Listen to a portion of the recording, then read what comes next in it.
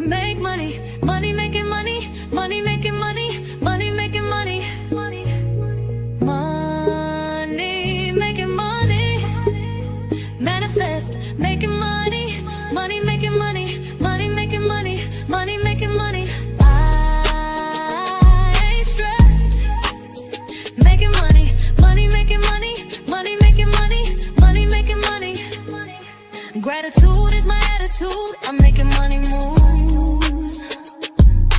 Jewelry in the safe, piggy bank on full. And I'm living life abundant. I'm making money fast. I'm a money making magnet, making cold hard cash. I'm making money. Oh, I am blessed. Welcome.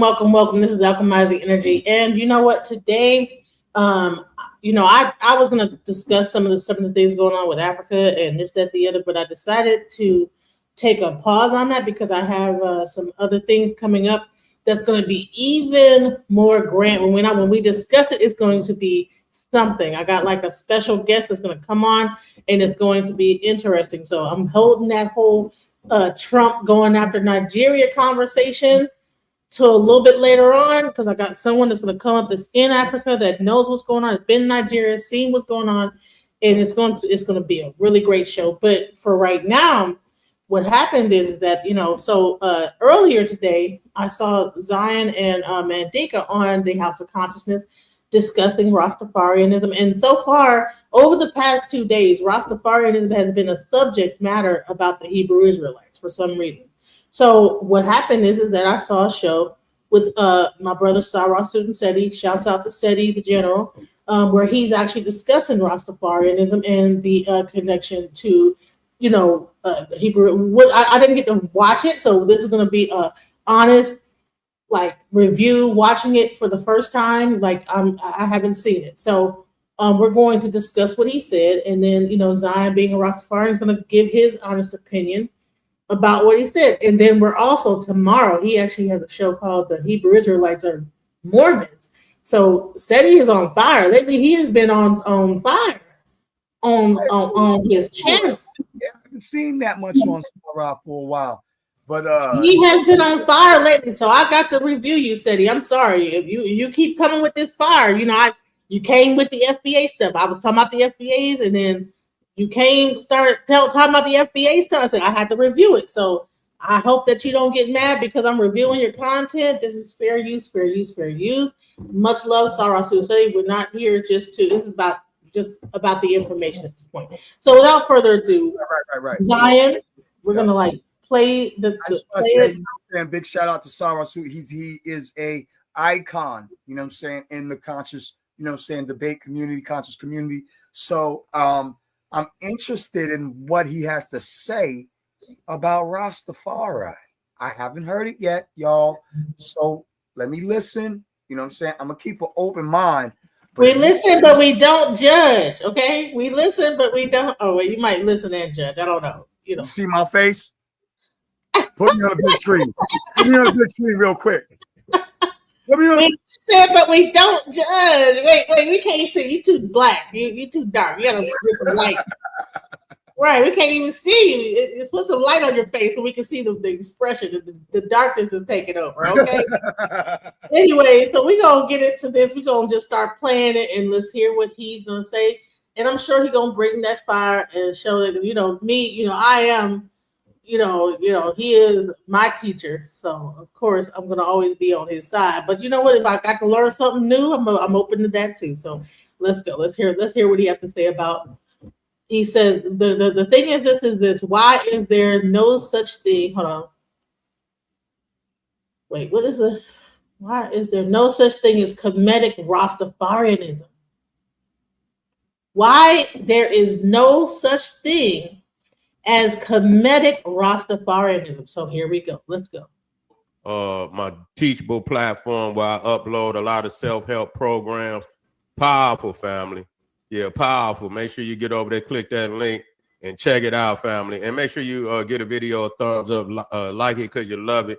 Share it with your family and friends. Let's get to work, family. Why is there no such thing as comedic Rastafarianism. You see, because because everybody out here talking about tethers. You gonna get cut off today, nigga. We cutting all you niggas off. I'm about to cut all you niggas off. You know what I'm saying? Because you tethering. You've been on the baby bottle too goddamn long.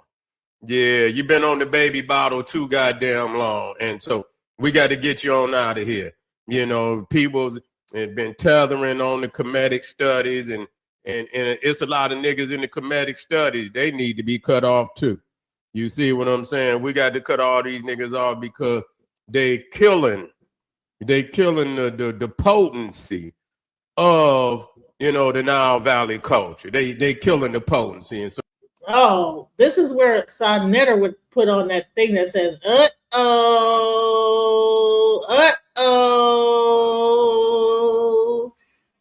I need to get that thing for that. That's wild. I'm okay with what he's saying so far, because why would I want to be tethered with people who worship daggone, doing they beating their meat in the Nile River? F comedic science. I'm an Israelite, nigga. All right, let's go. We had to get these niggas up out of here. And so we got some Negroes out here that claim to be comedic rosters. Ain't no such thing as no damn comedic roster. You see what I'm saying? They're just, this is only a means for them to tether on and kind of get a couple of, new members that might want to come over and put an ankh on, and at the same time worship Haile Selassie and this, that, and the third. And a lot of people believe that we should all exist. You see, that we should all exist in one space and time, but that's not true. Either you step up to the highest level or you get your ass left behind. That's just all it is to it.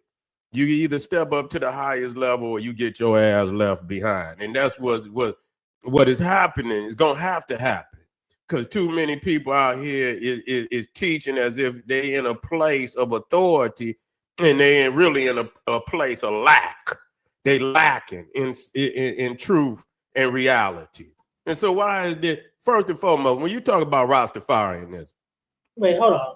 So is this true? Haile Selassie threw Dr. Ben's dad in prison for life? Is that a real? Got it. So Haile Selassie was also the one who sent for Rabbi Matthews from and established the first land grant for African Americans, to come back home. So I call BS. Rabbi Matthews went to Ethiopia in 1930s, and that's where he rested his head and closed his eyes forever. God, bless him. Bless. Big shout out, to the ascended teacher, Baba Yasha. I want to make sure that I acknowledge him. I love the Baba. He showed me love. And I was hurt to hear that he transcended, but at the same time, he's with the ancestors now, and we do have a record. Big shout out USA, my home. Big shout out, and big shout out to Baba Yasha. He is celebrating with the ancestors right now. But no, I don't want to be attached to the comedicism, because a lot of the comedicism comes out of the what's his name, freaking the dude that wrote 777 and the Book of the Dead. A lot of this neo comedicism is filled with Eurocentric demonology. So if that's what he wants to talk about, I'm okay with that. No, we don't want them over here. We don't want them over here. All right, so let's get into it. But first and foremost, I wanted to share this real quick. Please, listen, let's give a shout out to Baba Yashabaya. He has passed away. May he rest in peace. Shout out to him. We are going to be doing a special show coming up soon. Really, I tried to do a live, but it got taken down by YouTube because, I did choose to play his unseen government content. But he has done so much on this channel over the 5 months that I was really able to capture his essence. So we're gonna play all those things too. Unfortunately, Right. The one video, there's the other video still up, thank God. But the one video where he was going in on so certain organizations that are really that are really standing out right now, that got taken down. So, but may he rest in peace, and shouts out to Baba Yashabaya. So let's get back to the content at hand today, and let's talk about comedic and I know that Baba would have came up here and gave the subject the blues. I'm already missing him because I'm sure he would have came up here and just had the book and everything. Like, listen, here's the book. That's what I'm missing about him. Right. You say yes, Crowley, and no, Iyasu turned against Ethiopia, and if it wasn't for Haile Selassie, Ethiopia would have became a Muslim state like most of North Africa. So no, objection. You know what I'm saying? Argumentative, objection, relevance. Right. Okay, so let's get into it. Let's hear what he's gonna bring it. A cult, and I know a lot of my roster, they're gonna be mad at me. You understand what I'm saying? But it's in love now. You see what I'm saying? They're just like when you my baby, she keep making noise and shit. I had to take my belt off. You see what I'm saying? I don't hit her. You know what I'm saying? But I had to scare her sometime. I'm like, God damn it, you gonna make me, and I take it and I pop it a couple of times. Let her know. You see, but you Negroes out here, you understand? I might have to put the whip on you. You understand what I'm saying? I might have to take you back. You know what I'm saying? Because you're out of pocket. You see, you're out of pocket because I didn't ask you to attach yourself to the comedic studies because you know good and goddamn well that's not how it goes. You see, the Rastafarianism is a cult. They believe in man worship. They believe in worshiping a man. Now, I understand God is man, but that's me. I'm going to worship myself. I'm not going to worship no other man. That just ain't going to happen. You see, the Messiah I'm looking for is me. I'm my Messiah. You see, I don't know who your Messiah, but my Messiah is me. I'm my own Savior, my own Messiah. Y'all niggas in the man worship. You see, worshiping another man who was flawed, anyway. Yeah, that's a whole bunch of narcissism and psychopathy. But go ahead and let it rock. Let it rock. I'm gonna shut up. I promise. You see, and I hate to bring that up. You see what I'm saying, Doctor? That's why they don't like Dr. Ben. Because Dr. Ben got on Haile Selassie. You see what I'm saying? He got on Haile Selassie. I'm not gonna necessarily get on him, but it is what it is. It is what it is. I don't have to get on him today to prove my point. And then you into the Bible. Haile Selassie believed that he was the lineage of Solomon and Makeda, fictional characters. You fictional. There is no Solomon and no damn Makeda. You see, and I know y'all want to believe it. There is no Solomon and no damn Makeda. Okay, that's fairy tale. That's Osiris and Isis. That's all it is. The Solomon and Makeda is only Osiris and Isis. They didn't rewrote the story and this, that, and the third. And even in the book, especially in the Kebra Nagas. Oh my God. Solomon took Makeda, man. Come on, man. Y'all don't come on, man. Come on, man. He set the woman up so he could take her. I mean, come on, man. And I'm gonna use that language. And so that's what he did. He was, he wasn't no upstanding individual, even in the damn you say Marcus Garvey is it don't make no difference whether he is or not. That's tetherinism. You understand? That's a tether. Marcus Garvey got on Haile Selassie. He rebuked Haile Selassie because he fled Ethiopia when the Italians attacked Ethiopia. Haile Selassie fled the land. You see what I'm saying? He fled instead of, and Marcus Garvey said he should have stayed there and fought, but he fled. And so let's be clear about that. So that's tetherism. You see, where you attach yourself to something to give you some stability. That's why most people attach themselves to Egypt. The Bible, it attaches itself to Egypt for stability. Because when people look at Egypt, Egypt is real. And so in your assumption, this is a magic trick. Poof. We were in Egypt. We were even though you don't see them in Egypt, because they have tethered themselves to Egypt, it gives you the impression that they are as, you know, what the word am I looking? That they are as real as Egypt is real. And that's not true.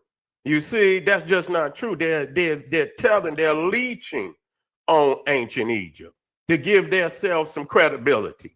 Okay, that's just what it is. And so when you look at Rastafarianism and coming out of Solomon and Makeda, and then we talking about Solomon, who is supposedly the son of King David, and we just did David yesterday.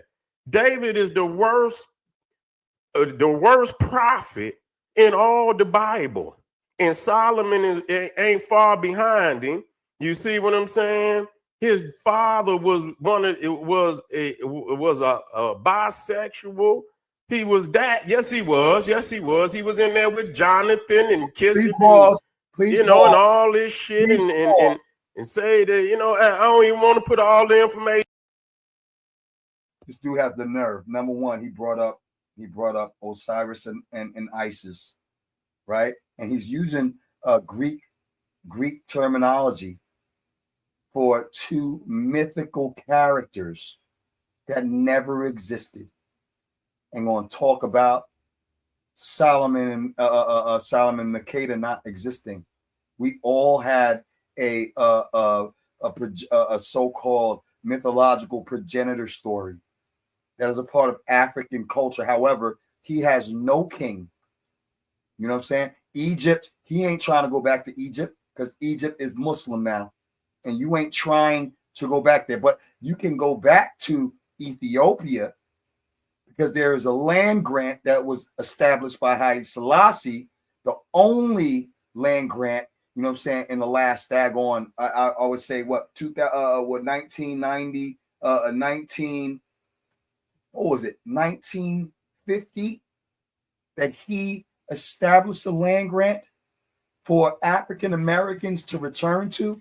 Not one Egyptian has ever came back to America and tried to free African Americans. And not even West Africans. Okay. Now that they see in our value, now they want to open the doors. And now most of Africa are becoming Rastafarians because they see how much of a value that we have. So that is crap. That is a false argument. It is a fallacy argument that he's making right here. Y'all, Sara Suten Seti, you got to do better.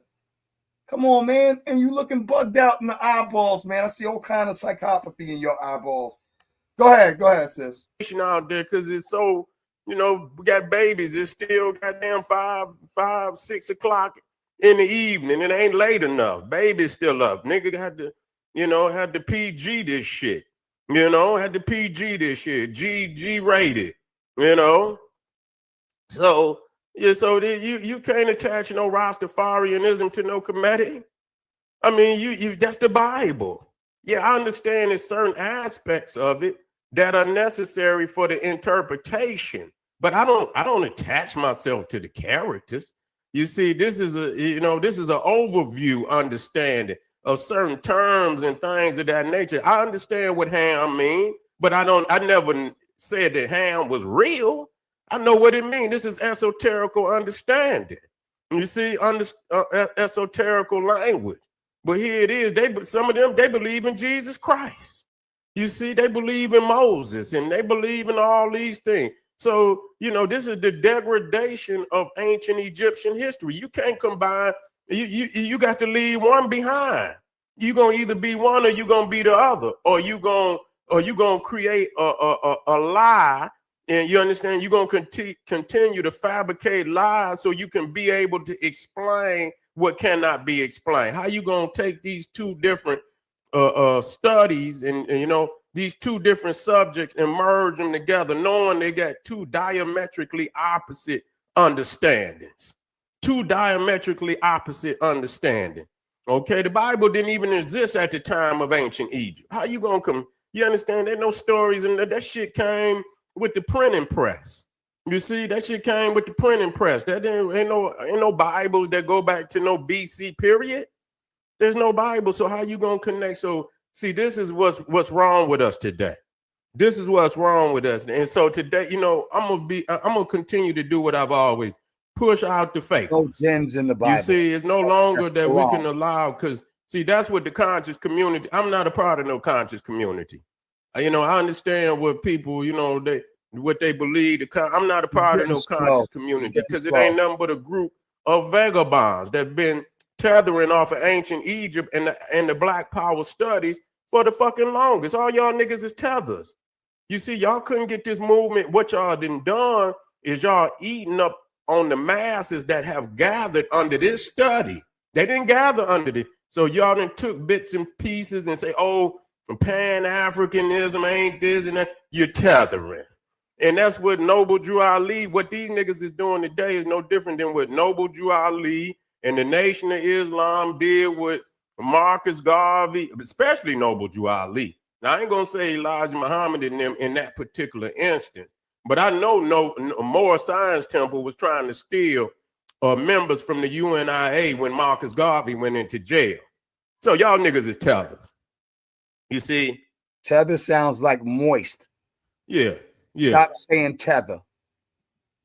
Oh, well, that's where, you know, that whole tether thing comes from Tariq Nasheed with that whole thing. But I think that now what's happening in SETI is trying to say that the FBA movement and that whole movement is tethering off of the Pan-Africanism problem. This is the problem. We have a common enemy, and we're arguing with ourselves because it's easier to beat each other up than to beat up our adversary.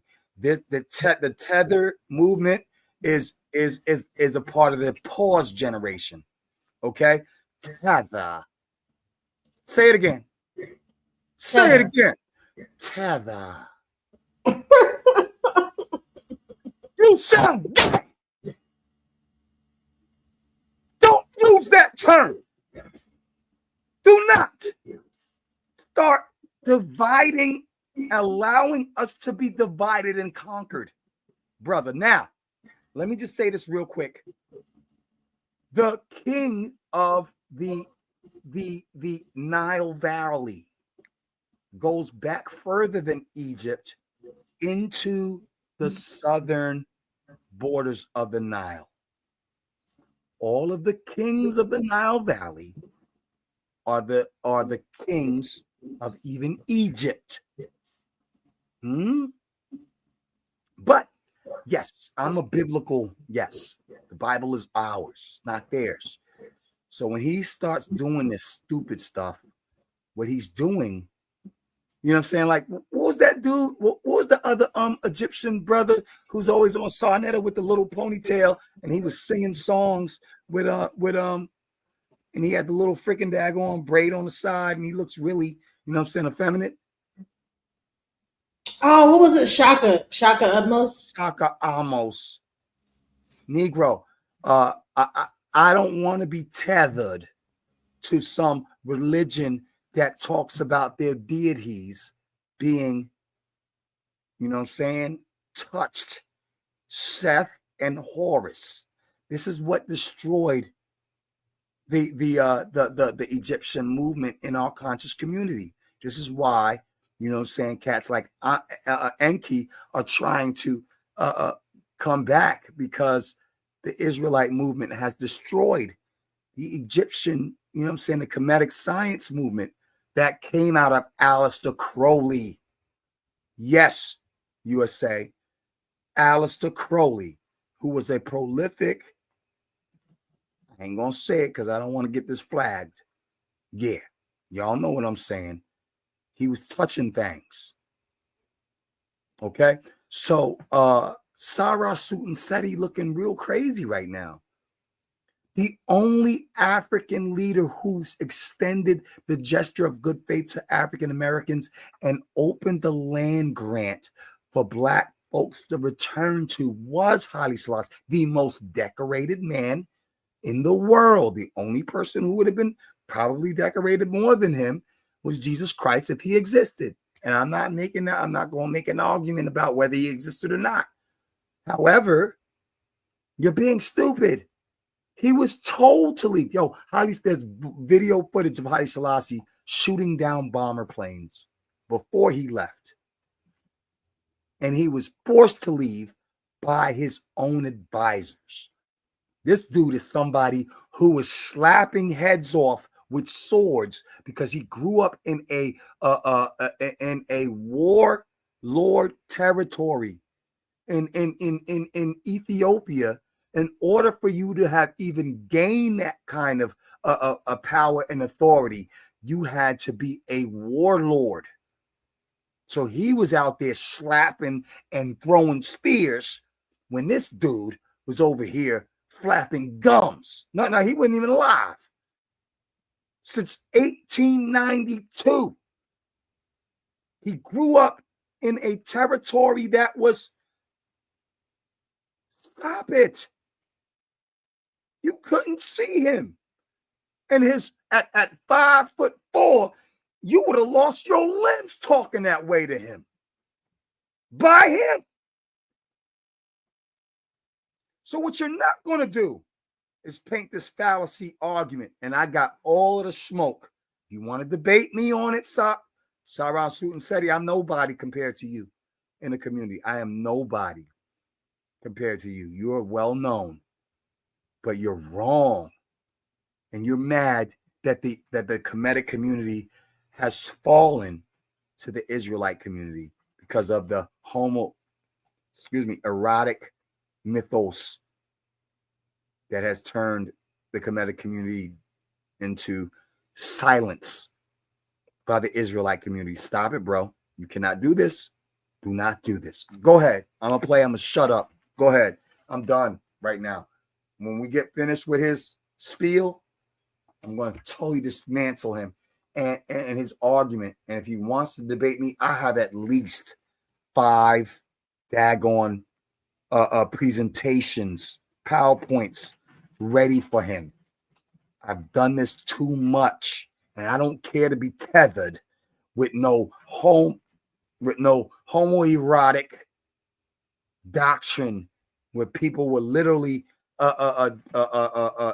touching themselves and exploding into the Nile. I don't care about your belief system, bro. It was fruity booty. We're good. Let's go. Yeah. You know, so they was stealing. They was goddamn stealing from Yeah. There's no way for a person. There's no way you can be Kemetic. You understand, without lying. You gonna lie, nigga. You gonna try to fabricate because the Kemetic knowledge clearly exposes the Bible as being a lie. Ain't no way, because in the Bible it says that Egypt is not even pre-Diluvian. What does that mean? That Egypt didn't even exist before the flood, Noah's flood, which is a goddamn lie. Based on chronology, that's a lie. Based on chronology, that's a lie. Based on the date that is given for the flood in the Bible, in biblical chronology. In biblical chronology, the Judaic chronology, using their own dates, they say the world was created around 4,100 BC. That's what they say. That the world, so if you take the genealogies and subtract them from 4,100, that'll give you the date supposedly when certain prophets lived, when certain events such as the flood.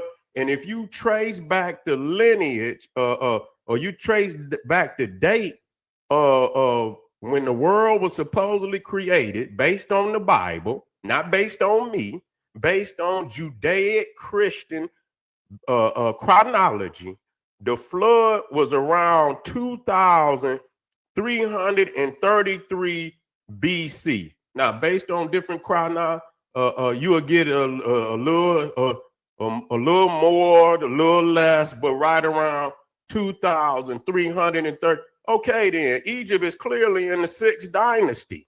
It shouldn't be no Egypt, because I mean that's before Noah. Noah's supposed to be the grandfather of Egypt.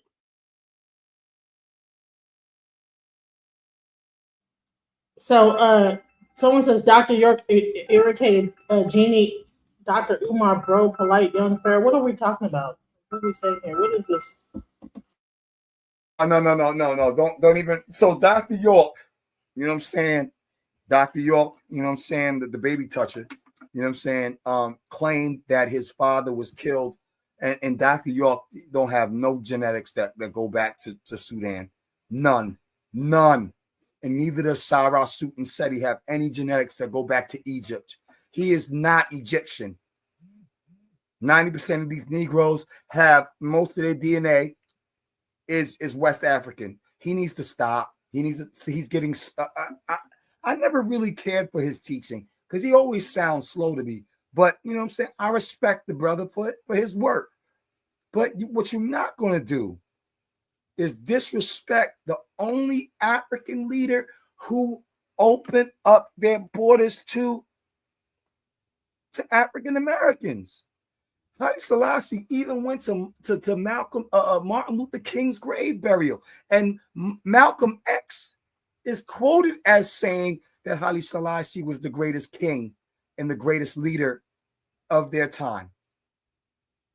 Okay, Malcolm X said that, understanding what he was doing.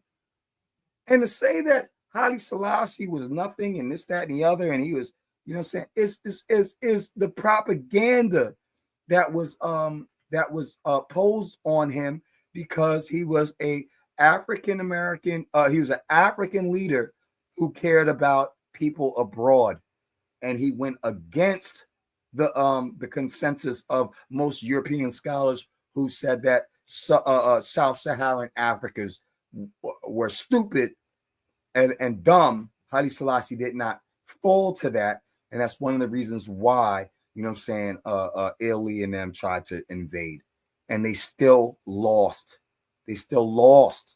So then what we're not going to do is minimize this man who is the most decorated man in the Guinness Book of World Records, and who actually did something for us before any other African nation. Today, Sheshamani still exists. You know what I'm saying? He abolished slavery.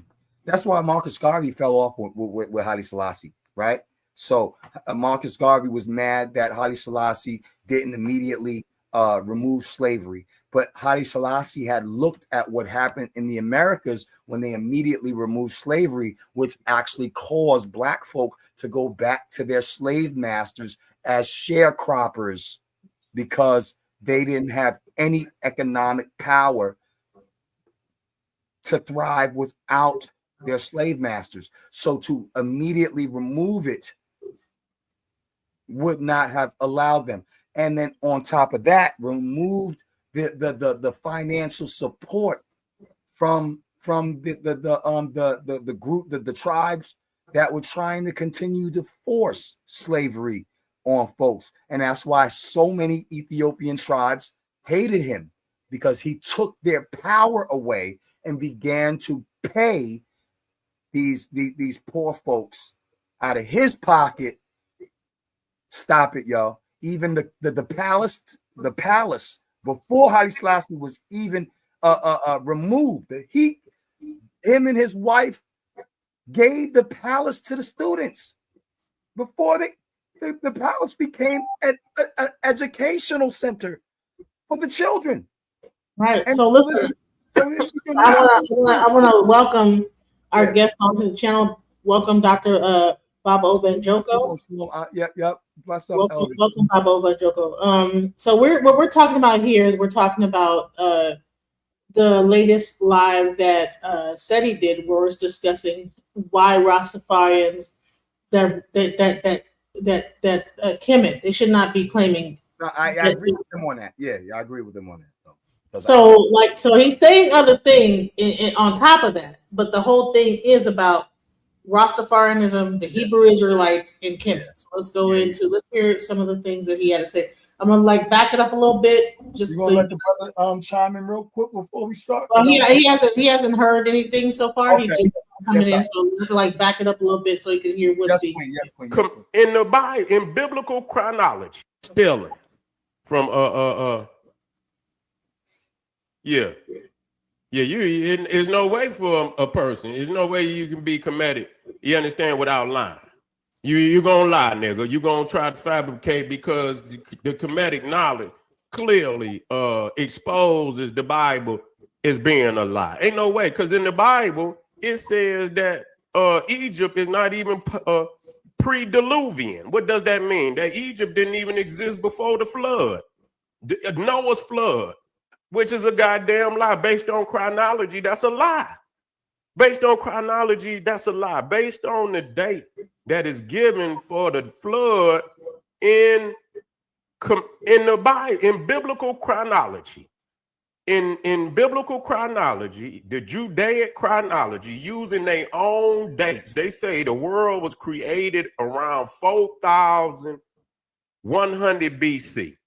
That's what they say. That the world, so if you take the genealogies and subtract them from 4,100, that'll give you the date supposedly when certain prophets live, when certain events such as the flood. And if you trace back the lineage or you trace back the date of when the world was supposedly created, based on the Bible, not based on me, based on Judaic Christian chronology, the flood was around 2,333 BC. Now, based on different chronology, you will get a little more, a little less, but right around 2,330. Okay, then Egypt is clearly in the 6th dynasty. It shouldn't be no Egypt, because I mean that's before Noah. Noah's supposed to be the grandfather of Egypt. Noah is supposed to be the grandfather of Egypt. Noah is supposed to be the grandfather of Ethiopia. Canaan. Noah is supposed to be the grandfather of Canaan. So how you gonna have Egypt before Noah? How you gonna have Egypt before Noah? You see? So by the time the flood came, Egypt was already in its fucking sixth. It's in the 6th dynasty. You see, they already got made. Right. So here, I want to see what Bob have to say. What are your thoughts about what you're hearing so far? I'm calling my rabbi right now. He's exactly right. If you look at the chronology that's actually in the Bible, you would be Noah would be preceding all of the things that came before. So there's but you run into discrepancies like that a lot, especially when you start talking about biblical chronology, because in various places in the Bible, it jumps all around in terms of chronology everywhere. You know, I mean, even when you talk about the Garden of Eden and you start talking about, factual information, and I'm sorry, I don't mean to step on anybody's feet, but when you start talking about factual information about what the Bible's chronology is, you've got you're walking on thin ice, because the book itself, the chronology. I'm sorry, go ahead. Seti is shooting shots at Rastafari. I'm live right now on DJ Genesis channel. I know you're about to go live, you know what I'm saying? But oh my.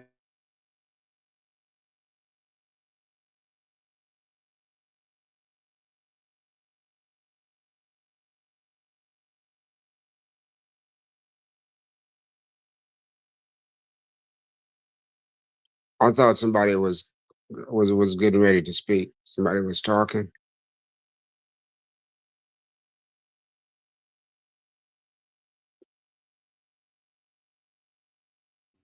Okay, no. Hello? I hear you. I hear you, Elder.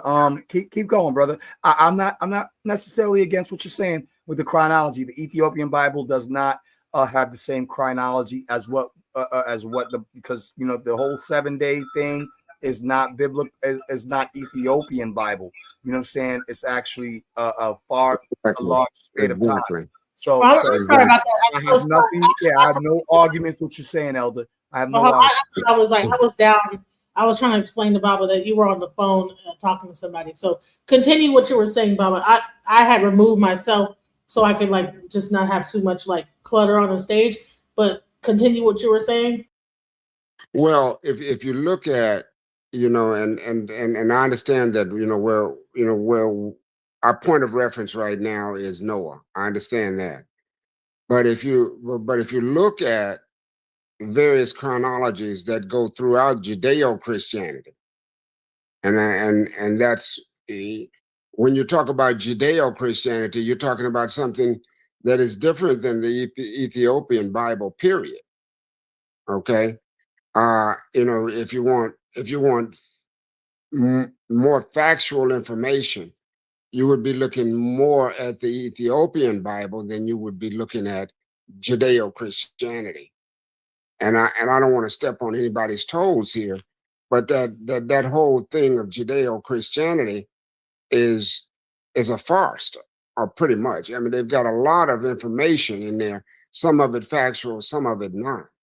Some of it start. I mean, and when I say not only chronology, but also with the storylines and what was expounded in the storylines. For example, if you talk about the Garden of Eden or Genesis, things get really hairy in terms of trying to understand and mark beginnings and origins of when something started and how we progress from a starting point.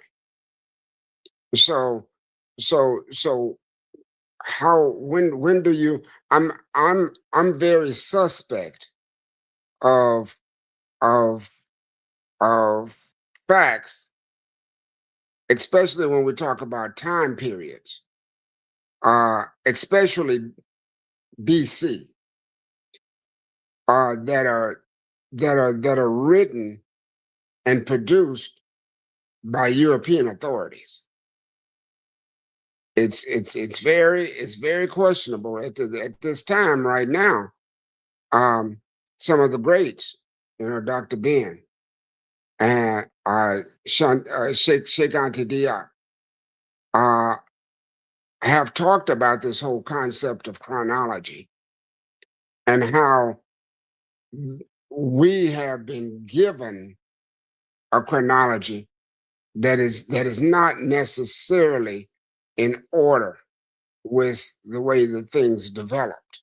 Now I know I'm just coming in, at the later, like they say, the butt end of things. Um, what is the, and I'm asking a question here now. What is the major point that we're making when we're talking about the origins of Noah versus Kemetic and Rastafarian uh, information and timeline?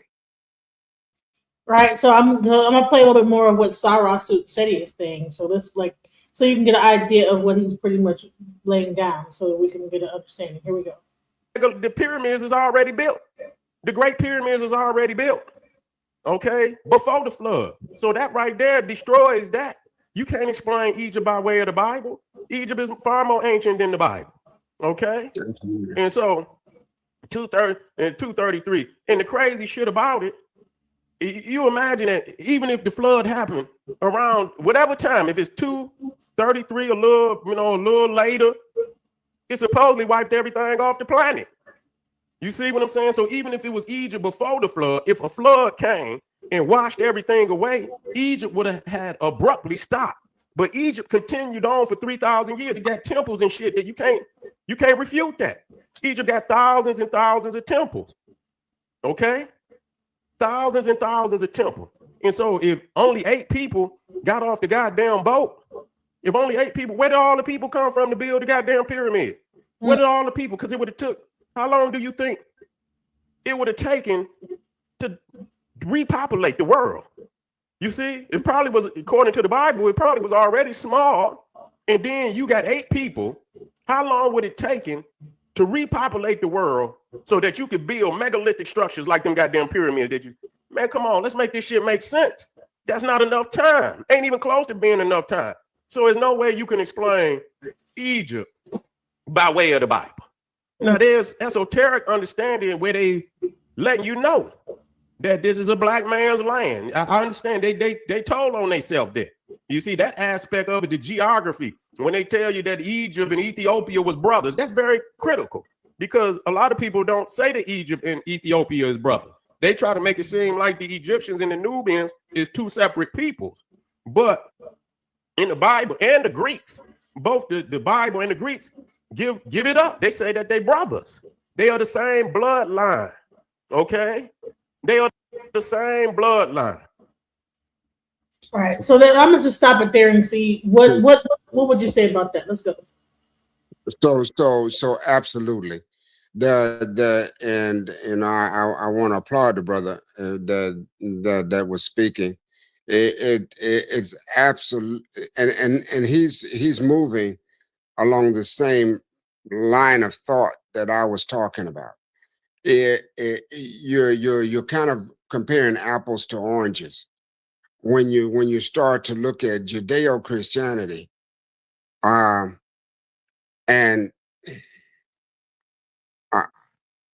I'm hesitant to say to get into Ethiopian Christianity, but the whole concept of Christianity needs to be divided into 2 segments. There's Judeo-Christianity, which came more early, late BC, early AD, as opposed to Gnostic Christianity and the various cults and cultures of Gnostic Christianity. Because Christianity is not, it's something that goes back much further than quote unquote the birth of a Jesus Christ. I should say the birth of the creation of a Jesus Christ. So if you're talking, if you want to talk Christianity, you have to make a reference point of whether you're talking Judeo-Christianity or whether you're talking the ancient dynasties of Christianity that So existed. Here's a prior, question. So prior. is when the Rastafarians are talking about Christianity or Judaism, because I think a lot of Rastafarians would consider themselves to be Hebrew Israelite, right? Are they talking Judeo-Christian? Are they talking like Gnostic Christian after the Judeo-Christian? No. The Rastafarians, Jah Rastafari, are talking about Judeo-Christianity. They were deep believers in Judeo-Christianity. Haile Selassie was a believer in Judeo-Christianity. Now, did they have a different version, and did they do some things in terms of their worship different? Absolutely, they did. But this whole and please, I don't want to insult anybody, but this whole farce of Judeo-Christianity is something that was made up in Rome.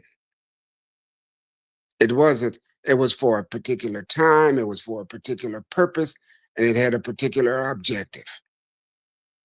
You have to understand the historical part of why that whole Judeo-Christianity came together at that time. Rome was losing dominance. The only thing that saved Rome was Christianity and the enforcement of Christianity by any means necessary. And they had some horrible things that they did to enforce and convert people to Christianity, to Judeo-Christianity, which had nothing to do with the whole concept of Christ consciousness, which they borrowed from the Gnostic Christians.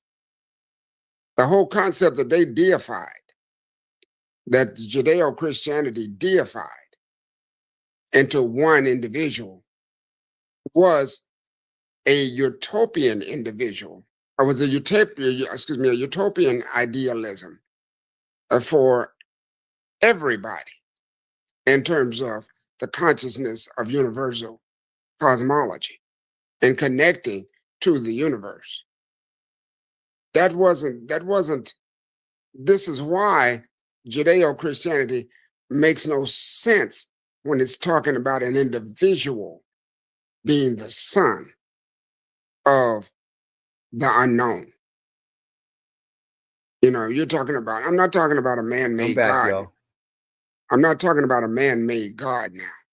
I'm talking about literally the unknown, which brought all things into creation, which no man, no woman knows. Having a son, really? A son? Not a daughter, a son. Excuse me? So now anybody who wants to park and please, again, I'm not stepping on anybody. It's not my intent to step on anybody's toe. But anybody that wants to believe any part of that, that's their business. But I believe in putting spirituality before religion and looking at what our ancestors did in terms of factual observation and historical documentation that supports it. So an argument about Noah and building an ark It's off topic. makes my head hurt almost. If you're talking about true spirituality. Okay. And where we put the stick in the mud. Are we really going to talk about chronology from Judeo-Christianity? Are we really going to talk about that when we have civilization that dates back 1.5 million years prior to that, BC? That's that's a question. It's not a relevant question to this topic. And there's plenty of information, I'm about to get and documentation that is there that we can trace from a Kemetic standpoint. And beyond. Genesis. Of course, where you at, DJ? Going into the Nubian, This Negro is freaking daggone taking us down a rabbit hole that don't got nothing to do with the price of a can of beer. First of all, don't call him a Negro. He's a Baba. He's a Babalawo. Not my Babalawo. Right, but hold on. There's a certain He need to put a shirt on too. Come on, be respectful. Elder. Well, he's an elder, and so he doesn't have to do what he doesn't want to do. He's an elder. You don't want to put a shirt on. That's cool. But what we now? I asked him to come up here because I knew that he knew the Bible and could probably expound on it, and he was like about to go to bed. So I asked him to do something that most people wouldn't even do, is to come up here and discuss certain things. So and distract us from the topic at hand. What dude was talking about the Rastafari movement? Did you hear everything he said? I heard what he said. The mythos of the Bible. Everybody has mythological belief systems within their belief systems. Those are mystery schools, right? We're missing the mark. It's not about, whether the Bible or the Kemetic science is perfect. Because if we want to bring up Kemetic science, now we have to try to substantiate the reality of Osiris and Isis existing. We're not here to talk about that. We're here to talk about what Sara Suten Seti said about a whole entire community. All right, let's go back into what he's saying. Let's go. So that's critical. But other than by way of the Bible, Egypt is far more ancient than the Bible. Okay? And so Absolutely. 233. And the crazy shit about it, you imagine that even if the flood happened around whatever time, if it's 233, a little later, it supposedly wiped everything off the planet. You see what I'm saying? So even if it was Egypt before the flood, if a flood came and washed everything away, Egypt would have had abruptly stopped. But Egypt continued on for 3,000 years. It got temples and shit that you can't refute that. Right there, Egypt got thousands and thousands of temples. Okay? Thousands and thousands of temples. All right, go ahead. Okay, Absolutely. so there are thousands of flood stories. One of the things about the Nile Valley traditions, right, is that the Nile Valley traditions always talked about floods. Why? Because the Nile flooded a lot. I don't believe in the biblical, necessarily the biblical narrative of the whole world being flooded. I guess, you know what I'm saying, Mighty Hebrew can go a little bit further into that, you know what I'm saying, if we wanted to go there. That really is, it's really a straw man argument, because at the end of the day, he's saying that Egypt is older than the Bible. Okay, I'll accept that. However, Egypt is not older than Cush. Egypt came out of the people in the lower Nile Valley. A transmigration started from the base of the Blue Nile and moved upward with the flood, with the flow of water, right? People always followed the movement of where the water went when they migrated. So what he's not saying is that Egypt is older than the Cushites. It is what he's saying is all smoke and mirrors right now. Because I don't even have to focus on the biblical folklore to tell him that Ethiopia and even Yemen, Southern Arabia, only 48 miles away, were moving around. Folks were trading, folks were interbreeding, genetics changed. Even Egypt has J1 and J2 haplo, right? So what he's not going to do is blow smoke.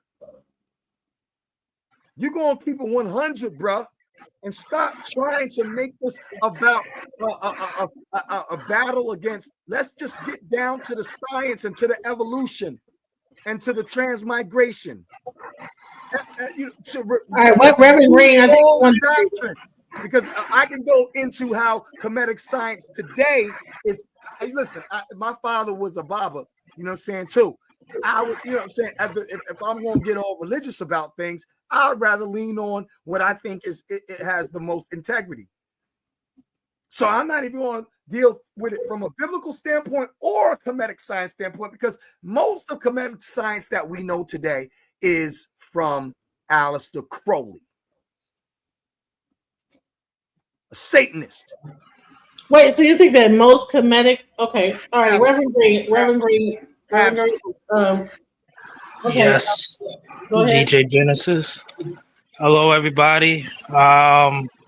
Ashe. What I would say is that I think that Brother Sara Suten Seti is he's on point with the Kemetic issue with the Rastafari. And I believe that others who are into the Hebrew, Ethiopian, Rastafari, they might dismiss it. And I want to clear something up. The first day of the week of the Ethiopian day of the weeks is what? I don't know how to say it. Exactly. I didn't expect any Rastafari to know. Certain things in Ethiopian, like I can say prayers and everything in Ethiopian. I'm gonna speak on it right now. Eat this up. I'm humble. I'm gonna speak on it. Yeah, go ahead. I'm gonna speak on it. Yeah. Yeah. Yes. The first day of the week It's a 7th day of the week, and the Abrahamic word for it would be Edhu. All right, and it would be Sunday. It means sun. Now, if you go to Egypt, there's a temple called Edfu, and it's the temple of Horus, also known as Haru. Haru is the sun god, also meaning Sunday. Now, this word for Sunday in Ethiopia, this would be found also in the walled city known as Har Har, Yes. also in reference of who? Haru, who is Horus. So what I'm trying to say is I believe that sometimes these Rastafarians, they don't want to connect the Kemetic connection to their Ethiopian ways and actions that they're trying to live out. But he's saying that Rastafari should not try to connect themselves to Egypt and Kemetic science. Did he really say that? Yes, that's what he's arguing. Because he doesn't want y'all to tether on it, correct? He's brethren, and I don't like that. That, you know what I'm saying, when we talk about our plight against, you know what I I'm don't think it's about like the tethering of the Rastafarian. I think it's the tethering of using the Bible as Yes. Okay, when so let's see what he said. Let's go back and what he says. That's exactly what we're Imagine saying. that even if the flood happened around whatever time, if it's 2:33, a little later, it supposedly wiped everything off the planet. You see what I'm saying? So even if it was Egypt before the flood, if a flood came and washed everything away, Egypt would have had abruptly stopped. But Egypt continued on for 3,000 years. It got temples and shit that you can't refute that. Egypt got thousands and thousands of temples. Okay? Thousands and thousands of temples. And so if only 8 people got off the goddamn boat, this if is only non 8 people, where did all sequitur. the people come from to build the goddamn pyramid? This is non sequitur. Because he's not talking about the temples in Ethiopia. He's not talking about the stellas that predate Egyptian stellas that are in Sudan and in Ethiopia. So what he's talking about is smoke and mirrors. Let's go to the Bible. Let's go to the history. No. Name one of those goddesses that predate I'm not those Ethiopian goddesses, those Kushite goddesses. Bro. I'm not being cross-examined. You name it. Argue your own case. You tell us. Well, I can definitely tell you, but I'm reading how much I'm reading the strength of your energy. I am not focused on the Bible history as much as I'm focused on the lower Nile Valley history in relation to Egypt. The Egyptian. But here's the question though. That's not what Seti is saying. What Seti is saying is that okay. So that's what I'm saying. Like, this is all smoke and mirrors. What he wants to focus on the Bible. Yes, there are Rastafari, and I'm a biblical Rastafari, but I'm not biblical in the sense where I don't know that there are errors in the Bible. There's mythos. But here's the problem: which one are you going to be a Kemetic? No. So there are. This is what the actual. Well, let me tell you why there are Rastafari tribes who are more Kemetic science-based. Why there is no such thing as Kemetic Rastafari? That is the title. Right. No, that's fallacy. Why there is no such thing as Kemetic so let's focus on that. Rastafarianism. And so what he's doing is that with that argument, he's saying that if you are studying the Bible and that is your core thing, then how can you combine Kemetic knowledge into? Let me answer that. Let me answer why. What is the precursor to the Bible, sir? That has nothing to do with the price of a can of beans in Botswana, nigga. What? The precursor. I'm not talking about the Bible. I'm talking about the history of the Nile Valley migrations. So watch Okay, this. So what mansion, what Rastafari mansion do you I'm belong the only to, sir? person on the panel who has a name here. Can I fly for a second? Can I explain something? I'm the only Rasta on here. And what you're not going to do is twist this up. I'm focused on his argument, not yours, and not Baba. Shout out to Baba. Samuel, much respect to you, sir. I don't mean to disrespect you, but my faith is being disrespected here. And so I'm here to defend my faith. Okay? So now, I go for yeah. If I may, I go means may I speak. It's not so much that we're here to defend anything. We're here as brothers to share information and to share knowledge, not to argue, fuss, or fight, but to just expound on what we understand, because none of us understand everything. None of us understand nothing. But I won't go there. I'm trying to keep it simple. But use the KISS method and keep it simple. I'm trying to keep it simple, but everybody wants to go down and the simple truth of it all, what the brother was saying is that when you talk about, and this was the talking point, the original talking point was this thing about Noah.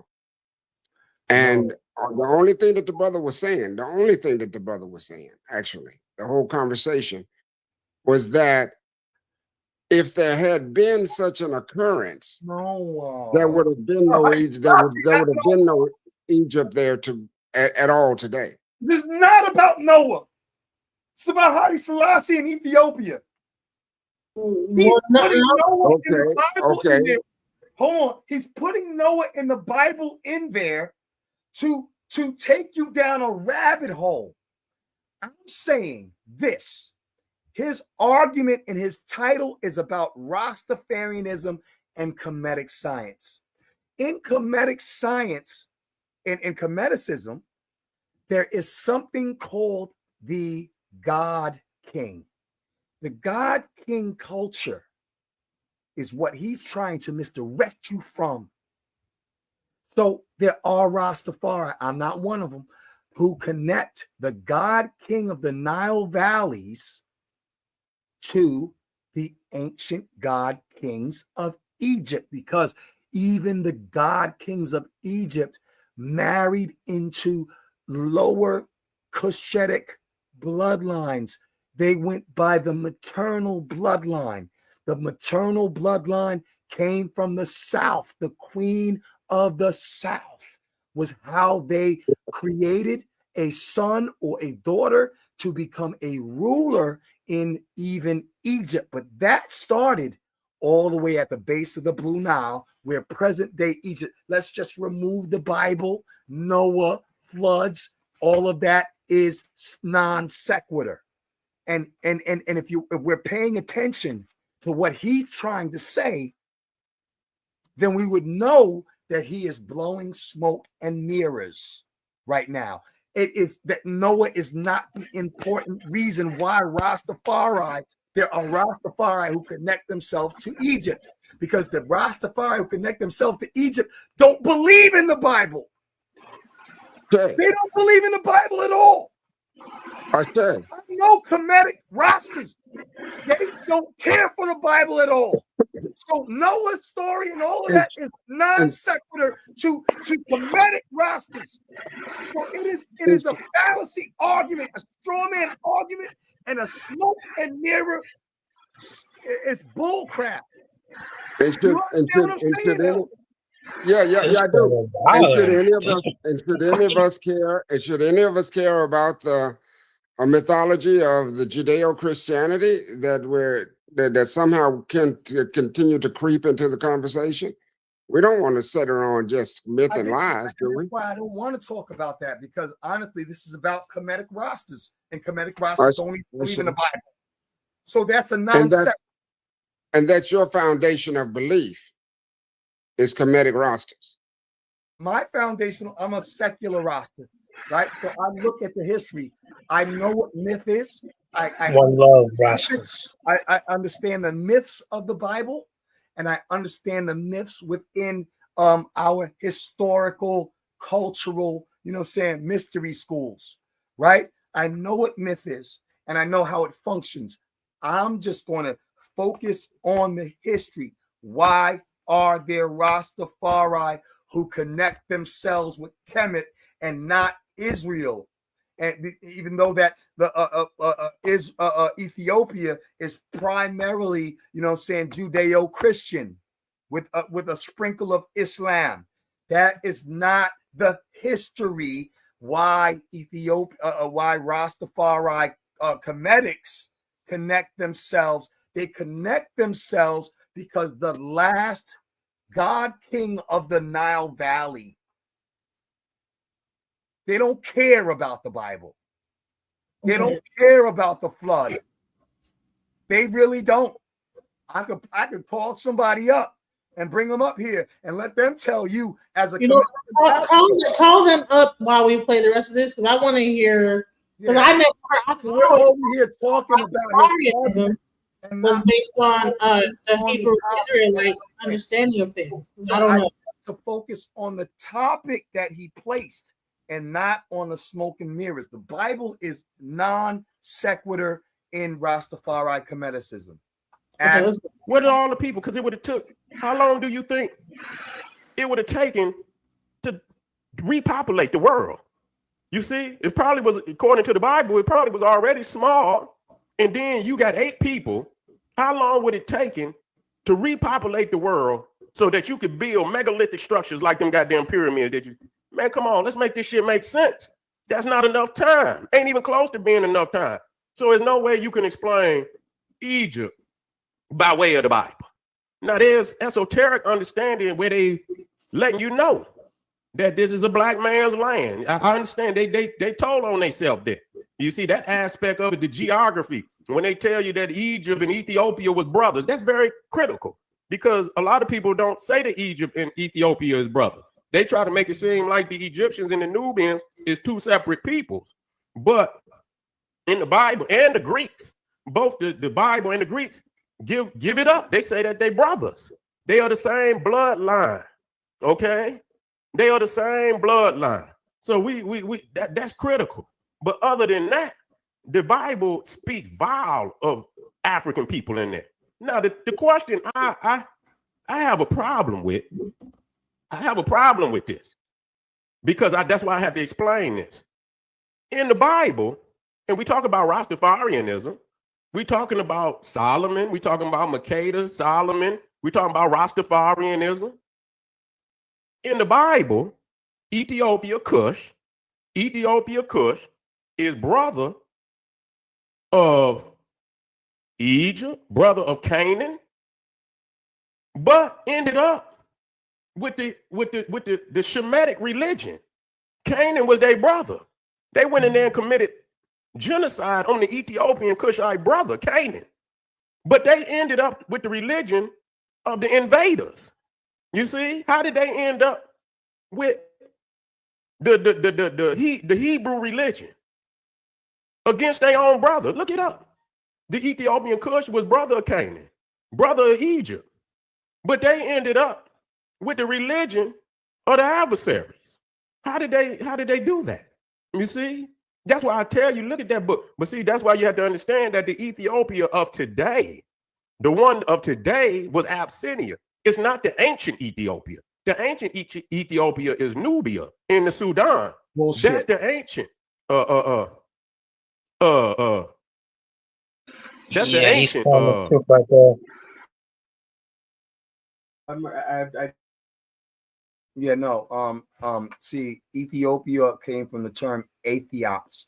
Aethiops was the Greeks' word for all of North Africa. In fact, when you get to the maps in the 18th century, they actually named most of Africa Aethiops.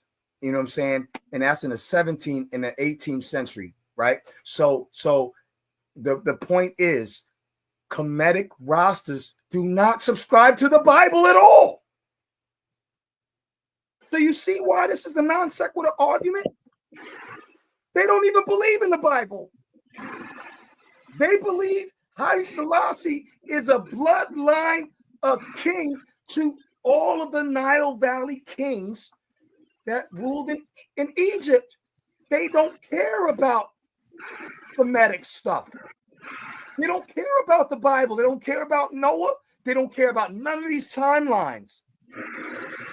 They don't care. And even though that Haile Selassie himself, you know what I'm saying, stood up for Ethiopian Christianity and Judaism, they don't even care about that. That's why we, you know what I'm saying, amongst in the Rasta community, you know what I'm saying, those of us who are Israelite Rastas and Christian Rastas argue with Kemetic Rastas because they totally do not adhere to the Ethiopian Orthodox Church at all. They don't care about the Bible.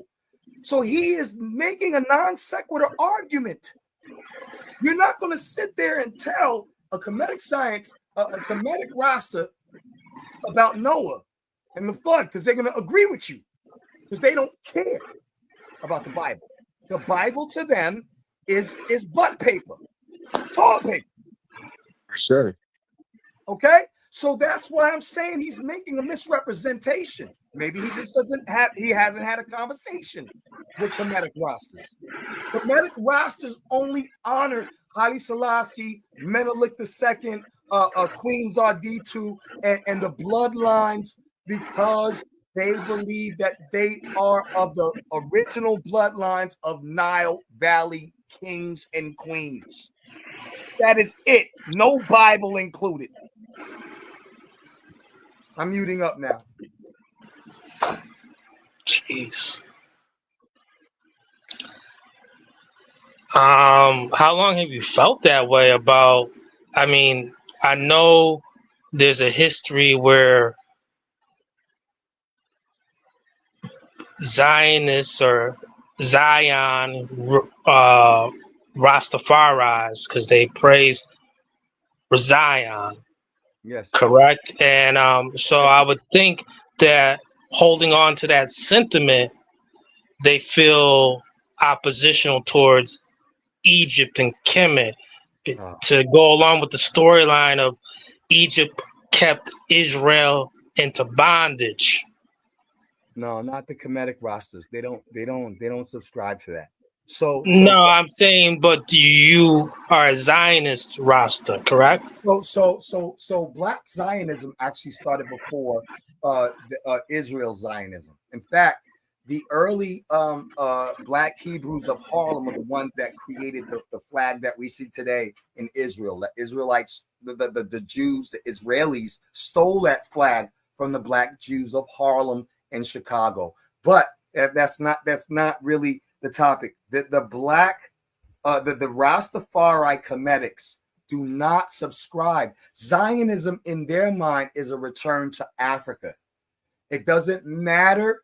The Bible is not even a so they use the term Zionism as symbolically, but for them, Zionism is Africa and has nothing to do with the Bible. Nothing. Right. So yeah, how do you feel? Are you aligned with the Beta Israel, also known as the Falasha? The Falasha. No. Okay. So Falasha, and I do have some friends who are Falasha, but Falasha don't have the J1, J2 haploid. Actually, they have more genetic connection with the people of Ethiopia, and that's why they say that they're not really Jews. However, you know, for some reason, Israel said that they practice an older form of Judaism, and so they accepted them in, and now they're over there. Haile Selassie said that if you go over there, you're not going to be treated right. You go over there with the present regime. He actually voted against, when he was in the United Nations, voted against Israel becoming a state against the Palestinian people, and said that it's going to become oppressive and it's going to be war, and war is never going to stop. That's what Haile Selassie said about present day Israel, and we're seeing his words come to light. However, He's pointing out specifically Kemetic Rastas, and he's misrepresenting what they teach. And I'm an Israelite Rasta. I'm a secular Israelite Rasta, but and so I know the mythos and stuff. You know what I'm saying? I can have that conversation all day, but I don't necessarily subscribe to myth.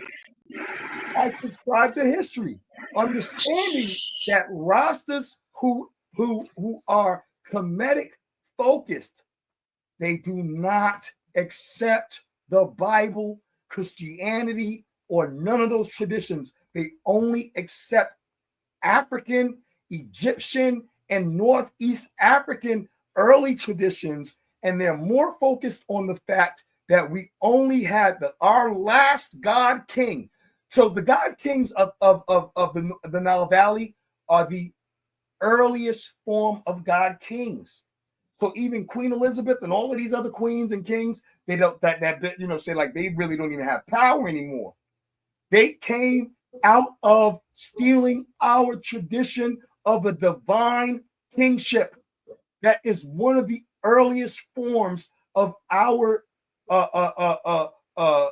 theological, you know what I'm saying, royalty. That goes back longer than the Bible. And so Kemetic Rastas acknowledge Haile Selassie to be our last Nile Valley God King. No Bible included. None of it. That's what they argue. They don't care about it. They don't at all. So this is a nonsense. Or what he's posing here has nothing to do with Kemetic Rastas.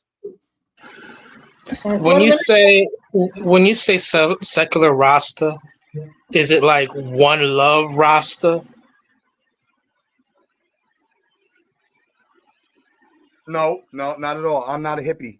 You know what I'm saying? There's some Rastas who became hippies, and Bob. I'm not a Bob Marley Rasta. I'm a Capleton Rasta. I fight. Let me finish this. Okay. And finish what he said, and then we're gonna like continue to talk because I think we're at the end of it. It's like about five more, like maybe 2 more minutes left. In the Sudan, okay, that's the ancient Ethiopia that's in the Sudan. But that's just clear. It's clear that there's some the Sabaean and all of that, and the Habasha and all of that they got that Arab blood in them, and they adore it. It's one thing if they jump on you and they do you so, that's we understand what happened when peoples is conquered. But when you identify with the conqueror and you uplift the conqueror's culture and make them superior, as invaders over the indigenous people, then you no different than they is. We got to treat you like the damn invaders. We got to treat you like the damn invaders. You see? So again, you niggas, it's time. It's reckoning time. The reckoning is here. You see? The reckoning is here. It's time to cut out all this, this bullshit. All this tethering. I'm cutting all these niggas off and putting it in and coming with the straight fire like it is supposed to be taught. It's time to get all these tethers up off of the Kemetic stuff. And some niggas niggas that claim to be Kemetic need to come up off the studies. Because a lot of these niggas still believe in Charles Darwin and shit and this, that, and the third. They don't know how to deal with this. So we come out on top. They just don't know how. They so attached to some of these. And some niggas, they attached to Champollion. I'm just going to be real. They can't live without Champollion. You see? They can't live without Champollion. I can manifest without Champollion. I don't need Champollion. The Europeans need Champollion. You mean all of the African world is beholden to Champollion? Huh? Nigga, you in a goddamn, you in a prison. You in a prison. You got to wake up out of it. Well, family, we got more. And that was his one. So he started off with that, but it's all wrong though. Let me tell you something. Some of the earliest dynasties of Kemet, they were black, but they were J1. There was a back migration 8,000 years ago. A multitude of Northeast Africans moved up toward the lower base of Eurasia, underneath the Caucasus Mountains. Some of them went north. Some of them returned in a back migration. When they returned back in a back migration, they brought the mutation of J1 haplo that came out of HGI and HGI and HGJ that came out of Northeast Africa. HGI and HGJ went up into the lower base of Eurasia, came back, and that's why even most of your kings of Egypt, even prior to the Romans and the Greeks influence, all had J1, J2 haplo. So what he's doing right now is still blowing smoke up your hindquarters. All right. So listen. So Baba, is there something that you wanted to say? And then I'm going to play the next thing where it talks about, because I think that this was the beginning of a series of what he's going to be talking about, because he now gets into the Hebrew Israelites being a part of the Mormon. It's a Mormon thing. So I agree with him on that. I 100% agree, because all right. So before we get into that, but I want to see if Baba have anything to say with the subject at hand, and then we're going to get into this Mormon. I have a question for the brother that was talking about the origin or the foundation of Selassie, and how that was connected to the ancient kings and queens of ancient Kush or Ethiopia. I get a little confused with that, because as far with the studies that I've done, I was clear that Selassie was much more of a Judeo-Christian philosophy than anything else. He himself. Yes, sir.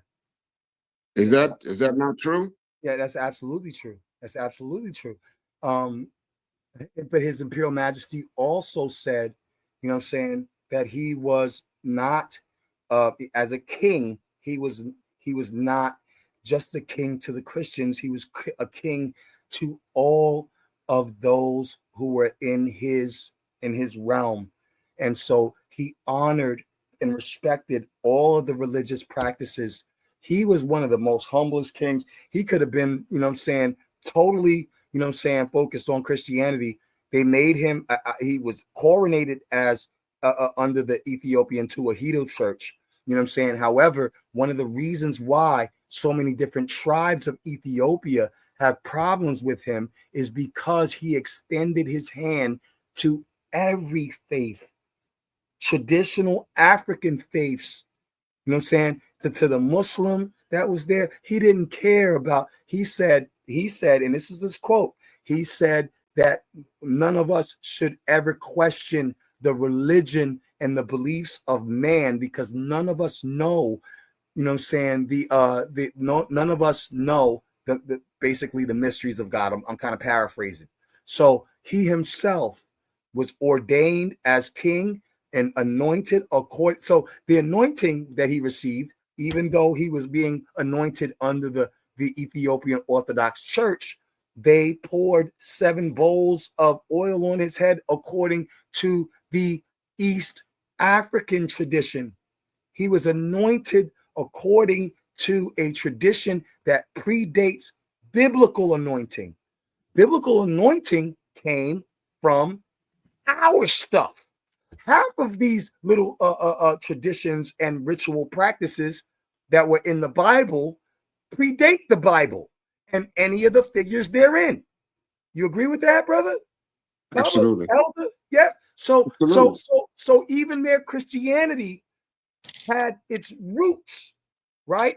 So even the messiahship, right? We talk about how Heru in Kemetic science, you know what I'm saying, was like a the son of Osiris, a son of God. Osiris also was a son of Amen, right? So the Davidic throne, the Christianity that Ethiopia practiced was nothing like the European, although there was influences when Europeans, came in. There was influences.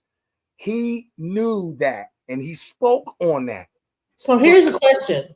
Here's a question I have. Okay.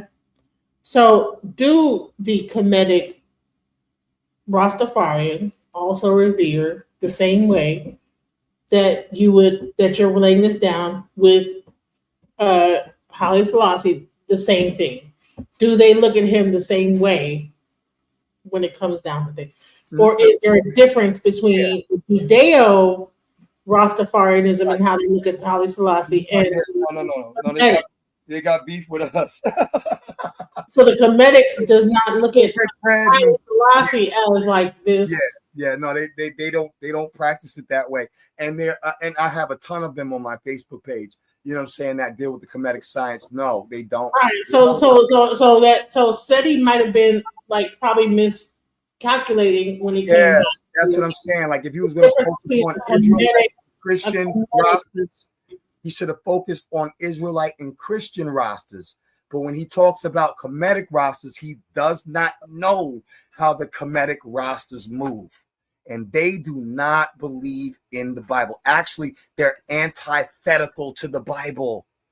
I get into arguments with them. That might be the thing. So so Seti, I hope if you're watching this or you see this at some point, maybe you could correct that and discuss that. Baba, did you have something that you were looking up that you were about to like? Right. No, The reason they honor His Imperial Majesty is because he was the last Nile Valley God King. The God Kings came from the Nile Valley. So even Egypt's God Kings came from the earlier, lower Nubia, Sudan. All that whole culture started there. All right. So Seti didn't stop at that. He also got into the Hebrew Israelites and why the Hebrew Israelites are Mormon. So let's go into what he has to say about that. I'm agreeing. Hebrew Israelite. This is a damn shame. And it say that Daniel looked up into heaven and he saw God sitting on the throne, and on his head was the pure wool. And y'all know damn well, y'all got these so-called Israelites, and all they doing is bringing the low, what you call the savage culture from the caves into the black man, black woman land. You know what I'm saying? Degrading the society. We got to talk about that today. Degradate. You see, we got to have flea baths and all of that, tick baths and shit and all of that. And, this is shameful that we had to go through this today. But anyway, why the Hebrew Israelites are undercover Mormons. You see, matter of fact, let me get my comments in there. I know it's gonna be hot around here. I agree. I know y'all coming in. Come on in. I know it was probably some Hebrew Israelites gonna slip on off in there. You understand? Sweaty with all that goddamn punk rock. What they got? Punk rock. What they call that shit? Rhinestones and goddamn spike. Spike headbands and wristbands and shit, and you know what I'm saying? Look like it. Come on, man. They on goddamn. What's that? What was that? Spikes, man. Come on, man. That's like Defied it. You know what I'm saying? Niggas out there on the corner looking like Defied Deadly Venoms. Leave my studs alone. Yeah, them niggas out there looking like Defied Deadly Venoms and shit. Yeah, let me get them up. Word. What's wrong with that? Niggas out there looking like Defied Deadly Venom. Anyway. WWE. My question is, I say, well, goddamn, they got all the, you got Hispanics, you got Puerto Ricans, you got Cubans, all of these are supposed to be a part of the 12 tribes. I say, goddamn, they shipped everybody. Ain't nan nigga from the from any of them tribes stay in the original land? All of them, they didn't shipped out. So I was wondering, because they was in, they was in Africa. And so how in the hell did all these, especially these pale skins, how the hell did they come from Africa? You see, these are the troglodytes. How the hell are they a part of the Hebrew Israelite? I'm trying to figure this out.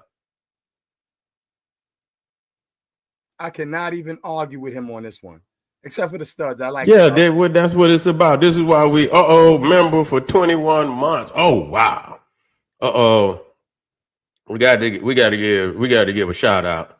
You got to give a shout out. Yeah, wait a minute. What did I do? I done did something I ain't supposed. Oh, there it is. Okay, there you go. All out there, I appreciate y'all too. All the going and put some hot sauce on this. You see, I'm wondering. I said, well, how is it possible? That Puerto Ricans and things. How did they get into the 12 tribes? And then I say, you know what? I used to be reading the Book of Mormons, and they used to be talking about the Native Americans. I say, well, goddamn, how in the hell? Yeah.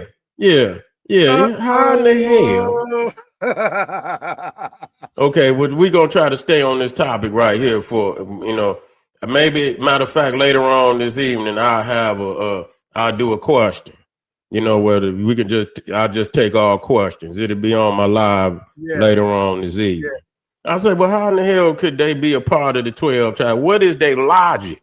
I know they ain't a part of it, because there ain't no way, because they spent damn near 400 years in Black Egypt. So I know ain't no damn Hispanics and no damn Puerto Ricans in no 12 tribes, even though we know that's mythology, but we gonna use it for what it's worth. You see what I'm saying? So how in the hell you spend over 400 years and you come out with all these damn goat fur, pale skin, Hebrew Israelites? How do you rationalize that? Yeah, you see?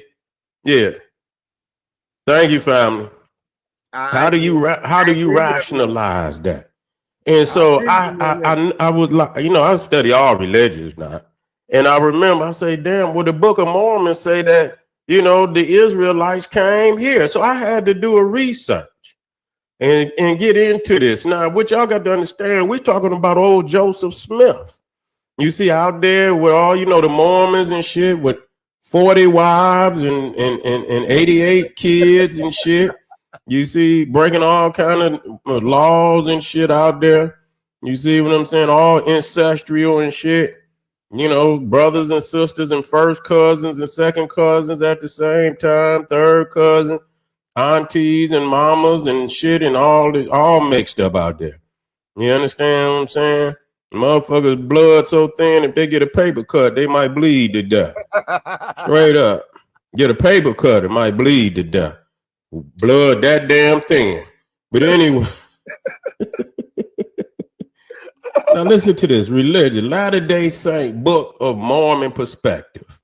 Now, in the Book of Mormon, Lehi, okay, we talking about old Lehi, was a Hebrew prophet who left Jerusalem around 600 BC and sailed to the Americas with his family. According to that scripture, particularly in the books of Nephi, you got 1 Nephi, 2 Nephi, and Alma, Lehi's descendants, especially through his sons Laman and Nephi, became two major peoples known as the Lamanites and the Nephites.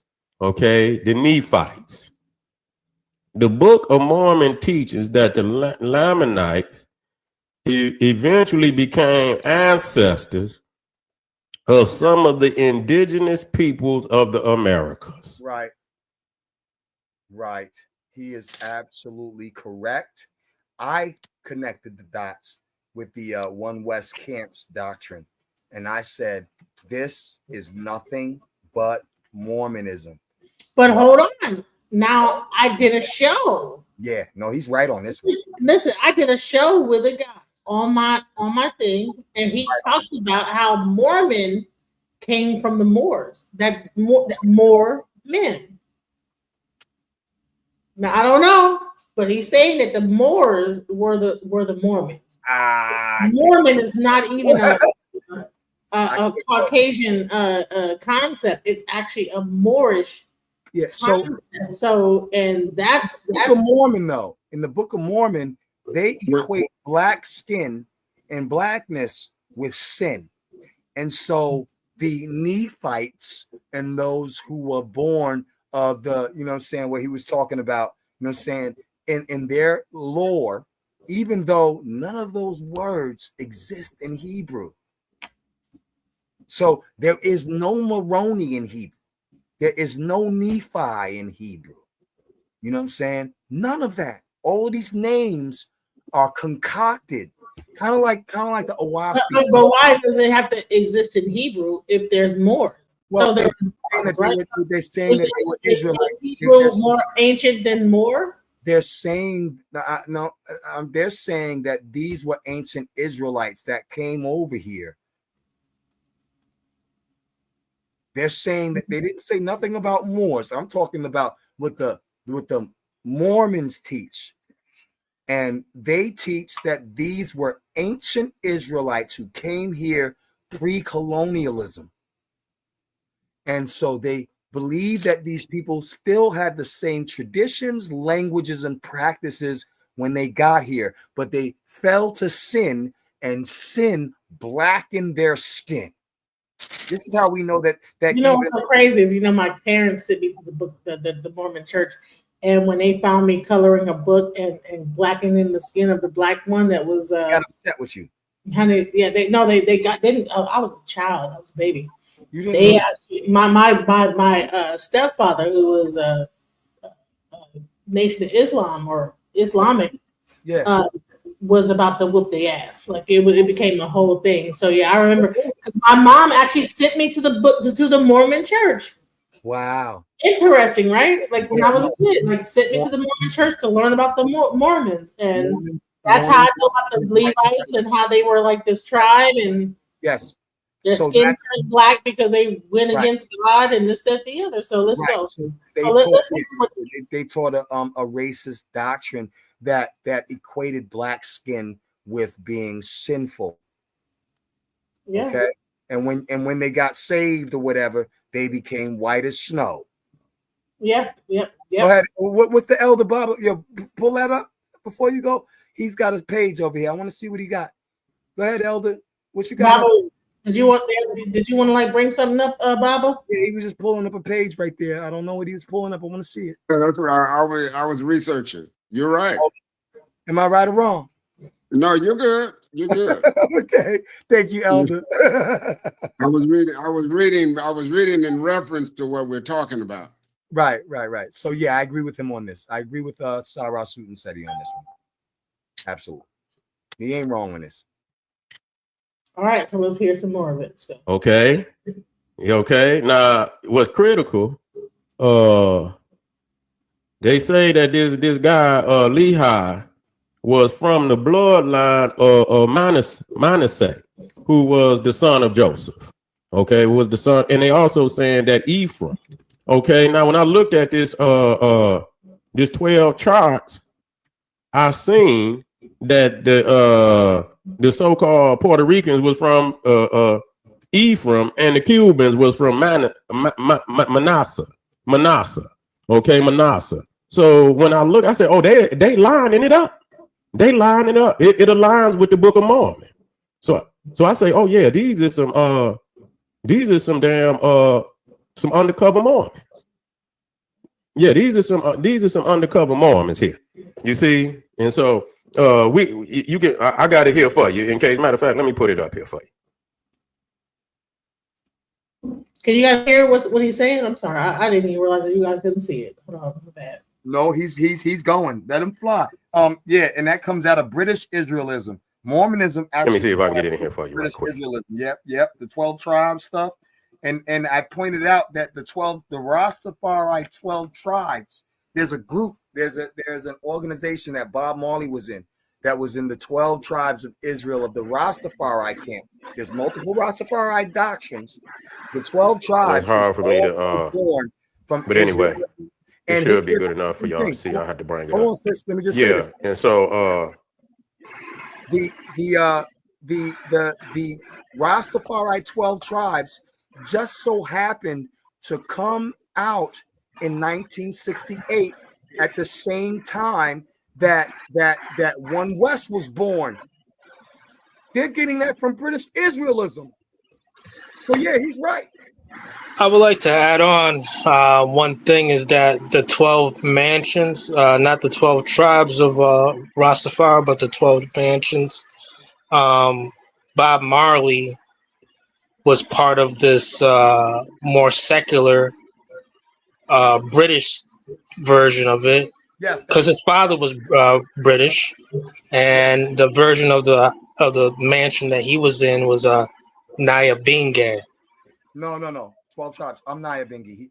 He was not Nyabingi. 12 tribes was established by a dude they called Prophet Gad. Prophet Gad established the 12 tribes of Israel in 1968 at the same time that the establishment of the ISUPK from Abba Bivens started. So there was British Israelis. You're right about that. But Nyabingi and 12 tribes are two different doctrines. And we get along when it's time to do our holy days. But we don't Again, the 12 mansions of Rastafari. No, so 12 mansions. We all call it mansions. There's more than 12 mansions, brother. Gotcha. Bob Marley belonged to Naya Binge. I'm in the LOJS mansion. That is the mansion of Rastafari as well. And I used to be Nyabingi. Bob Marley is not Nyabingi. However, Are you sure? Yeah, absolutely. I know this, man. I've been doing this since I was Say it one more time louder, though.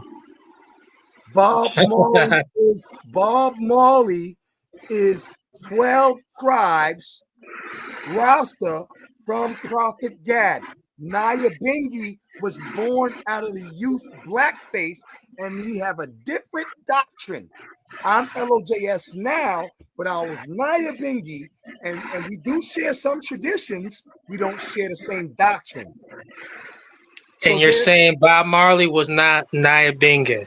No, but he used to play Nyabingi drums and worship with Nyabingis and Baba Shantis and youth black faith and all, because we all see that's the thing about Rastas. Even though we have different denominations, we still worship together, unlike other religious groups who divide themselves from each other because they have different doctrinal beliefs. Can I ask you a question, brother? Yes, sir. Have you ever had some sweaty Rastafari pussy? Objection. Satan, the Lord rebuke you. What are we doing here? Why? Okay. That's weird. Why would you say That's that? weird, bro. Like, now here we go with this weird shit. You be saying saying some stuff and then you say stupid shit. Don't do that. Don't kick off. Saying a dumbass thing, you get don't get nasty like that. We don't talk that kind of language. Maybe the 12 tribe niggas do. I don't know. But we don't get down with that kind of. That's crazy, Reverend Green. Why in the hell would you even say that? What the fuck wrong with you? You need You're being a weirdo. And let's go back to what Lord rebuke you right now in the mighty name. But they're saying archaeology don't support that. They say that these so-called what you want to call Hispanic or whatever the fuck they is, it come from Asia. And they ain't indigenous, but that's where they came from. They ain't even indigenous there, but that's where they did not come from. No Africa, and they did not come from no Middle East at the time, which that whole area was nothing but black people running around. Ain't no goddamn way. So even at the time when the Romans came in, it still was predominantly black, even at that time. Now I got another source that I want to bring up, but this is aligning with where they got that damn 12 tribes from. You see, they have adopted some of the Mormon belief system. Because that's the only place that they got it from. Because who else would I mean, how did you get them in here? So they saying that at some point in time, one of the descendants of Joseph in the Bible, one of his descendants sailed to the Americas. Now, I don't know when a goat herder ever got a ship, because they were not seafarers at all. The Hebrews at that time, no, I don't know one story where they were, other than you know, maybe fishing off the you know, the Sea of Galilee or something like that. But they, other than that, you never heard of no damn. They was goat herders. Yeah. You see, and it wasn't until they got in that air to that land where they became fishermen. You Right. see, but before till other than that, they was out there with them goats and them goddamn them camels and shit. So that's real talk. So and yeah, so that's exactly who they are. So they ain't got nothing to do with the indigenous population that came out of the areas of the Bible. Okay, plain and simple.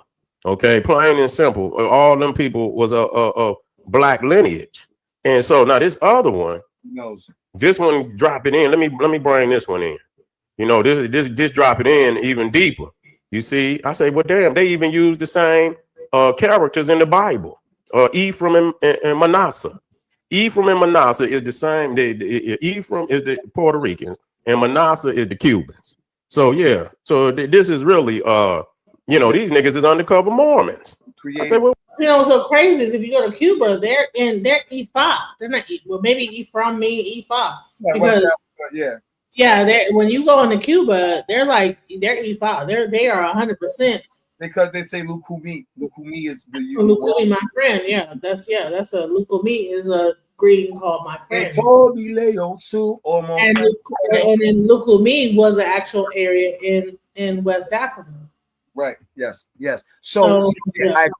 I agree with him. They're trying to connect dots. And one of the things also that he said was that was a hole in their whole entire argument. See, they used Deuteronomy 28 to try to justify African slaves being brought over here, right?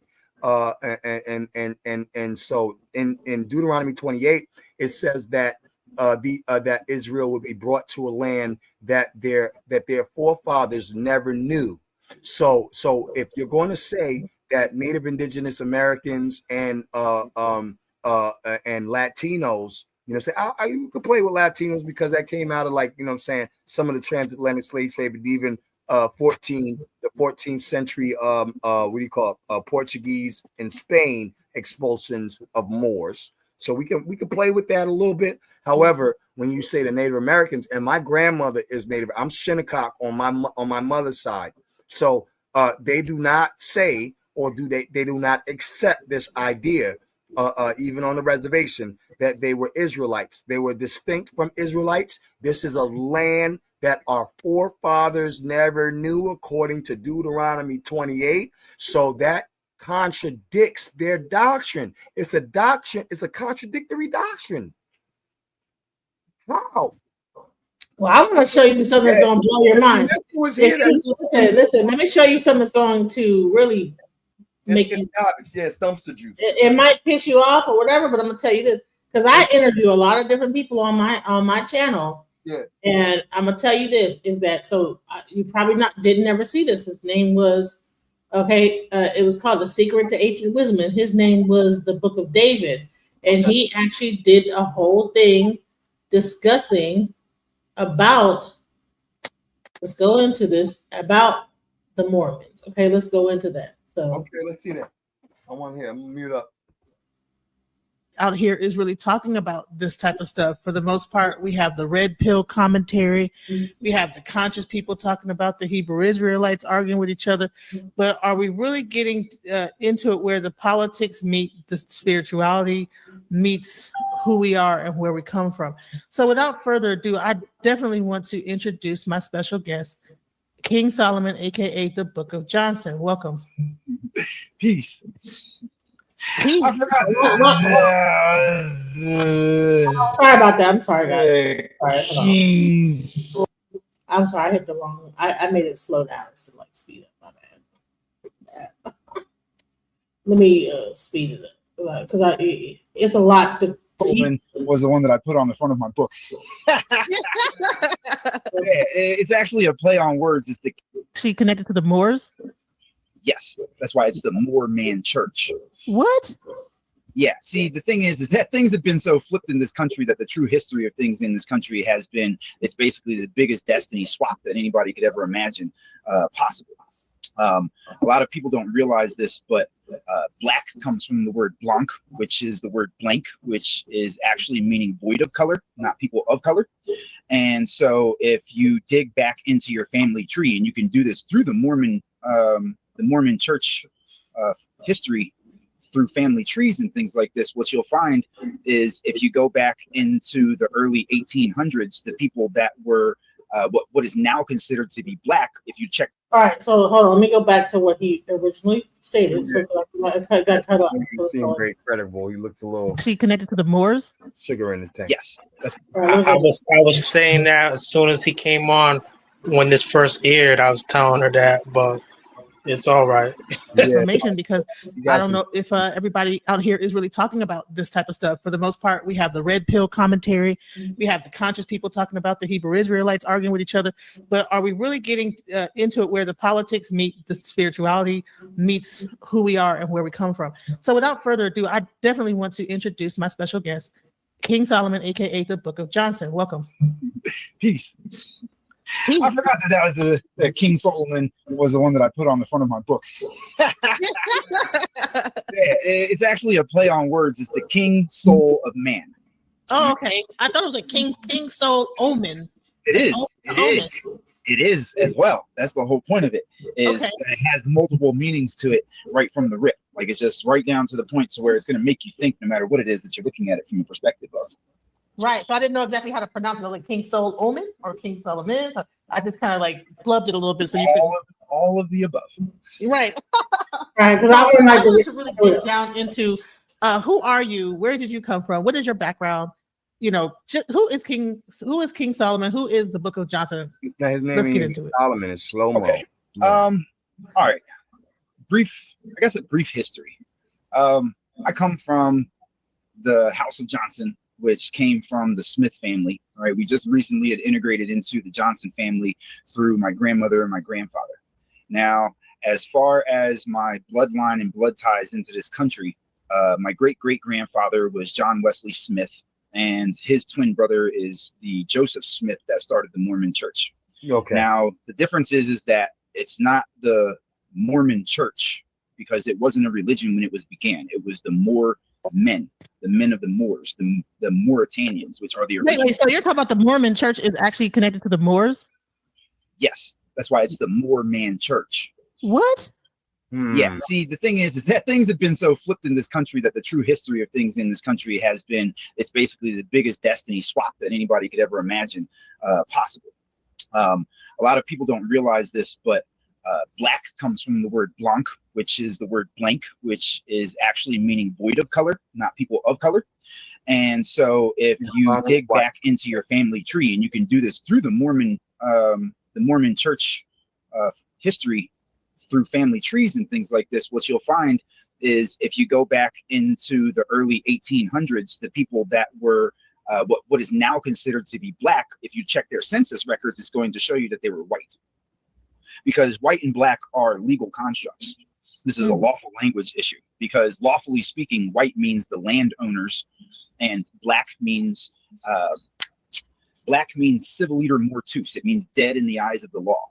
Okay, and so the true black people at that time, matter of fact, here, instead of doing the camera flip thing, I'm just going to find the picture for you and show it to you.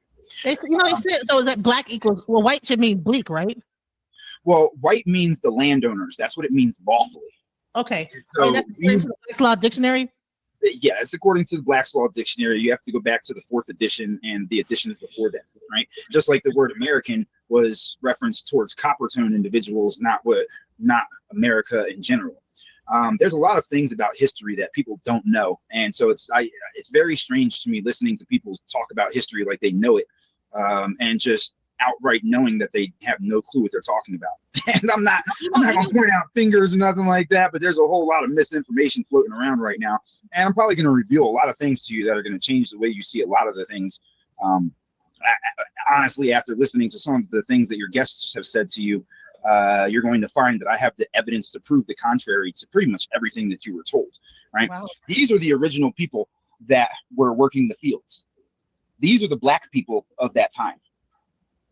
Really? Wow. Okay. Yeah, let me show you, because that term is a European term, Indo-European, right?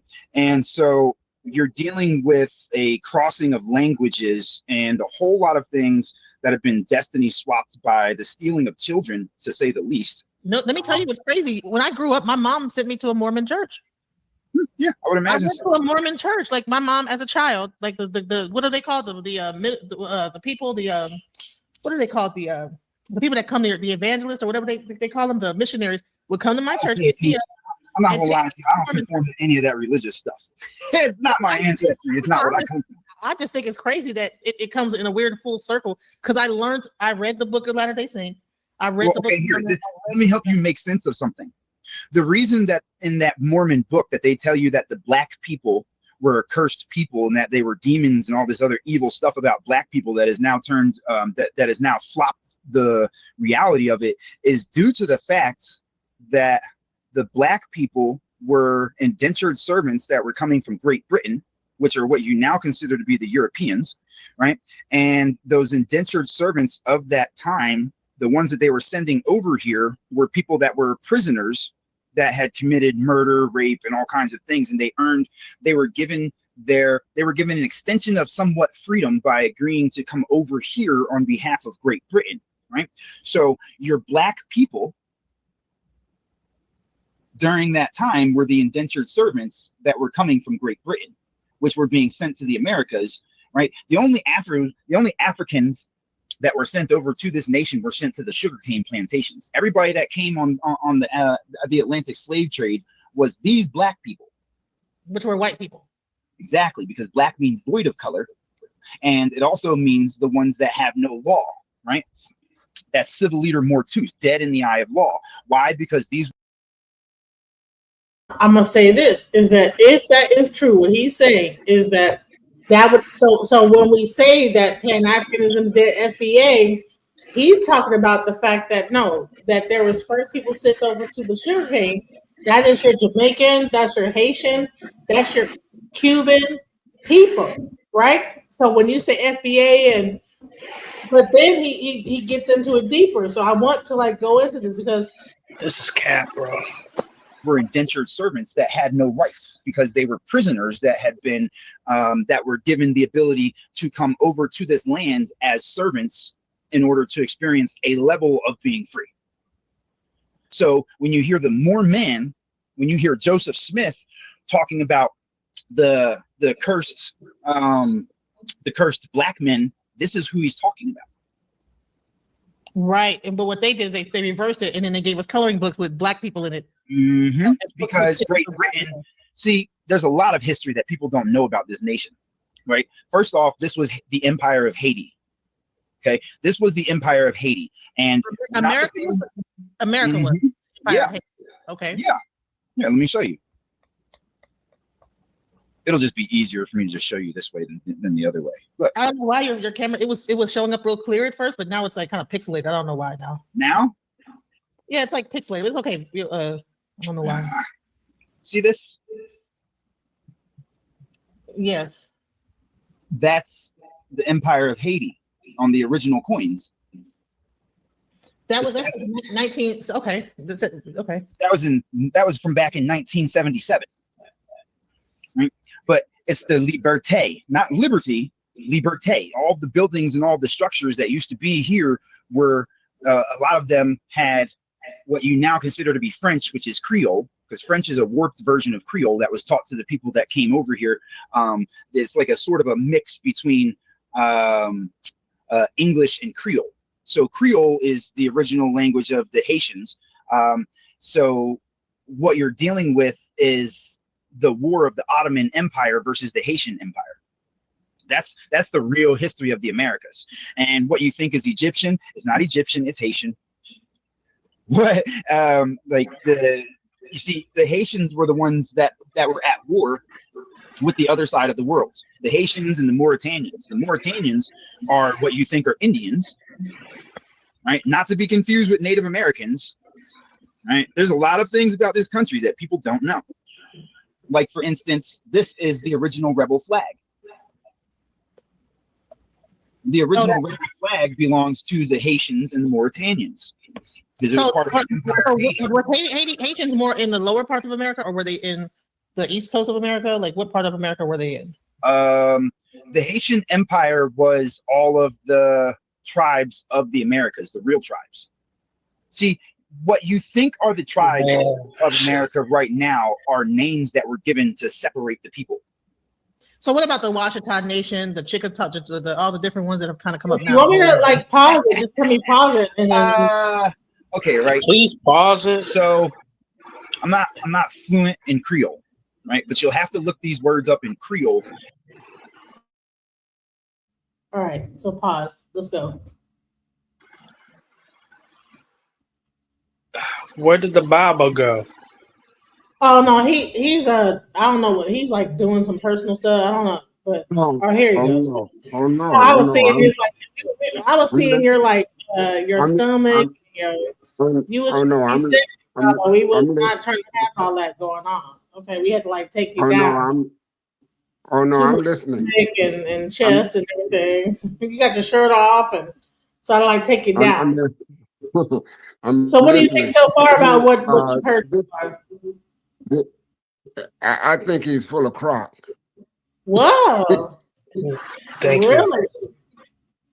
This guy has been to a school of study that I have never seen or heard of before. When he starts talking about indentured servants, he's got to be out of his mind.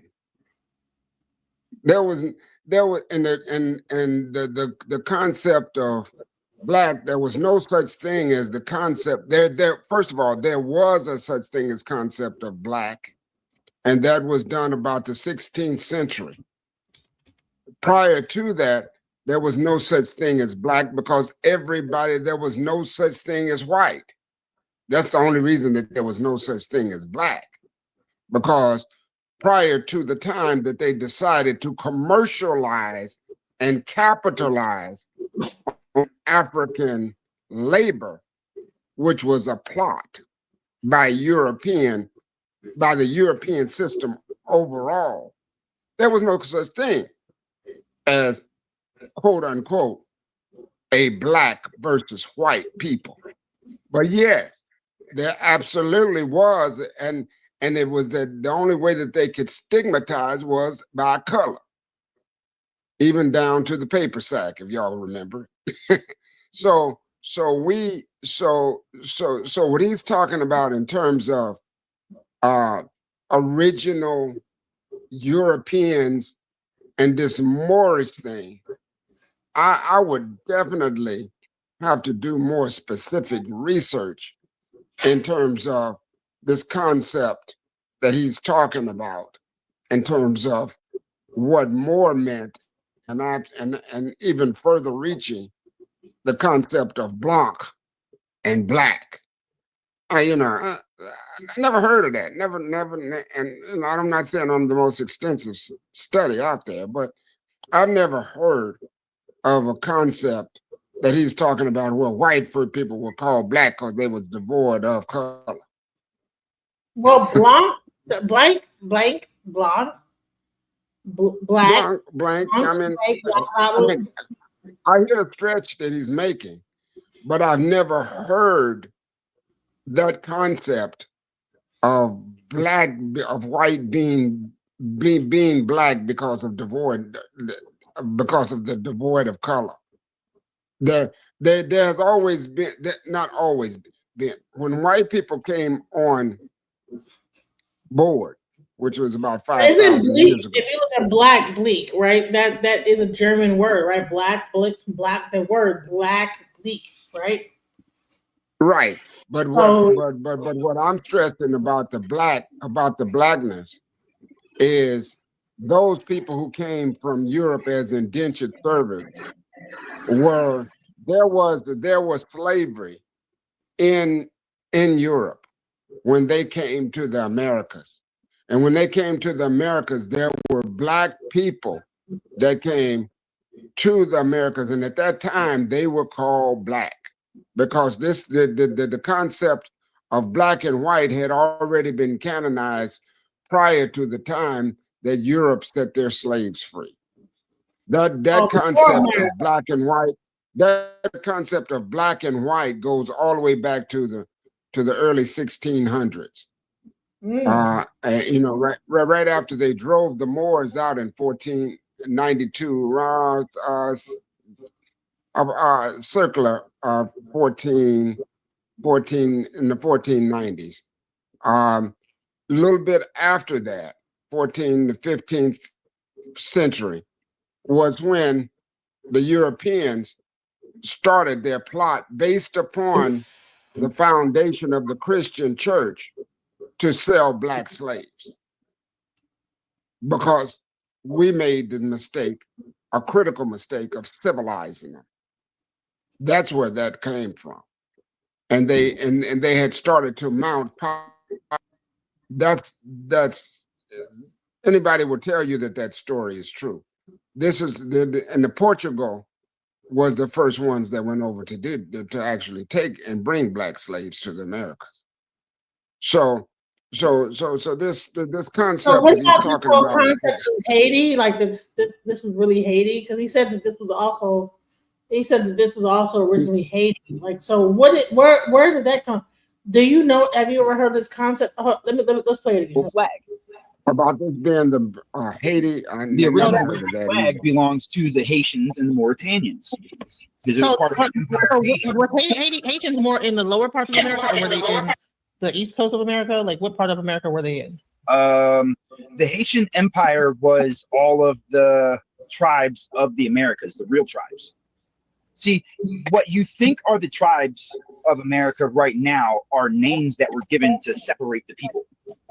So, what about the Washita Nation, the Chickasaw? I mean, have you heard of the Haitian American tribe, or what about like all the different ones that have kind of come up now? All those ones. Okay, right. So I'm not fluent in Creole, right? But you'll have to look these words up in Creole in order to know the real meaning behind these words, because these are all Creole words. They're compound words in Creole that are mashed together to get these titles, because they were labeling the types of people that were coming over here on the boats and things. See, everything's been confused in this nation. Like, for instance, the people that you think are Native Americans actually came here on the boats with the rest of the people. What? Wow. Okay. Hidden in there. Yep. Yep. Native Americans are not native to America whatsoever in any way, shape, or form. So, what about the Bering Strait story? That's a fake story, or where is that? Okay, so this is the thing. What most people don't recognize about this is you're talking about the purchase of Alaska and Siberia and all these different places from Russia, which was the Ottoman Empire at the time. All of the things that you find on the map right now, every single last one of them is a nation-state republic that was established through the 1900s into the early, like not even all the way into the 2000s, but all the way through the early 1900s was a reset of the entire world. All of these places, France is found in America, Germany is found in America. If you look at the map of the Louisiana Purchase, what you're going to find is all the names of the places that used to be here, that when they purchased the Louisiana Purchase, they took the names over there across seas. Israel, Pakistan, Palestine, Britain, Germany, France, Italy, Greece.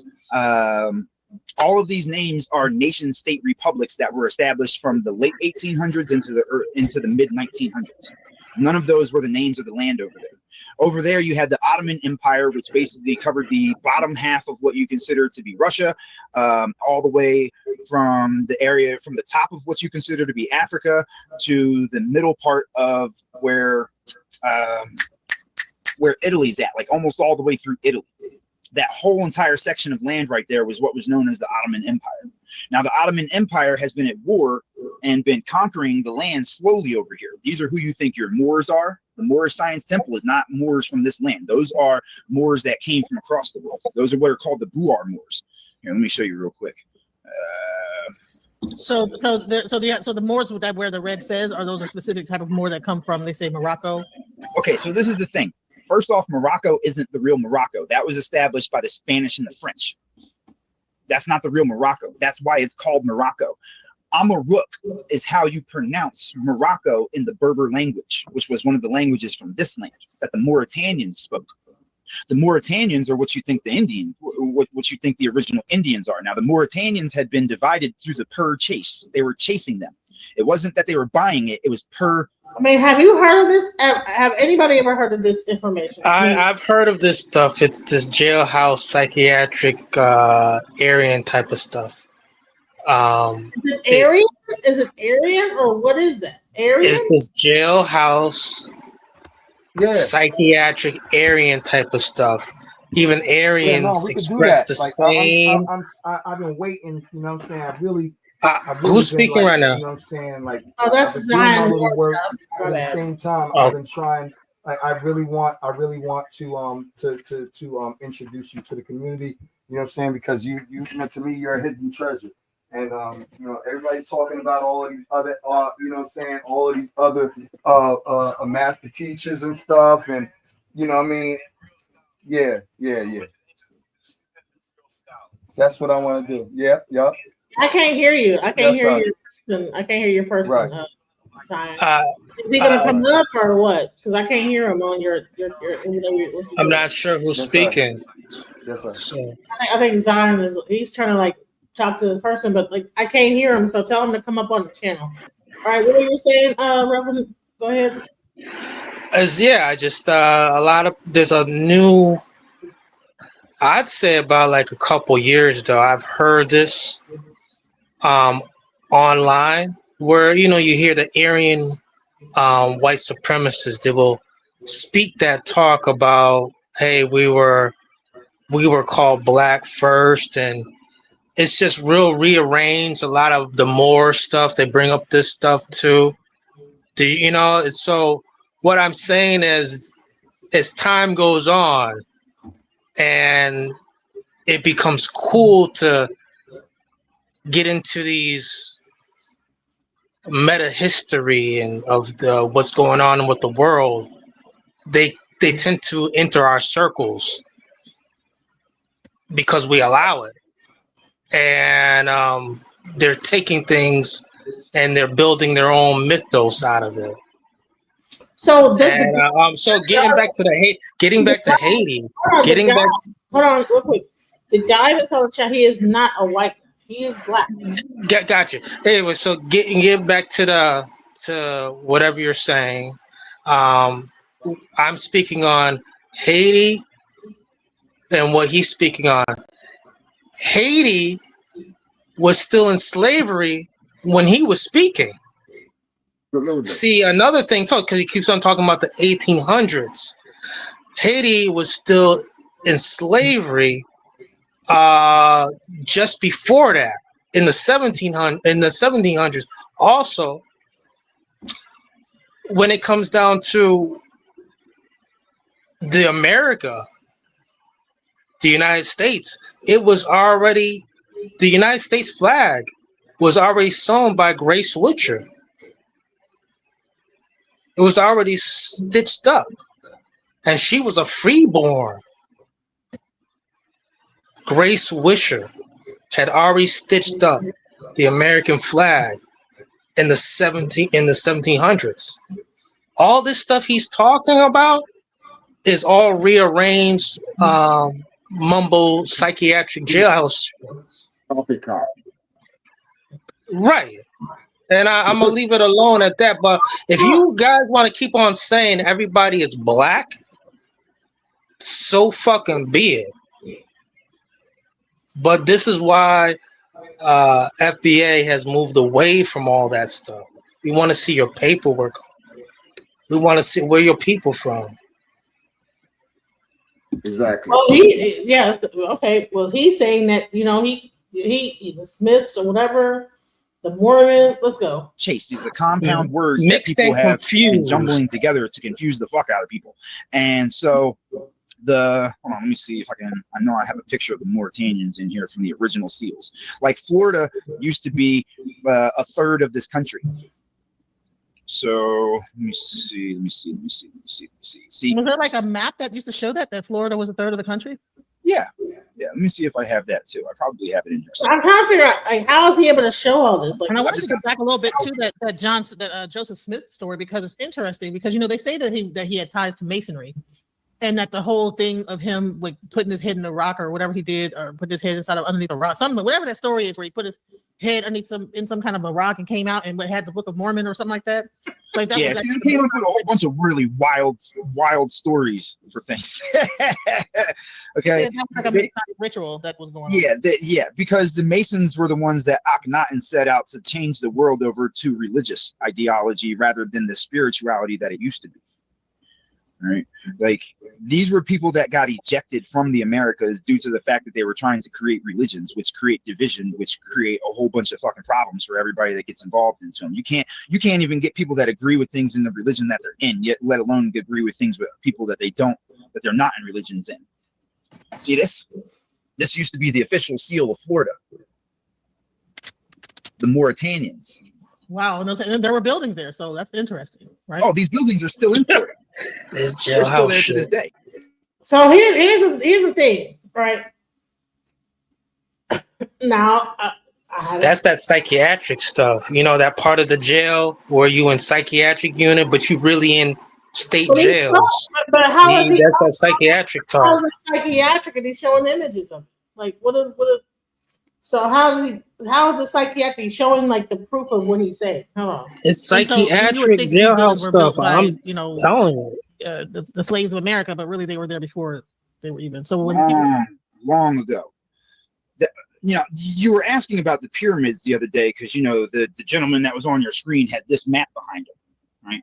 I watched about 30 minutes of that. I couldn't deal with those people's conversations. They're so misguided, and it's like the things that they spoke on were just incorrect and false, calling us Native Americans and associating us with them. That was the Know Nothing Party that came over on the boats that was under the command of the Ottoman Empire that was here to invade us. So the idea of mixing with them and them being here is false history, like altogether false history. And so I couldn't conform to the things that they were talking about. so I want to be clear, Joseph Smith was he white or was he a black guy? No, he was a black man. So where did they get the narrative of Joseph Smith being That's white? what we How talk did that about. come out? Like how did they switch? How were they able to change that? Because if you go and look at the census records, everybody that you now consider black was written down as white, because white is a lawful term that means the landowners. We were the original landowners of this land. Right. See? So are you a mixture? Are you black? Are you white? Are you mixed? Or what is your? I'm mixed. I mean, I'm black by all accounts, because you are what your father is. And not for nothing, but I've had that hard R thrown at me my whole entire life, and I've stood on business when it came down to these things. And so, although I do get a lot of guff from it because my mother is Irish, which is white passing, I'm glad that you asked that. Let me just show some things real quick, because that's something that really needs to be discussed in a serious note, because there's a lot of people that Somebody said that I'm being brainwashed by white supremacists. I'm like, well, that's why I had to bring up, because I think when they heard you say Joseph Smith, they're like, Joseph Smith is white, so he's a white guy that's trying to teach black history. Yeah, no, if they had any type of intelligence whatsoever and actually looked into the census records of their own families, they would find that everybody in their families in the 1800s and before that, if they have lineage that far in this nation, was listed as white on the census records.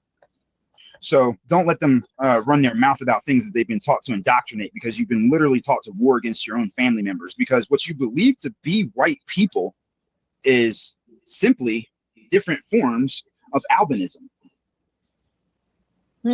Okay. So when we so let's get into that. So when we talk about Irish, right? Because I have Irish. When I did my DNA, I think I'm like 29% Irish and I think Nordic. What was the significance of Irish in America? Like, why is there such a heavy influence of the Irish in America? Okay, this goes back to the destiny swap of the purchasing of the names of the land and swapping them over across seas. Ireland was part of America. So was Britain, so was France, so was Germany. So all these places were. So what it sounds like is that America was the beginning of everything, and all these other countries it started in here and then not over in Africa. That's what it sounds like to me when he's doing.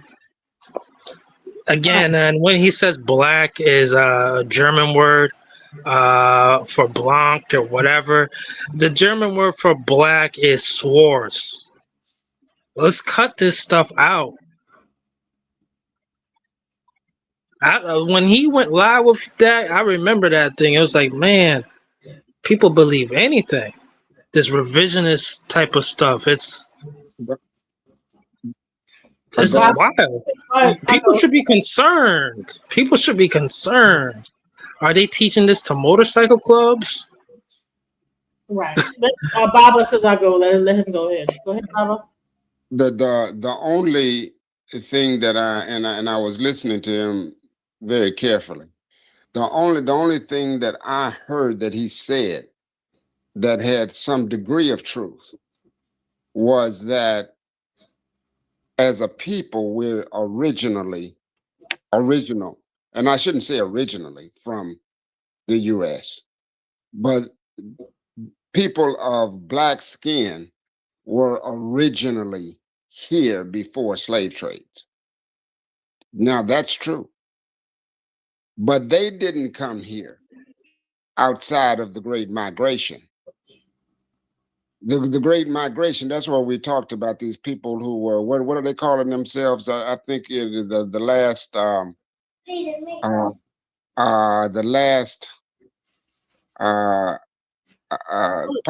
that I was involved in. There was this guy that's promoting what does he call it? It's a new term for African Americans. What I forget what it is. Foundational Black American. Yeah. And they want to look at themselves as being the originals. There's no originals outside of the Great Migration that took place over. Actually, the first part of the Great Migration took place over 1.5 million years ago. That initially populated the entire Earth, and if you look at it from a geographical standpoint, you'll see that when Pangea took place and the Earth broke into pieces, that it couldn't have happened any other way. The original land is the original land is the motherland. So the mythology of there being a foundation in the Americas or any place else on the earth for that matter of people is totally mythical. People just start to tell their own versions of things, and then they get followings behind it, and then they continue to go. But none of that's archaeological facts and truth. Also, I would like to add on in addition, shout out to Lily, J Lily. I hear you in the chat. I strongly see what you're saying, and I agree. We were already here. But what this gentleman is getting at in the video, and I think what is going to occur more and more, they're going to keep on saying, well, Leif Erikson, the Viking, our ancestors, he came to California and we were already here too.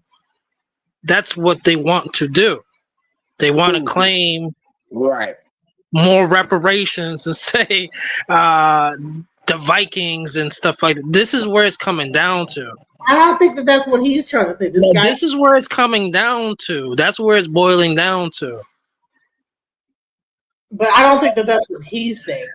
This is where it's coming down to. I've walked into this many different times saying to myself, and they always alone too. There's not like another one backing them up with what they're saying. But it's wild, and it's going to catch on more and more as long as people invite these folks up on the panel. For American places. Let me see if I got that. Let me see if I got the map. Are you saying that America had an empire at the same time Egypt had an empire? America was what you would consider Egypt. That place over there is the last standing point of it. We have thousands of pyramids in this country, and most people drive by them every single day and don't even recognize. Go ahead, boy. So you want to speak on that? Go ahead. There's no substantiation to that. What he's talking about right there. If you look at all of the greatest teachers and leaders and guides that we've ever had, that I'm sure studied quite probably thousands of times more than he has, that is contrary to all of our history. that we know of, and there's been no history that has been developed to dispute it. So I mean, what is he talking about? The Americas, sure, they're old. I mean, the mounds go back, literally thousands of years, but it doesn't even scratch the surface when you go back to Ethiopia, or you go back to Mesopotamia, or you go back to the ancient lands of Kush, and I mean where human beings actually originated. You go back millions of years. So I don't understand where these people are coming from when they're talking this kind of stuff. It confuses me entirely. Or where they get And this I would like to information. say, in addition, I agree with you, Baba. When it comes to this Pangea stuff, all right, all one land, all one world, human beings were already here, no matter what they are saying. I'm talking about full-boned human beings were already here. If so, people are saying Pangea, oh, it was so long ago. Human beings couldn't be here. Yes, they were. Absolutely, they were during Pangea. Right. That's how the Now, great due to the fact that migration. That's how the great migration took place. Correct.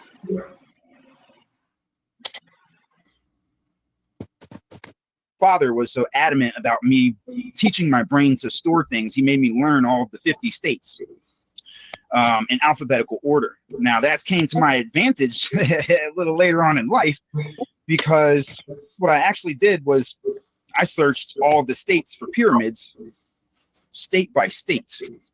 Let me see something real quick. So are you talking about like the mounds, or are you talking about actual real pyramids? Mound is just another word for pyramid. So let's see. Now this is the Mayan stuff. Mounds okay, look, is another word for Alabama. pyramid.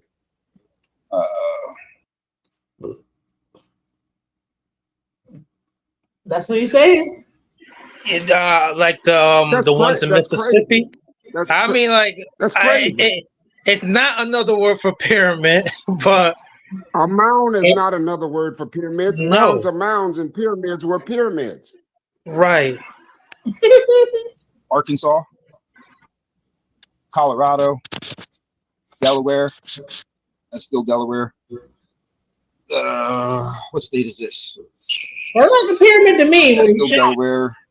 Colorado. It's like a pyramid to me. Georgia, Hawaii, Illinois, Indiana, Iowa, Kansas, Kentucky, Maine, Maryland, Massachusetts, Michigan, Minnesota, Missouri, Mississippi, Montana, Nebraska, New Jersey. So I'm trying to like show you got New Hampshire, North Dakota, Ohio, Pennsylvania, Oklahoma, Oregon, South Carolina, South Dakota, Tennessee, Texas. Can you move your iPad closer? Because I can't. There you go. Oh, my bad. All right, so basically here, let me go like this. See all these pyramids right here? Wow. There's about 46 states in America that have pyramids in them. Now, just for your little white supremacist friend that was saying that I'm a white supremacist, notice how this is my great-great-grandfather, John That Wesley was me. Smith. I was telling him that. Wow. Okay. Now, John Wesley Smith was the sheriff and the president of the Bank of Black Wall Street. He was the founder of Black Wall Street. He was the one that started the Underground Railroads in Black Wall Street, and he was responsible for storing the land for all of the civilized tribes that everybody keeps hearing about. So your little friend that says that I'm a fucking white supremacist, let me tell you something, my guy. I got more blood and ties into this land than you would possibly imagine, including being the heir to over 100,000 acres worth of land in this country that I plan on restoring back to people like this. So you can miss me with the dumb shit, because there's a reason why so many people follow me, and it's not because I'm a piece of shit. You know, that is one of the things that actually drew me to your content. Well, hold on. Now, when he was showing the pyramids, I want to go back to the pyramids, right? He's saying that the mounds are pyramids, but he was showing a bunch of like structures in America that look like pyramids. You know what I'm saying? So it's like Early Americas. Okay. Poor folks are so easy to impress. So I think They're false history. So I can't conform to the things that they were talking about. let me So I see. want to be clear. Joseph Smith was he white or was he a black guy? Try to. No, he was a black man. That's a pyramid. What state is this? That's still Delaware, Colorado. What years? Georgia. What century? Hawaii, Illinois, Indiana, Iowa, Kansas. So was it a matter of the fact that, like, okay, I'm sorry, Baba, you came up again? Remove that one and let that one. What in the Pan Africans going on? No, Baba's still on this other one, but he tried to come back up on the other one. I'm like, okay, what's going on? Maybe he wasn't able to see. But I was saying is that, like, you see, so hold on, let's go. See, Kentucky, Maine, he was showing Maryland, pyramids. Massachusetts, Michigan. Look at some of the things, they look like actual pyramids. Like, you know what I'm saying? So I'm like, okay, well, is he wrong? So Yourself to be black, you've now abandoned all of the things that you have lawfully in this nation, which moves you away from the ability, because you can't own anything by claiming to be black, because you're telling the law system that you're absent of law. You don't have nothing. all right, Ohio, Pennsylvania, Oklahoma, Oregon, South Carolina, South Dakota, Tennessee, Texas. Can you move your iPad closer? Because I can't. There you go. Oh, my bad. All right, so basically here, let me go like this. See all these pyramids right here? Wow. There's about 46 states in America that have pyramids in them. Now, just for your little white supremacist friend that was saying that I'm a white supremacist, notice how this is my great-great-grandfather, John Wesley Smith. Wow. Okay. Now, John Wesley Smith was the sheriff and the president of the Bank of Black Wall Street. He was the founder of Black Wall Street. He was the one that started the Underground Railroads in Black Wall Street, and he was responsible for storing the land for all of the civilized tribes that everybody keeps hearing about. So your little friend that says that I'm a fucking white supremacist, let me tell you something, my guy. I got more blood and ties into this land than you would possibly imagine, including being the heir to over 100,000 acres worth of land in this country that I plan on restoring back to people like this. So you can miss me with the dumb shit, because there's a reason why so many people follow me, and it's not because I'm a piece of shit. You know, that is one of the things that actually drew me to your content, is that you were talking about the fact that if you go to the BLM, it's not the Bureau of Land Management. Yeah, Bureau of Land Management. That you also people, and I had actually been on different panels, including Brother Sanchez, and I was saying that we need to get our land rights back. I think Chaotic Truth. I said we need to focus on, instead of us trying to get reparations, we are entitled to land. And someone also brought up heirs rights. And then I saw your thing that said about the Bureau of Land Management, because I said, okay, why are we looking for reparations when there is got to be land that we're owed by just inherited, just because we were a part of that time frame? And you brought that up. So can you go into that? Okay, yeah. So the BLM, the reason that they came up with Black Lives Matter was so that when you go searching for the BLM, you no longer go to the Bureau of Land Management. What you actually end up going to is the Black Lives Matter movement. It was the biggest cover-up that they've done in a long time.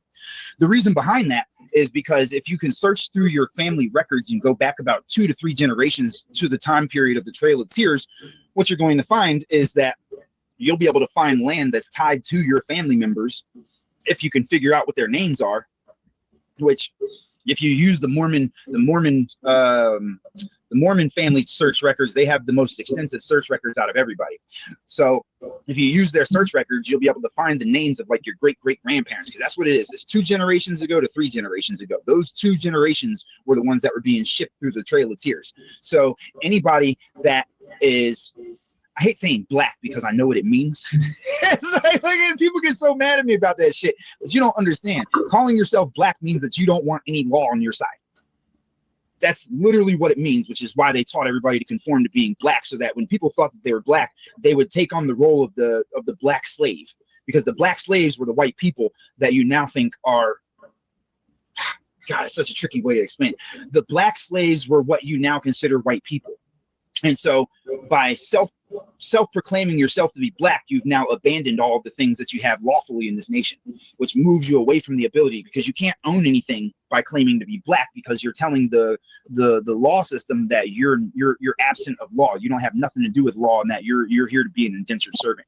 So that's why they tricked everybody to. What do you think about this FBA movement? Do you think that that's a trick as well? I don't pay attention to that shit. Like, to be honest with you, I got better things to do than waste my time on people's nonsense when I'm actually trying to get things done for the people. I don't have time for the games and the gimmicks and the bullshit.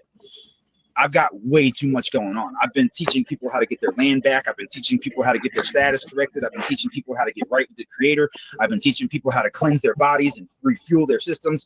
I'm too busy doing the things that need to be done to be focused on the distractions that are coming out. Because the whole reason that the distractions are coming out in the first place is because of people like myself that have been waking people up to the truth, making it so that we're the ones draining that swamp. We're the ones that are stopping the corporation from stealing everybody's inheritances. We're the ones that are getting in the way of them keeping everybody stuck in indentured servitude. It's not something that you have time for gimmicks and games and bullshit for. Wow. So what people don't understand is that our castles are all around the country.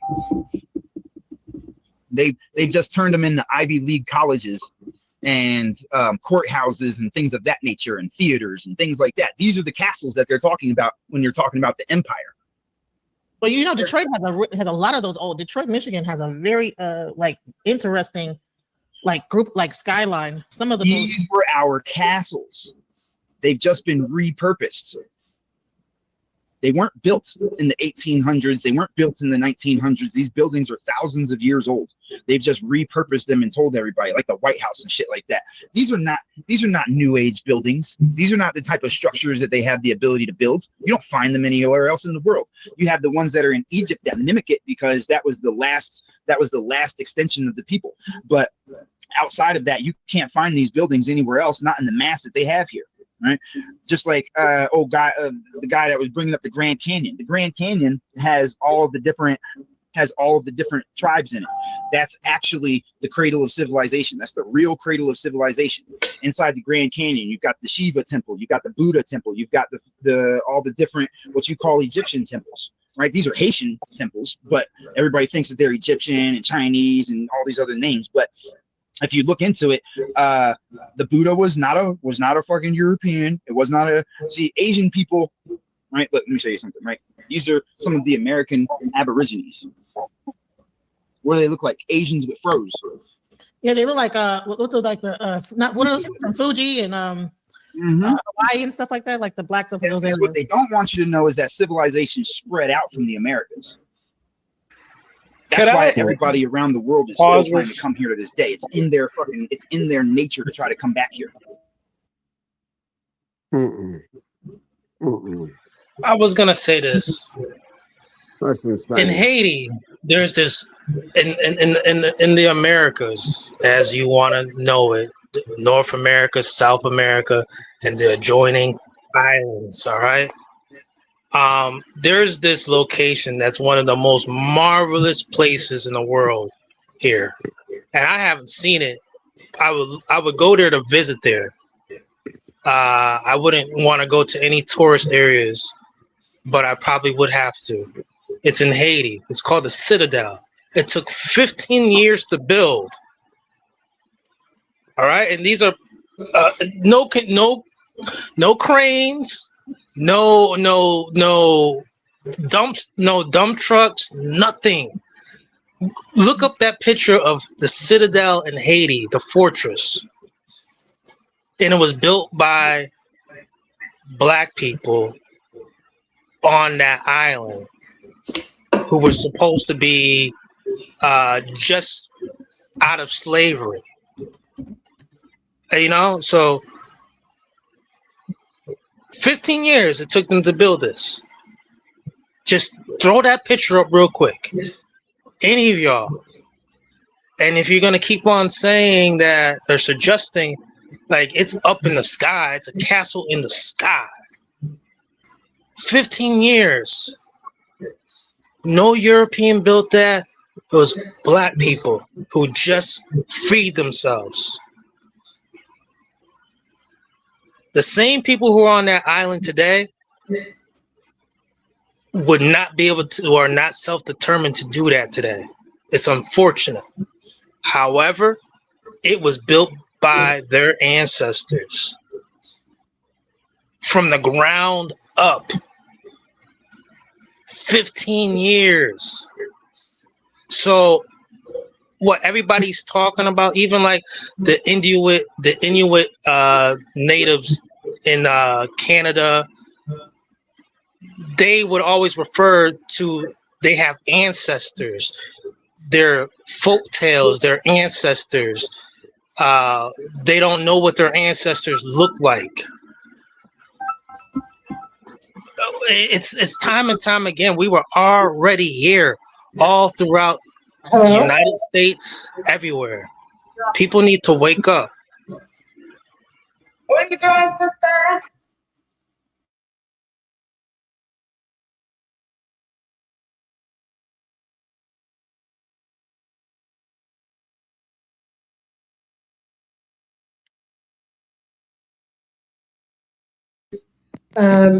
I'll send you the link. So hey, so all right, so that citizen, so all he's doing is saying the same thing that you're saying. He's saying that we already had our own ancient structures. He's saying what you're saying. I'm saying that all these mounds and stuff like that, we have still to this day, you go to any downtown in your capital city of any state, there's an underground passageway from your post office to your police department to your city hall. There's an underground passage. This is nothing new. Okay, so he's pretty much saying the same thing that it sounds like y'all saying the same thing. So let's go into what he's saying. He's saying the same thing. So let's go. But he did say that Black people built this. That's what I'm saying. That's what he's saying. He's saying the same thing. The ones that left were exiled due to the fact that, all right, right? You know how I just showed you the albinos and everything like that, right? Imagine the whole world is dark. Imagine the whole entire world is dark at a time, right? And then all of a sudden, out of nowhere, you get random phenotypes that are changing. Somebody pops up with red hair somewhere. Somebody pops up with green eyes somewhere. Somebody pops up with blue eyes somewhere. Somebody pops up with a light-skinnedness to them that you don't see anywhere else. Now, there's two types of people. There's the type of people that were like, this is family. You don't give a fuck if they look different. You know those type of people. And then there was the people that were like, ew, what the fuck is that? And okay, like there's people that were petty about it, and then there was people that didn't give a fuck because it was still family. Family is still family to them. The ones that were petty about it were the ones that got the boot. They got kicked out of the Americas. These are the Moors that they tell you went and civilized the rest of the world. The reason that you have those nations that are Albions, the people that are like blatantly everywhere that you look, everybody's blonde hair, blue eyes, red hair, green eyes, and these different type of phenotypes of albinism, is because these were all countries that were started off of the people that got, because just like there was dark-skinned people that when they saw the light-skinnedness and the different color eyes and things thought that was freakishly weird and demonic and all that kind of stuff, just how they got the boot. There was also people that were albinos that were like, we don't like that we came from you. I don't look like you, so fuck you. Like there was that on both sides, right? And so all of those people that acted like that got the boot. They got sent across the world to other places and started forming their own little countries and shit like that. Like that's how all those other places got formed. Everybody left from the Americas, not people coming to visit Americas. Everybody was getting kicked out. That's why everywhere around the world, everybody was hell-bent on trying to come back and conquer America, and why they all banded together. It took all seven countries coming together over there to be able to actually put a dent in everything that was going on here. That's because of the fact that they were hell-bent on trying to get back to the land that their ancestors had gotten booted from.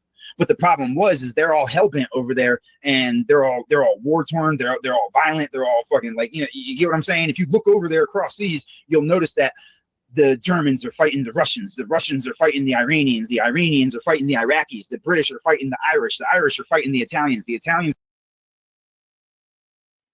I mean, he makes a good point. I don't know what y'all talking about, but I mean, I get it that we want to be against what he's saying, but even that's happening right now.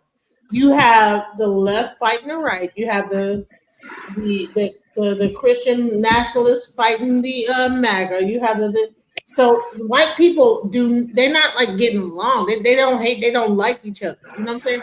And so They now have a code. I'm gonna give y'all a break from off of him and go back into Seti. Where's you getting this shit from, man? You know, and so y'all has been totally exposed. So here's the thing: is that all this stuff is relevant, right? So he's talking about the Mormons and how like that the Hebrew Israelites is really based on Mormonism, and this guy is talking about you know what this whole thing is based on some kind of weird ass shit. So I'm like, okay, well, which one? All He's right. fighting the Sicilians. The only people over there that seem to stay to themselves is the Chinese, but even the Chinese are beefing with the Japanese. Because everybody that went to these nations was sent there due to the fact that they were unrighteous people. They were ignorant. They were trying to create segregation and problems in the nation, and so that wasn't allowed here. That's why it was the land of the free. You get me? So the thing that people are learning about history is a complete reversal of the history. You have the Ottoman Empire, which has been at war with Haiti for the longest time. That is where you get your Moors from. Here, let me show you what I mean. Because the Ottoman Empire is where your Ashkenazi Jews come from. It's where your Turkish, which are actually Yiddish-speaking Turks. This is where your Turks, your Native Americans, and your Spaniards come from. Right. Yeah, that you do see when they do the DNA, they do have the Ashkenazi strand. Mm-hmm. These were the people that came back here to conquer. Look, see, look, there's even a Chinese guy in the background. These are all Ashkenazi, Yiddish-speaking Ottomans. See, once the Mauritanians set out around the world to go and teach, how to be clean, because like everybody was living in horrific fucking conditions until they went around the world and started teaching people how to build aqueducts and use soap and shit like that. So the thing was when that happened, they had set up all this religious dogma and bullshit over there, which was how they were able to control all the people and convince the people to war against each other. If you notice, each nation is a part of a religion, but if you look at the top of each one of those religions, it's all ran by the Ashkenazi Jews. Which is the Ottoman Empire. Wow, okay. The Muslims are ran by the Jews, the Catholics are ran by the Jews, and the Catholics are the ones that gave you the Christian Bible. If you go and look right now, you can pull up the King James Bible. That's what everybody was sent over here on the foundation of, was the King James Bible. The King James Bible is owned by Cambridge. Cambridge is a Catholic printing company that was created by King. It might have been King, I want to say it's King George that created it, because he left the Catholic Church because he wanted to divorce his wife and play with men, and the Catholic Church didn't go for that, so he denounced being Catholic and created Christianity. Let's see Cambridge University, catalyst for the Protestant reform. So the Christian Bible was not a Christian Bible. That's a book on law. That's a book on banking, international banking, insurance. I forget what the other B is for, but then it's law and equity. I forget what the second B is for in Bible, but that Bible is a law book. Everything in that book is about law. That's why you always have people dealing with the 12, like, you know how Jesus had the 12 disciples and shit. Think about when you go to court. Don't you have 12 people in a jury that witness everything and that judge whether you actually did something? Yes. Yep. 12. Yeah. And also, yeah. Well, and we would say people think that came from Egypt because of the reliefs in the pyramids. That was a Egyptian thing. But as you're saying that no, it's not. Okay. No, it's Haitian. I can show you that too. Hold on, let me see if I got some of the pictures in here. Like the whole entirety of the history has been flopped. Right. So Haitian. So was there an ancient Haitian empire? So what it sounds like to me that there was a Haitian empire that existed before. I mean, yeah. Yeah, and it's the same thing with what did they find inside Mount Vesuvius in Italy? They found a tomb. Some say Thor's hammer was in there too. But there's also pictures of there's something that was found inside that volcano. And there was tombs, yes. people in the chat, do you think there was a Haitian empire that we have no idea about that got overlooked, and there was it was all Haitian? Like that's the part I'm like, okay, so all this was really Has Haitian. been flip flopped. Right? Look, I want to show you something. Right? This is called the exotic map of the United States. Now, all these places are still listed in these cities to this day.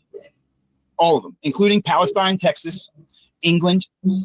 You have Sparta, you have Egypt, you have Turkey, you have Lubeck, you have Sweden, Greece, Mexico, right? But Mexico nowadays is somewhere down here, right? Next to Palestine, right? You got Palestine, Texas, where they found the flesh pit. See, the things that they're talking about, biblically speaking, like the original people that were found slaughtered in Palestine, which is the sign that all the stuff needs to come to an end. They weren't talking about Palestine across seas. That wasn't established until the 1900s. Texas is where they found the flesh pit of the original people of the land. So you got Cairo, right? But they want you to believe that Egypt's over there, right? You got Jordan. All the places from the Bible are listed here. You've got Moab, that's in the Bible. Florence, Edmond, Valencia, Malaysia, Sudan, right? All these places are here in the Americas. And they're still listed here in the Americas to this day. Wow. When they got the Louisiana Purchase, I believe that Napoleon was the last one to get his hands on the Louisiana Purchase. The time that they said that he was fighting in Egypt was also the time that you'll find that he was actually in America fighting against the Spanish. Let me show you. So people got everything twisted ass backwards. Right? See, look, this is where your fezzes and things come from, is these scriptures. These are the original scriptures. It's not the stuff that they give you in that book. That book is a warped version of this. The reason that the symbols are so prominent, right? Okay, right? They tell you that in the Bible, death and life are weighed at the scale of the dog. Right. The scale of life and death being weighed at the dog. Right? Wherewithal shall man go to be cleansed by the word. The dog represents the word. That's the tongue, the thing that creates the vibrations. That's why he weighs the scales, is because he's controlling the vibrations that are being controlled from the thoughts, created by the thoughts. Everything that you think you know about the things that you think you know is a bold-faced lie. And that's what they don't want people to figure out, because if people actually woke up to who they really were, we'd take this country back from them. The whole reason that the Mormon Church is at war with the United States of America and the black servants is because they were at war with the United States of America for bringing over prisoners as slaves during the time that they were trying to establish their original colonies here. That's what it was really about. Because at that time, we were the ones that ran Congress.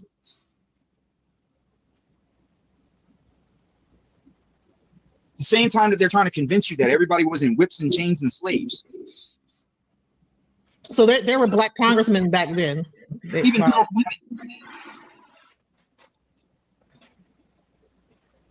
we're in Congress. Wow. But they're telling you that they had no rights, that there was no motherfucking. They're like, you understand? Like, do you understand the destiny swap here is serious? So do you say that the whole like slavery narrative is a false one then? It was real, but it wasn't us. How is it that we were the enslaved people here if we were running the entire government? And you know what's interesting is that we also still was running the government until recently when Trump exiled a bunch of black people out of the government. And it's interesting when you actually see, when you go into these government buildings, we're the secretaries, we're the ones kind of running the buildings. This is from 1868. This is before the 1900s. It was never the situation that they told you about. They were all free. They were all freed men and women. Okay, so you're saying that. So how did they like run the whole thing? Like, how did they have all those people? It's just like Benjamin Banneker. He was not a slave at any point. He was a freed man. There was freed people and slavery still going at the same time. You could end up being a slave while being a freed person. As a white person, you can mess up your money or fuck up your money in a gambling debt and be thrown into the plantations among the slaves, of course. So are you saying However, that so what are you saying that he's just lying? The whole everything he's saying is a lie? I'm saying that the timelines of what he's speaking on, there's half truth, and then there's just mind blowing, like, whoa, okay, O.J. Dunn, Resveratrol, the lithium. governor of Louisiana.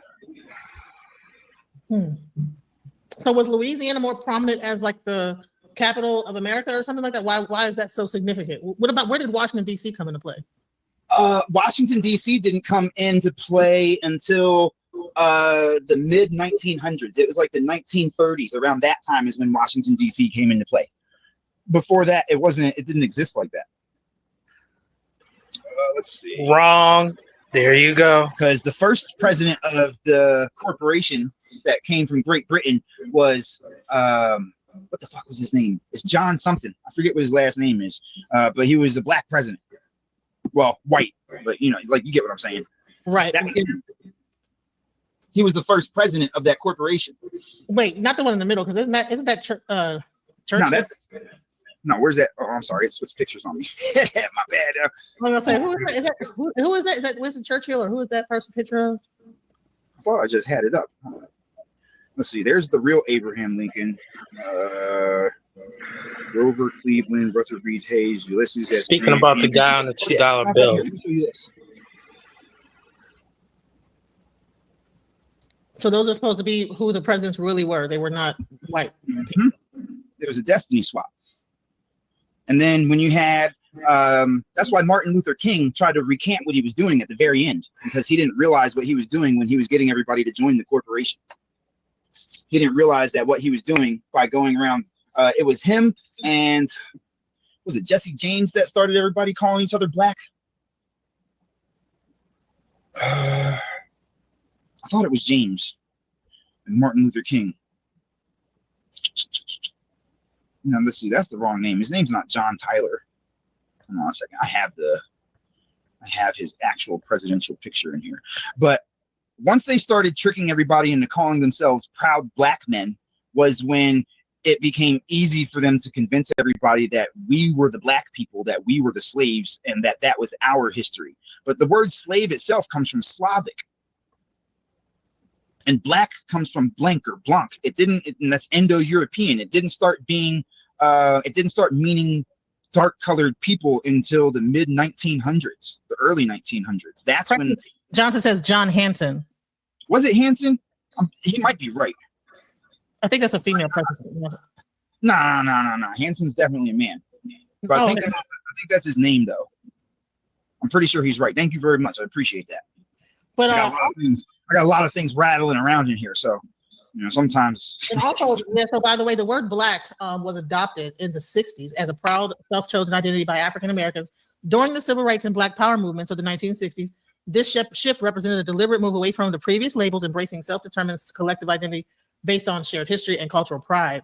Before the 60s, other terms were used for people of African descent in America. Early in the American Republic, African was common as seen with the African Methodist Episcopal Church.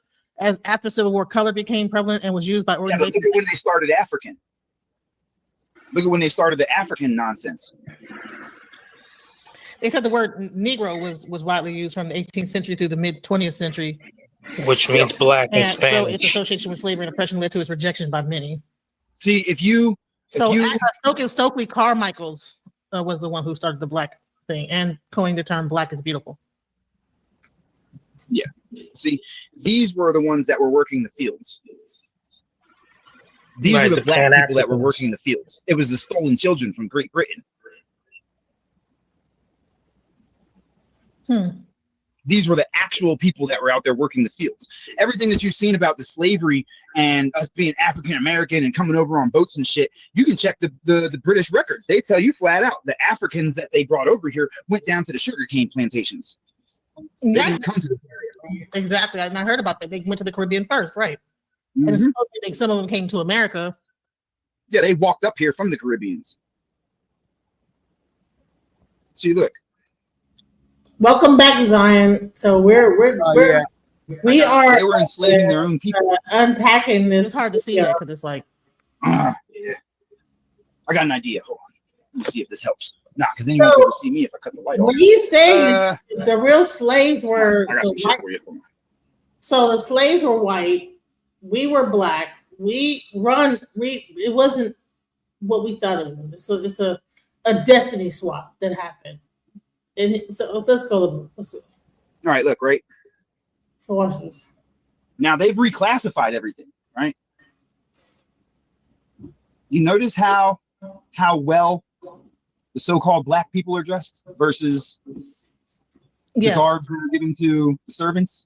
Yes. But yet they'll tell you, let them tell you, we were the ones that were fucking struggling and shit and all this other shit. But nah, we were chilling. Chilling, looking fly and shit, just motherfucking decked out, fucking chilling. Free. What's the timeline on that? 1890s. Is that 90s? 1899. 1899. But we were slaves, huh? Wow. You know what I'm saying? Just think about this for a second. 1890 to 1899. Where you see the slaves at? Where you see the people in whips and chains and shit? Wow. Very sophisticated people, very educated, very well structured, very clean. Meanwhile, take it back to this image one last time. Remember that these were the servants. These were the black people of that time. Because even if you go back and look at what they were calling us back in that time, it was colored. They were calling us colored. So who were the black slaves if we were the colored people? The Negro, the Indians. Because it went from Mauritanians to it went from Moor to Indian to Negro to black to African American. Oh no, I'm sorry, I lost colored in there somewhere.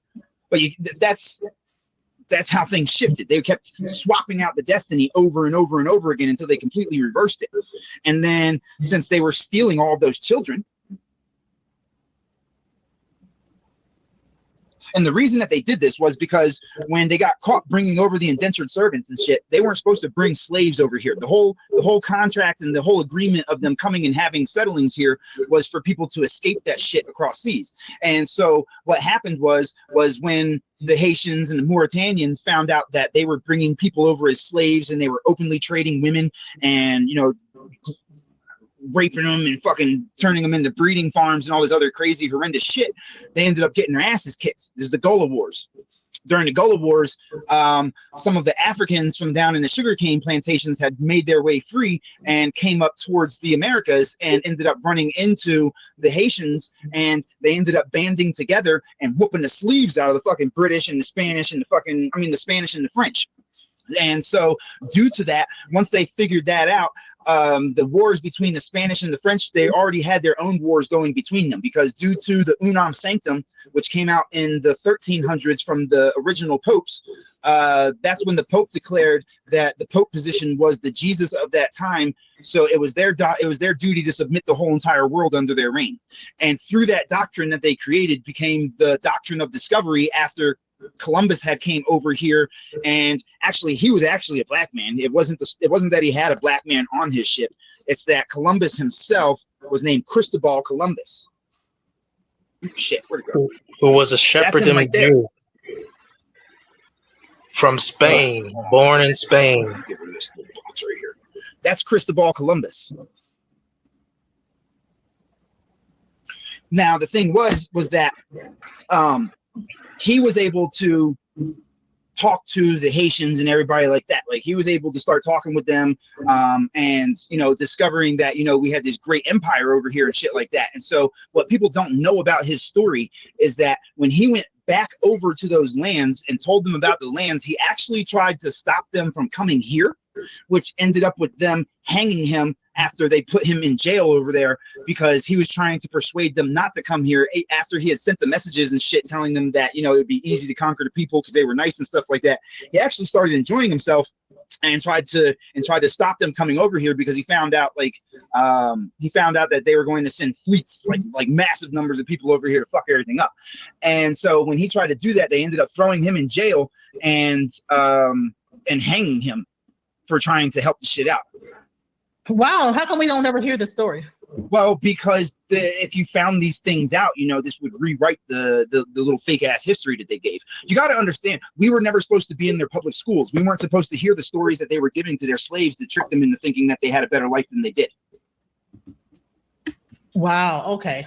Think about it for a minute. They convinced all of them that they came over here and conquered a bunch of shit when really it was some underhanded dealings that took place and a whole bunch of espionage and shit that actually got them over here. We have contracts that we gave to them that gave them the ability to come here in the first place. But when you went to public school, all you heard was, oh yeah, they came over here, there's a bunch of Indians here and they just stomped the mud hole and everybody and took everything over, and now all the fucking white people are special and they're protected by the system, and black people were the enemy and da da da. We weren't never supposed to hear none of that shit. That was to make their slaves feel like they were empowered so that they would do their work without a need of whip and chains. So we had our own schools back in that time. Were we teaching the same history, or did we have a different history? That's all fake history. If you would have had the chance to talk to like your great grandparents, they would have been like, "What the fuck are you talking about, African?" They'd be like, what do you mean, fucking African? I got to meet my great grandmother before she passed. She passed in 98 or 99. I got to meet her. I was born in 83, so I got to meet her in the early 90s when I was like 6 or 7 years old. And I'll never forget it. She was beautiful. She was dark skinned, copper tone, had fucking long black hair that went down to her fucking ankles. And all I remember about the conversations that we had, because I only got to meet her one time, and she was like, "Look, you don't let them convince you that you're an Indian, that you're an African. You're not an African. You're an Indian." Now, I can get my grandmother on the phone and she'll verify that we were Indians. Now, my father, he fell for the whole African-American thing because, you know, that was during the timeline that was when he was attending those public schools and shit. You know, he got taught that was around the time that he was born was when they started teaching that whole narrative, right? So it's almost impossible to convince my father that we were Indians. Before he had passed, that was something that he never accepted. But my grandmother, she stands on that business to this day. She's still alive. My grandmother's 88 years old now. Now she'll tell you flat out, no, we were Indians, and we're not from Africa. There's nothing in our family that has anything to do with Africa. Even my great grandfather. Now my great grandfather was one of the original Irishmen. He was a black Irishman and a real Jew. He had the little hat that they wear and everything. He was a real Jew, not these Jewish people. All right, these are replacement people that come from the Ottoman Empire. Okay, they create religion. He didn't do religion. He was spiritual. Now, my grandmother, she had been indoctrinated into the Christianity because that's what they were pushing at the time when she was a little kid, was the Christianity. And my great-great-grandmother, considering the fact that most of her family, because she came from a family of like 12 people, but only her, I think it was her and her sister, if I remember correctly, that had survived the Trail of Tears. So only they had survived that shit. And so in order to be safe during that time when they had all of that shit going on, people were conforming into like their different religions and all that bullshit they were creating just to save their families. That's how you have them converting into it, was because they just wanted to save their families. Like, you know, imagine growing up in a family of 12, having like a giant tribe and everything like that, and then you get reduced down to just you and your fucking sister during some big ass war that's going on when people are trying to steal your shit. You get what I'm saying? So the conversion into Christianity was done out of the last resort to try to preserve the bloodline. So there's a lot of talk. All right, so a lot has been said. I mean, as Don, you came at the end of it. You have not heard all the stuff. So, what do you think so far of what you've heard so far? Thoughts, or should I keep playing? I missed a lot. I'm sorry. My rabbi called me on late night creep, and I had to pick up the phone. I apologize for disappearing. So, I wish you would have came up here and now he did say something just a couple of minutes ago about the Native American side. You know what I'm saying? Of his mother, his on his maternal side, which I also have. You know what I'm saying? I also have that J1 on my paternal side, which, you know, that J is usually Semitic, or J1 and J2 are supposed to be Eurasian bloodlines that, you know, that most Jews have. So I found what he's saying is kind of interesting, you know, but he's kind of like all over the place a little bit, but, you know what I'm saying, he's got a lot to spill, so you might want to just let him fly. All right. Talk also about the Tartarian Empire, and if you get into spirituality, I heard that there was a lot of bells that got buried. Why do you Well, think, what was the significance of that empire and the spiritual aspect? Because a lot of these buildings have vibration, like these churches, they got these organs and stuff like that in them that have like the certain vibration that's going on, you know. okay, right. So frequency and vibration. You have to understand that the church is not a church. That was a hospital. That's number one. Those were not churches. Those were not religious buildings. Those were hospitals that people went to get real healing done. The stained glass windows should not be there. There should not be any glass in those windows. It should be knocked out because the windows themselves are created in sacred geometry, which gives the light that passes through it a different kind of rotation to it, putting it into a more hyper-focused focal point of energy. And that's why you have an altar in the church. Like the people that were the most sick would go to the altar. The organs were called organs because it literally was something that was created to adjust your organs. It was something that would cleanse you from the inside out. Bells, right? Okay. First off, parasites. I mean, demons. Things in the Bible called demons. These are parasites. It's parasites that you get from food and things like that. That's why they tell you to ring the bell to get rid of the fucking demons and stuff like that. All that hocus pocus shit they made up afterwards. The truth of it is the bells would scramble the energy and kill the parasites. If you look nowadays, they'll have like frequency devices to nuke parasites and shit like that. That's the same concept you have with the bells, the altar, and the organs that we're playing. That's why it would play in the synchronicities that it was creating, because what that is that's a form of frequency healing. If you go inside of the Catholic churches right now, the booths that they changed into confession booths, those are chambers that are made to resonate the energy that goes into them. It's not that that it's somewhere that you're not hearing people and shit like that. If you notice, each one of those chambers has a very specific sacred geometry shape on the doors and on the windows of that chamber. Now, because they put up the metal in between the shit and took all the bells out of it, and they sing things in a different octave than what they used to, you don't get those same effects anymore. You still get altered in those buildings, but it's not in the same manner. It's the reversal of it. So that's why people that go into church get addicted to the church, but they always see demons and devils and all these horrific things, because what's happening is they're getting reprogrammed on a subatomic level. It's going in there where all the energy is being focused into the church and then hearing about negative things at the same time. So you're restructuring DNA to be drawn towards these negative things because they're getting a good feeling while hearing about bad things. So it's training them subconsciously to search for bad things. That's why all the people in the church are possessed. If you say something that a person in the church doesn't like, what's the first thing they tell you? Oh, you're possessed by a demon. The world is ran by the devil and everybody's living in hell and all this crazy nonsense. But that's because that's what they're addicted to. That's what they're possessed by. That's a form of possession. Anything that you give your mind over to is a form of possession. And so they conform to demons and devils more than they conform to anything else. Because the Bible, the way that it was restructured, when they changed it into a religious book, they make it so that you learn of duality. They make it so that every time that you think of something good, you're also thinking of something bad on the other end. You can't think of Jesus without thinking of the devil. You can't think of angels without thinking of demons. You can't think of God without or heaven without thinking of hell. You get what I'm saying? So these are all things that are being programmed subconsciously and on a genetic level that's being buried deep into their coding to make it so that anytime that they have a positive thought, it's subconsciously followed by, oh, there must be a demon coming. There must be a monster coming. There must be this. Like, it's damaging them on an internal level and they don't even recognize it. As a matter of fact, here, I'm going to show you something since we're on that subject. And that's interesting to say that those churches were not actual churches. They were actually hospitals that people use sound and resonance as well as light and everything like this to heal people. The altar was actually meant to alter your DNA or alter your situation. The bells of the altar was where you would go if you had a heavy ailment. That's what, okay, right. For your people in the chat and stuff like that, if any of them have been to the church, right? Or if you've been to the church yourself, right? You ever see where they call their new members up to the altar? And when they go up to the altar, some of the people pass out. Some of them seem to shake and convulse when the preacher touches them and shit like that. You ever seen those type of things? Yes. Okay, now you understand why. Imagine your body having a massive amount of energy pumped into it to where it's literally to the point to where everything is being fucking just zapped, right? And then all of a sudden a physical contact comes on top of that. It's a complete override of your system. I experienced it once when I was a little kid because I went up there. Because I had a friend that was a pastor that would take me to his church and stuff. And I went up there to do, like, I don't remember what it's called when you get welcomed into the church, but I went up there and the preacher touched me on my fucking head and my sound went blank, my vision went blank, my whole fucking shit went blank. I was like, oh, what the hell was that? It's like, what was this?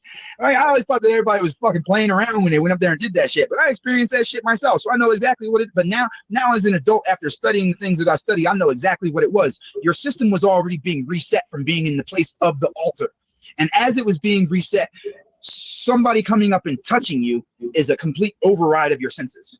Like it's all your whole system's already going through a fucking biological change on a subatomic level when you're standing on that altar. That's why it's called an altar. To have somebody touch you during that is a fuck to your system, because it's way too much. Like it's already enough with all the energy, and then a physical touch on top of it, it basically shorts you out. You know what? And especially if they all are praying with you, praying and stuff like that, combining that. And then they have the music. It's not the prayer itself. They're taught that it's the prayer that makes them feel like that. It's not the prayer itself. It's the sound resonance in the building and the multitude of voices that come together. That's what it is it's resonating the sound around the building, keeping it in a circulation, because that's what those buildings are made for. They're made for sound resonance, because that's how you heal. So when you have a whole bunch of people chanting, when you have the choir on the stage singing, when you have the instruments playing and the bells ringing and all that shit, it's the overwhelming amount of sound resonance that's taking place. And so when you touch somebody like that, it's just like a complete override to your system. Like you can't even escape that shit. That's why walk past the church when they're doing all these their little ceremonies and their seances and all that bullshit, and you'll see when they're doing their singing and stuff like that. If you walk past the right church, you'll be able to see the whole doors vibrate. You ever seen those videos where the doors are vibrating on the fucking church and shit like that? No, I haven't seen that. Oh, you're gonna have to look into that. But basically, it's the amount of energy that's in the building. It's like a subwoofer going off. Wow. I gotta look that up. Churches with church doors vibrating when a service is going on. Mm-hmm. I can testify to that. Singing. That's the first thing I've heard from him that actually makes sense growing up in the church. I'm not saying that he didn't make sense about other things too, but yeah, I kind of agree with him on that one. Yeah, on that one point. I didn't see my Arab Jew. She said something really cool, because when I brought up my J1 in my paternal, she brought it up here. The J1 comes from the Caucasus. Actually, J1 was it's like lower than it was like a lower Eurasia. Now, yes, J1 did go up north into the Caucasus, but that haplo, the mutation started at the base. It was in like lower Eurasia, so it actually started kind of lower than the Caucasus, but that doesn't mean that J1 didn't go up north, and J2, etc. 4,000, so 8,000 years ago, the HG1, HGI and HGJ came out of northern Africa, went up to Eurasia, southern Eurasia, right underneath the Caucasus Mountains, and that's where the J haplo, the mutation, came from. And then it spread. There was some that spread upward and some that spread downward.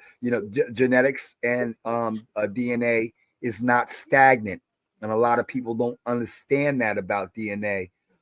So 4,000 years after that, HGI and HGJ, what I'm saying? So 4,000 years after, then there was a back migration of that gene back into Arabia, the Middle East, and Northeast Africa. That's why most Egyptian, even early Egyptians who were still black, had the J1 and J2 haplo. So I appreciate what the sister just shared there. That was awesome. Yes, I have the coenine gene as well, sis. And your profile.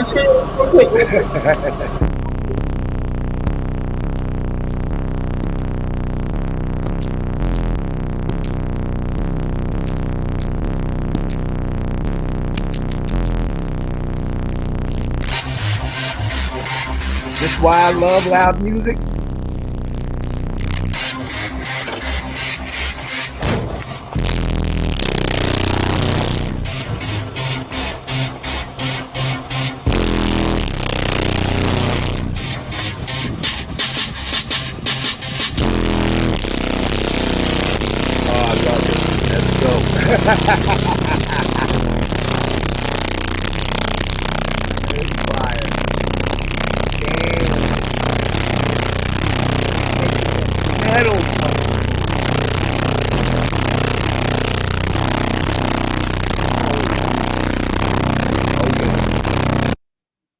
Yeah, so that it's possible.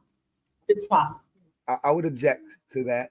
Not quite the caucuses right underneath though, sis. But yeah. It could be possible. He's saying No. Yeah, no, the sound resonance thing I'm in full agreement with. I believe that. I definitely do. I think he was getting a little pseudo, but then when he brought up that, I'm like, oh yeah, no, he on point with that one. Because I've heard sound like, you know what I'm saying, the organ, the Hammond organ is so important in the black church. So important in the black church. The Hammond organ has that resonance. You know, my brother plays organ, you know what I mean? And yeah, you know what I'm saying? Some folks, they weren't just falling out. It wasn't fake. These folks weren't faking it. Now, I ain't never fell out, you know what I'm saying? But I definitely could feel, you know what I'm saying, that healing energy when folks were praying and the music was going and the resonance within the church. My grandfather's church, they had a brick church. I really do think that how they built those ceilings, the ceilings in the church and everything, was to help that sound resonance. So I get it. I get what he's saying. And I definitely have had that experience, you know. So and playing their instruments and playing their organs and stuff, and the fucking whole building will be vibrating because it's a sound resonance building. Yeah, I agree. Hold on, I'm trying to get to this point real quick. Where is it? And then I heard that they purposely broke all the bells and had them all buried at some point. I don't know what that's about, but I heard that. Well, yeah, because if the bells were going off, you wouldn't have any parasites in your body, and your body would be getting restructured every day on a regular basis. You'd never get sick if the bells were still there.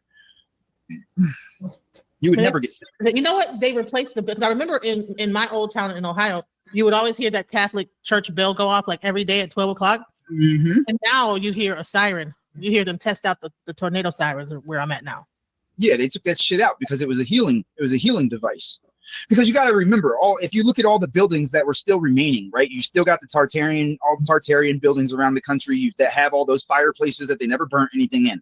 The reason behind that was because what sat at top of that was a mercury weather vane that when the bells rung, it would send out the energy and that would hit that weather vane. And if you ever watch a video of what happens when you spin mercury, right? Watch a video of what happens when you spin mercury. When mercury starts spinning in a fast pace, it creates an AC charge. It creates an electrical current. So when the weather vanes would spin with the mercury on them from the wind, and then you have the bell going off at the same time, you're now creating a vortex above the chimney. So that pulls the energy that pulls all the ether out of the air that's coming through the top of the chimney and shoots it through the house. People were being healed in their houses when the bells were going off. God, where is this? Where is that page I made? I'm trying to find something for you because it's right on this subject and I want to show it to you. It's one of the pages I made for my little study groups. Back this out a little bit. Go to albums and go down to my stuff. All right. Okay, sorry. Here, let me show you something real quick. Oh, Ali of it, Ben, and Ali, AI Med Spa. Precious Thompson still here. I'm just saying peace to the people in the chat. We're here just discussing, like we went into history of America, of like Black people in America, and then we're getting into the spirituality that was actually taken from the people and converted into something different. And so now, if you want to do all that, some of the actual tools that we had, the healing tools that we had, and how they were taken over as well. She's totally obsessed with me. Mr. Arab, Afro Arab Jew. If I pull my daggone documents out, we talking. Better leave me alone. Well, all right, check this out. I'm gonna show you this. Right? Okay, right. So Masaru Emoto, the doctor, right? He studied the words and the frequencies that they create in water. See that? Yeah. Now, if you notice, when you're having positives, you have complete structures that are, you notice some of these symbols, like your stars and things like that, right? These are all positives. Love, peace, let's see, love, peace, wisdom, truth, and eternal, right? These are all the positive results of the things that were spoken into the water, right? Now, if you notice, when you start getting negative, right, you start creating pollution in the waters. right? These are evil thoughts over here. Now, if you notice the evil thoughts, I want you to see. Oh wait, hold on. I got to bring up the whole chart. Hold on a second. My bad, yo. I got to bring up the whole chart to show you this. Yeah, yes. So he actually broke down the Mormon church, and that actually Mormon really came from. It was a black. It was actually from the Moors, and that Joseph Smith was actually a black man, and he's actually related to the family. His great grandfather was the brother of Joseph Smith. Oh God. Great grandfather. Great grandfather. Well, so he's breaking down. He broke down the origins of America, where we really came from. That America at one point was Haiti. Now we're getting into the Tartarian Empire and how I'm gonna drop the link for you, Lone Wolf. Come on up. I think he might know something. He was already there. And be able to help expound on some of that thing. But yeah, like he's talking about like even like how this whole structure of things, like there's a big misunderstanding about how we really think that history has been pretty much like taken away. The true history, it's almost like we're in a, like, what is the word that you used again? Where they replaced it's a destiny swap. It's a destiny swap. They did a destiny swap. So the people that we think are black are white, and the people that we think are white were landowners. They're telling you they're Moors. They should know that we're white people, not black people. Right. Well, no, Lone Wolf. You know, I'm not sure if he considers himself a Moor, but I know he's from. You're talking to somebody that had a Moorish title. My bad. Man, okay. you were there. No, I think he is part of like the Chinook tribe or something. The Shinnecock Indians or something like that. Native. All right, so check this out, right? Let me show you something. I want you to recognize some things here before we move forward, right? If you notice, right, you see how evil looks right here? Yes. Okay. You notice how angel looks very similar? Right. Why do you think that is? Because this is holy water. That's what you're looking at right there, is a perfect example of holy water. Mm. The reason that it's called holy water is because you're learning duality in the church, right? And so, like I said earlier, when you think of an angel, you're going to think of what? A demon. When you think of heaven, you're going to think of hell. When you think of God, you're going to think of the devil. When you think of Jesus, you're going to think of the devil, right? So subconsciously, and this is taking over. Repeat what you just said. Say it again. I'm answering Lily. I don't know who listening to this for. Oh, okay. The water in all these people's bodies. If you notice, the people that are in the church, once you get them going, they can only say about 5 things. Okay, they can only say about 5 things, and I'm going to show you why that is scientifically. You see, your water in your body is what stores your memory. It's not stored in your brain. Your brain just processes everything and delivers instructions to all of your organs and things.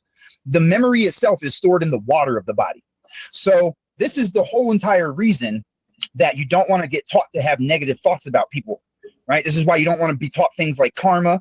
This is why you don't want to be sitting there getting pissed off at people, right? Because your body is energy. Energy needs to conduct on a smooth level, right? So the thing is when you start thinking, ooh, that piece of shit, that motherfucker, and you're starting to beat yourself in the head with all these negative thoughts, what you're doing is you're breaking the water in your own body. And when you boil that down to the reality of things, right, the cerebral spinal fluid is H3O2. It's structured water. It's not like H2O. All right, the water that's in your body is not H2O. It's H3O2. Okay, it's highly structured. So the thing is that this is where all the memories carry. You ever notice how when you get mad at somebody, how you can calm yourself down, and then over time it just seems to resurface and come back? Yes. Yes. And then they say it's on your mind. They mean that literally. Because your cerebral spinal fluid, right? This is why your memories, your bad memories, will disappear for a certain amount of time and then resurface into your thoughts. Is because it's traveling through your body and then returning back to your brain. So what happens, right, is if you notice, right, when you start to get upset about something, it happens very quickly, and then as soon as you get upset about it, the first thing that disappears is your hunger, right? First, your hunger goes because your body's starting to short circuit. After your hunger disappears, you start to build up headaches because your water is being split. It's going from H3O2 to H2O. That's why when you cry, you have salty tears. Because when it separates from the H3O2, it's taking the sodium and separating it from the water, breaking the conductivity of the water. So now your body is on short circuit mode, right? So now when you're having these negative thoughts, if you sit there and dwell on them for too long, what happens? You go through a thing called depression if you don't cry. right? You ever notice how when you cry, you actually start to feel better physically? Yes. You ever pay attention to that? Like if you feel like you have to cry and you don't, you go through this thing called depression. And you sit there and those memories and those thoughts just start replaying over and over and over again because they're traveling through your system and resurfacing. The more they travel through your system, the less your body works. This is why when you're upset about something for too long of a period of time, you end up laying on your fucking couch stuck with no hunger, no will to move, the want to get up, but you can't move. And all you can sit there and do is think about that negative thing until you get to a point where you either break down and fucking cry or your system completely crashes out and you sleep it off. Wow. That's because you literally destroyed the conductivity in your body to a point to where you have to go into rest mode to recuperate from it. Now, you can fix these things naturally. You can ground yourself, which will restructure the water, do some sun gazing, and that'll refuel your energy because your sun gazing actually fuels your endocrine system from the inside out. Your endocrine system is what restructures the brain. It gives you dopamine, serotonin, oxytocin, ATP production. It gives you fucking everything that you need to reset your system naturally. You can get rid of ADHD. You can get rid of any disease in your body simply by taking your shoes off, grounding yourself, and staring at the sun. Now, they tell you not to do this because of these effects, right? Because if you are actually grounding yourself and sun gazing, which if you haven't done it in a long time, I do not recommend going out there and just opening your fucking eyes because you got to work your way up to this shit. I personally can stare at the sun for like an hour and a half. I mean, I could probably go longer than that, but that's like the longest time period that I've just stood there staring at the sun. And I mean eyes open looking at the shit. So you're not going to sit here and tell me that you're going to go blind. If you're having problems with it, that means that you need to fix the way that you need to go through a serious detox, because that means that your body's full of too many metals and toxins. Okay. Now, if you realize it takes about 20 something years for them to shut your system down with all the chemicals in the food and the water and the air and shit like that, all through your teen years, your mind is still somewhat working. It's just getting slower and slower and slower and slower. But by the time you're like 20 years old, they've shut off your ability to absorb information and for your body to operate properly because of all of the chemicals and shit that you've ingested. So 1 year of cleansing, fasting, eating an apple a day, living off of watermelon for months on end, water fasting for weeks on end and things like that while you're doing your grounding process and doing your sun gazing. 1 year of that will completely reset your system to where you don't have to worry about that shit. You got at least like another 20 years before it's going to get real serious. Okay. So the thing is that it's difficult to do at first. Like, it's really difficult because your body is full of so many parasites right now. That's what the bells are for. The bells, when they ring, that high-pitched resonance that they create actually nukes. All right, what'd you say? I said it's time for me to knock out this guy's dragon now. I mean, but I mean, are you agreeing or disagreeing with what he's saying? I think some of what he's saying has a lot of truth to it, and some is some extra pseudo. I mean, sometimes we do that, like, with the music and the resonance thing. I can say that a lot of that is true. I mean, maybe that's why I love when I would go to reggae clubs and stuff, standing by the speakers, and I'm talking about big old community speakers that was so loud. Your clothes would be moving like you're in a freaking daggone a windstorm, a wind tunnel. Yep. I would stand over there rolling my spliff. You know what I'm saying? And I love to be by that kind of in the resonance of the bass. I found it healing, so I can't disagree with him on that. Some of the other stuff, talking about parasites and stuff like that. I don't know, but definitely I can say that because sometimes we tend to over, estimate or underestimate, but definitely I'm definitely I definitely like some of the things that he was saying concerning the resonance and stuff, but I have to knock out, otherwise I'm not going to be able to wake up when it's time for me to put my son on the bus. I enjoyed this. I enjoyed the discussion. Sara Suten Seti doesn't know what the hell he's talking about when it comes to Kemetic rosters. They don't care for the Bible at all. Just look up Muda Baruka. He should know Muda Baruka. He's the only Rasta I recommend listening to Yeah, but Maruta you got to Baruka. yourself coming out your mouth with that overly sexually charged statement that made you look I could retarded. care I don't less, but care. like I'm saying, I I'm don't speaking care what you about have to say. Muta My Baruta. He's name a is on good this man. daggone He platform speaks right the now, truth. and you But I think sounded that retarded, some bro. people, they're drunk with the religion. Bro, you sounded They're crazy. drunk When with you the asked me religion. about what you say, sweaty what? Say it again. You don't like no Rasta woman with the sweaty pussy? You. Well, faggot. What are you talking about, bro? Oh my That's god! what he asked me. Bro. That's what he And asked me your just name now. is Reverend What what? I said. No, you're the one that Yo, brought bro, that you're up earlier. despicable. And But he just asked me to bring it up Rasta again. talks like that. No Rasta So talks like that. We don't talk negativity and disgusting I'm not no about Rasta. our women. You filthy So piece of getting crap. back to Maruta Baruka, he's an excellent poet. But I'm Sound someone I don't even listen. bro. I don't even like I'm out, reggae. man. I don't like reggae. I like dub music. I like the old school dub. Goddamn human being. You know, the King Tubby, the King Jammy, the Prince Jammy, the Scientist, the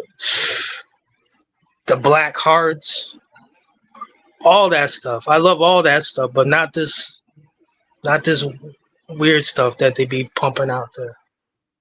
But Maruta Baruka, he's one of the best when he speaks about Rasta stuff, and he's very critical about Rastas. But I'm not with this Rasta stuff. I don't trust no Rastas. hey, listen. Can you recite any of Muta Baruka's poems? Anything, or even name one.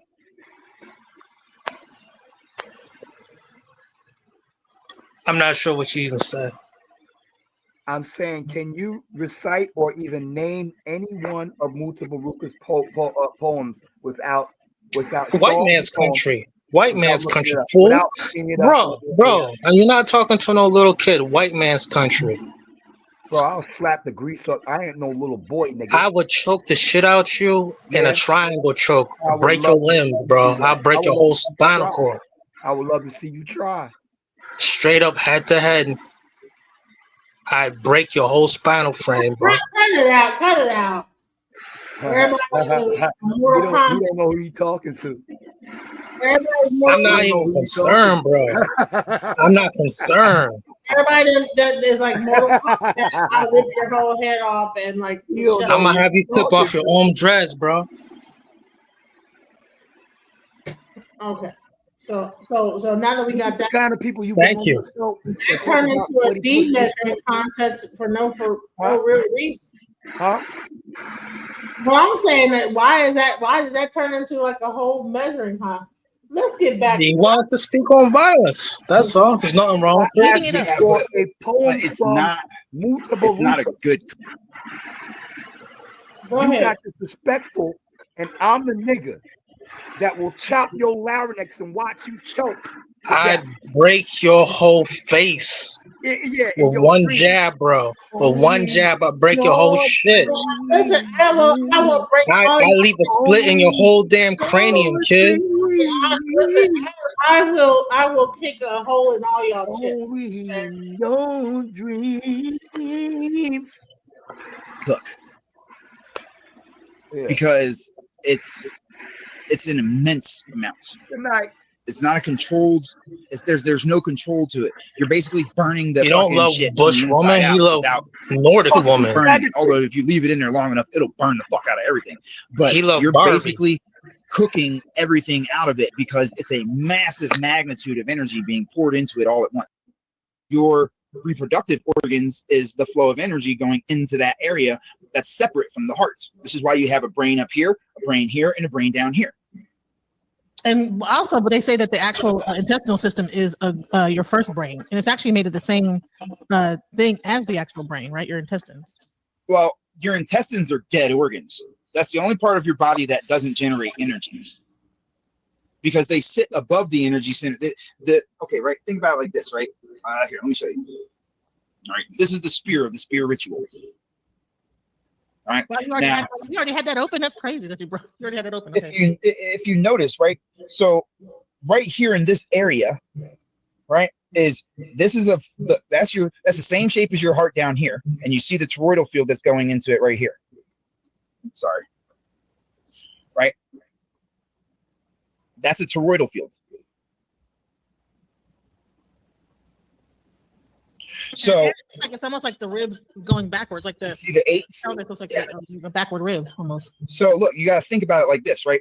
Okay, so up here, right now, this is the back of it, so it doesn't look right, but this is the back of it. Okay, so everything's wrapping around to the heart on this section, right? And then down here, everything's wrapping around to the heart down in this section, which is the reproductive system. So if energy is flowing, right, that means the shape of the hips follows this energy. Right, it's going this way like this. It's like the number 8 this way, and then you have the number 8 this way on each side of these. That's going in towards the heart on the front side, right? So you have energy that's pouring out in the bottom this way. It comes out like this, and then you have energy that's pouring out going this way. Now you understand why the organs are all wrapped up and stacked on top of each other. It's just energy. Wow. So the whole body's constructed this way, right? Look at this. Like this is the. Hold on, where's it at? This one right here. I'll say this is that like Honestly, dirty for me taking it to the construction site with me. This was a 4-hour live, guys, that I did with him. And honey, he broke this whole thing down. He broke down the whole toroidal field. Like he broke down everything. And people want to say it's bullshit, but I'm like, okay, well, why? Now that spiral then pours out at the bottom.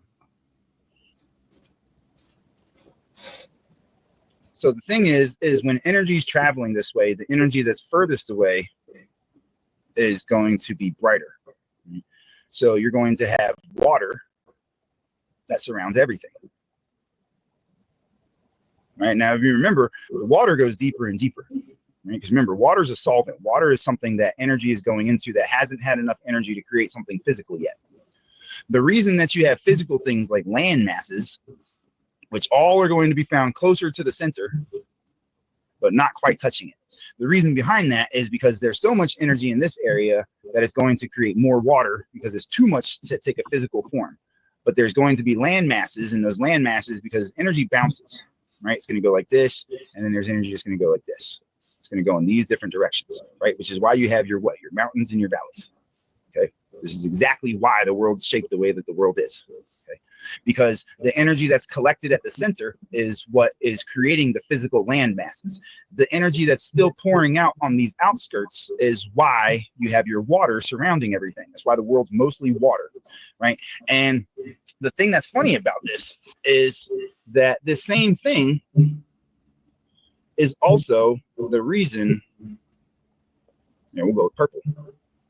If we follow these same things, actually, hold on, let me give you the sun and the moon first, right? So you have the sun over here, right? Now the sun follows a specific pattern. It's an 8 pattern that goes this way, like this. All right, if you ever watch how the sun actually rotates, it's on an 8. It's spinning on a different axis. The moon, however, is known as the Most High, okay? Because the moon is up here. Now the moon is on this trajectory. It's going this way. That's why it ends up crossing the sun at a certain point. Okay. Now, if you've studied anything about biology, you also know that this is how cells are formed as well. Right. So the world is internal as much as it is external. Proof of that is the fact that this is your brain, which comes to this point. It's just following this trajectory of energy. Right. It goes like this.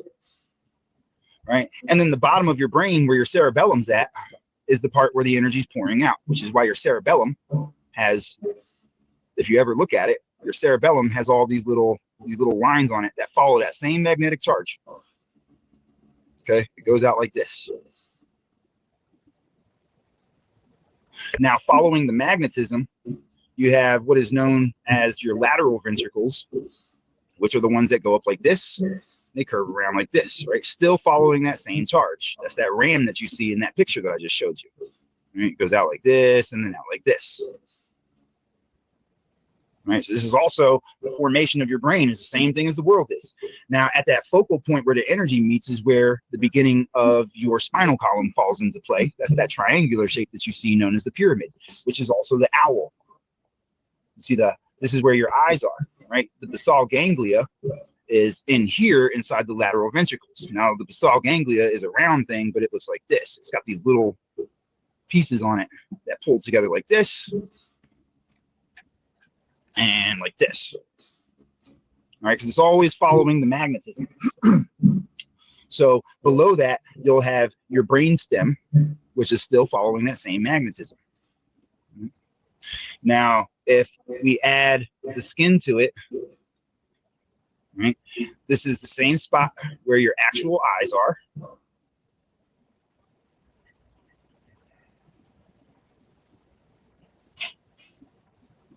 Right? Your nose comes down like this. Hold on, let me change the color of that. Right? Your nose comes down like this. You got your two nostrils, and then it comes to that point. Right? And then your mouth is down here. It's those energies that are running into each other. Everything follows this.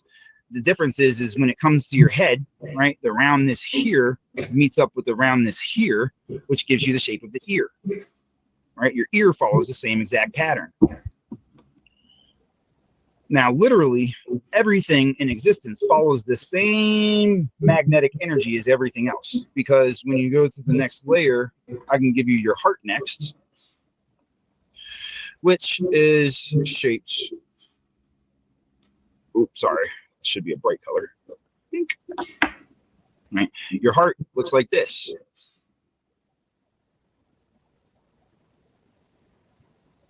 Right? And inside your heart, that has those chambers that go like this. Your heart isn't exactly like a round shape. Okay, it's more in the shape of your ears, so to speak. Right? But it still follows that same exact pattern. But all you got to do is add the stems to it, and all of a sudden, your heart becomes the apple. Same way as your brain does and everything else. Literally, the world is you internally and externally.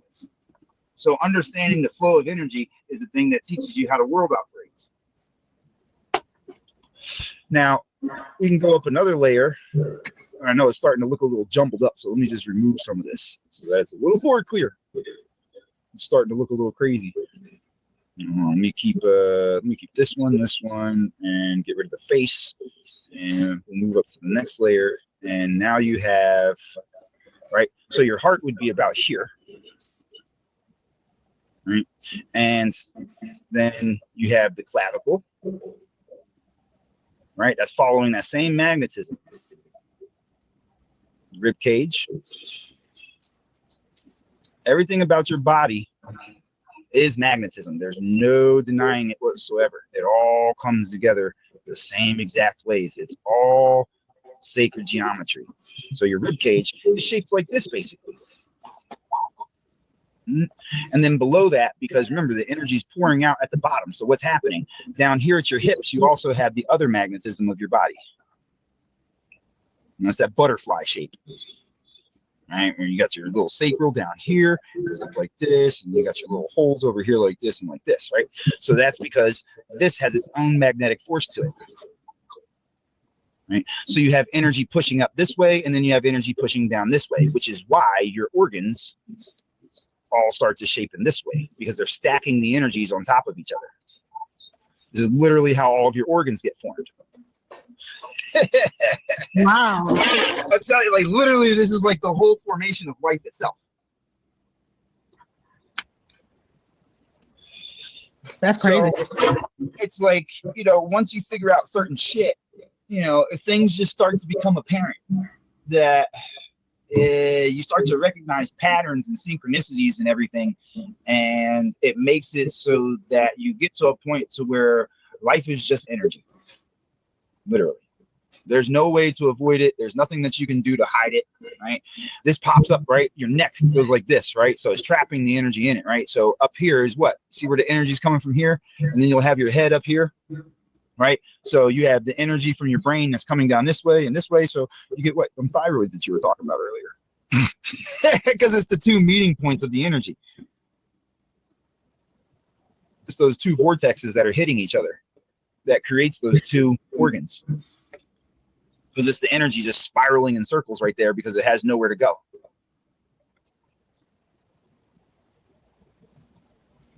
Wow. So like literally whatever's external is internal as well. There's no avoiding it. This is what I mean. Like once you understand these things, you know that you're a part of everything, physically, mentally, emotionally, energetically. Everything is a part of you. Literally, there's no escaping it. So can you? Does my mic sound like crazy? No, it sounds fine. It also has a whole bunch of extra shit. This is the sodium. So think about it like this. Your water naturally holds these type of forms before you even have positive thoughts. Like these structures are just the crystallized thought itself that's creating the physical structure within the water.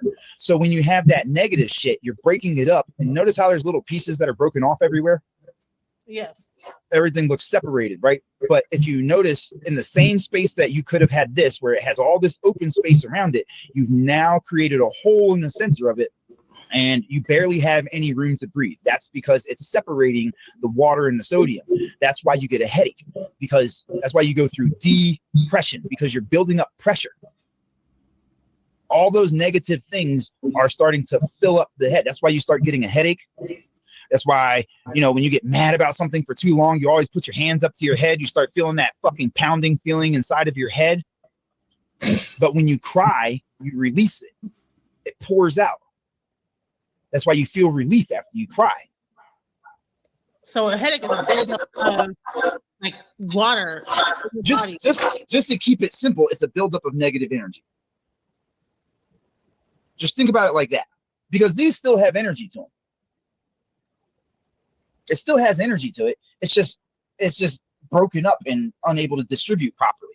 So look at how much space it takes up. Look at how much space it takes up. How much space it takes up versus when you're having good thoughts. You get me? These are perfect distribution that leaves enough space for energy to be passed from node to node, and there's free movement. When you're having all those negativities and things, you're building up all of it, because these don't have anywhere to go. It doesn't. There's no way for conductivity to move through this. This is why your emotions start going through the roof, because once your body's filled with this, you have your emergency system, right? Those adrenal glands start kicking in, because the adrenal gland kicks in to produce the energy, to produce the oils that are necessary to try to keep your body running, so that makes your heart pump faster, which is why you can have a heart attack from stress, because your adrenal gland kicks in to compensate for the lack of conductivity that's supposed to be operating. So your heart's dying literally because of your negative shit. Wow. So when you're reducing the amount of conductivity that's here, that's why you lose your appetite first. It's your body trying to preserve itself, because your appetite is something that consumes energy. None of these organs down here have a solid foundation of energy. That's the exert energy. Right. So if you look it up, you can Google this right now if you want to. Your organs, your digestive system is the only thing that doesn't doesn't have its own energy source in your body. That's why when you eat stuff, when you're already damaged, you go to sleep every time that you eat. Itis is very close to death. That's what people don't understand about itis, is when you're having itis, that's because you've overwhelmed yourself to a point to where your body has to relax in order to save your life. That's why people get itis and have a heart attack. Because what happens when you're getting itis? Usually it's at a family function, like Thanksgiving or something. What typically happens at Thanksgiving? You get into a big ass argument with one of your fucking family members, and then everybody sits down to eat. Right. Think about that for a minute. So you have a whole bunch of negativity going through you, destroying your ability to be conductive, and then you decide to eat anyway. Now you know why so many people die on Thanksgiving. Wow.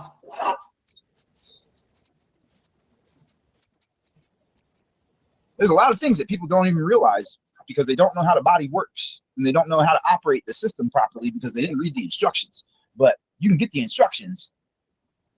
So with my godmother,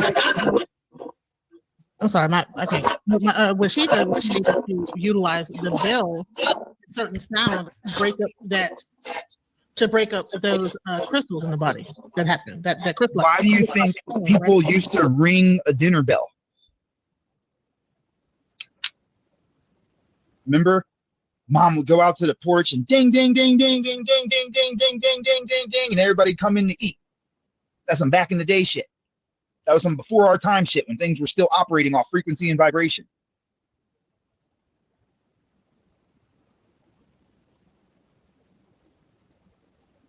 They ring that bell, kill the parasites, and then you come eat.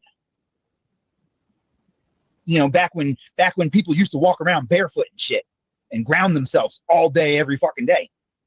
Before they were given rubber shoes so that they can't ground themselves anymore. Before they were told to wear sunglasses and sunblockers so that they wouldn't be able to fucking absorb the sunlight anymore. When you were a little kid, you had to be told not to look at the sun. Stop staring at the sun. You're going to go blind. Why'd they teach you that? Because you were getting food. You don't get hungry because you want food. You get hungry because your body needs energy. Naturally, when you were a kid, you would run around outside barefoot. Your parents would have to force you to put fucking shoes on. You would naturally do everything that was natural. You would eat naturally, the natural way, which is getting sunlight. When you were never hungry when it was dinner time and breakfast time and all these other times. You were never hungry. You'd want to go outside. Natural. That's because grounding yourself in sun gazing gives you the energy that your body's craving. You had to be trained not to do these things. Now it seems strange. Why? Because they turned grounding into something that was a punishment.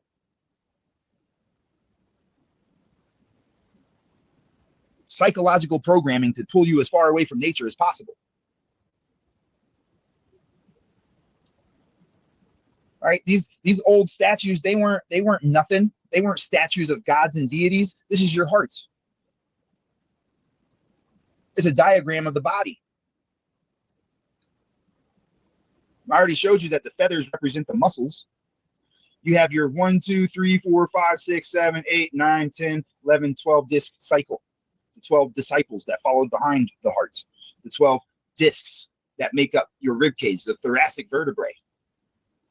The 12 disciples that dictate how the world operates off of what the heart needs.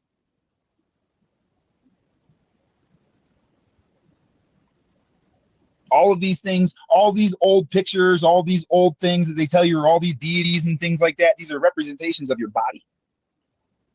They have nothing to do with the stories that you're given. These were the things that you were trained not to know so that they could fuck with with what's in your DNA. This is in everybody's DNA. I already showed you that everybody comes from the same people. There's just different variations of it. That's why I tell you got a bird chest. Why they tell you that you're an angel when you're a baby. They go, oh, look at a little angel. That's because your wingspan. Isn't that what you have from fingertip to fingertip? Hints and clues of the old world that people ignore. That people need. They need these things. Because if they have these things, then you know how to take care of yourself properly. Where do you think I got all the information from? Old school stuff that people don't realize anymore. See these little 3 things right here? That's these. The arteries that come off the heart.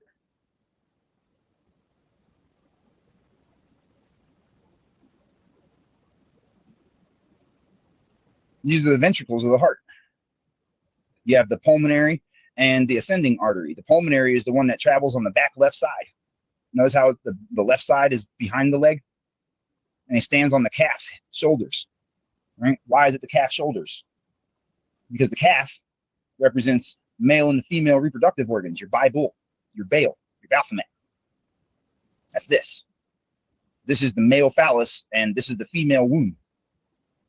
Okay? So the Bible is the male and female reproductive organs. That's why you'll have one cow that has the horns that go out and down forward, and then the other one that has the horns that go up, right? The bull has the one that goes up, and the calf has the ones that go around. All right, so he stands on the shoulders of the calf.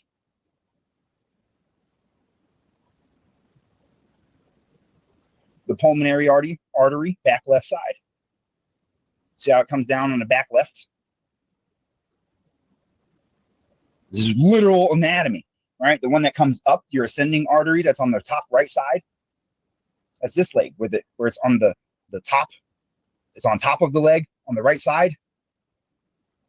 Right? And that controls what? The 1, 2, 3, 4, 5, 6, 7, 8. Why is it 8? Because you have what? 4 parts to your brain.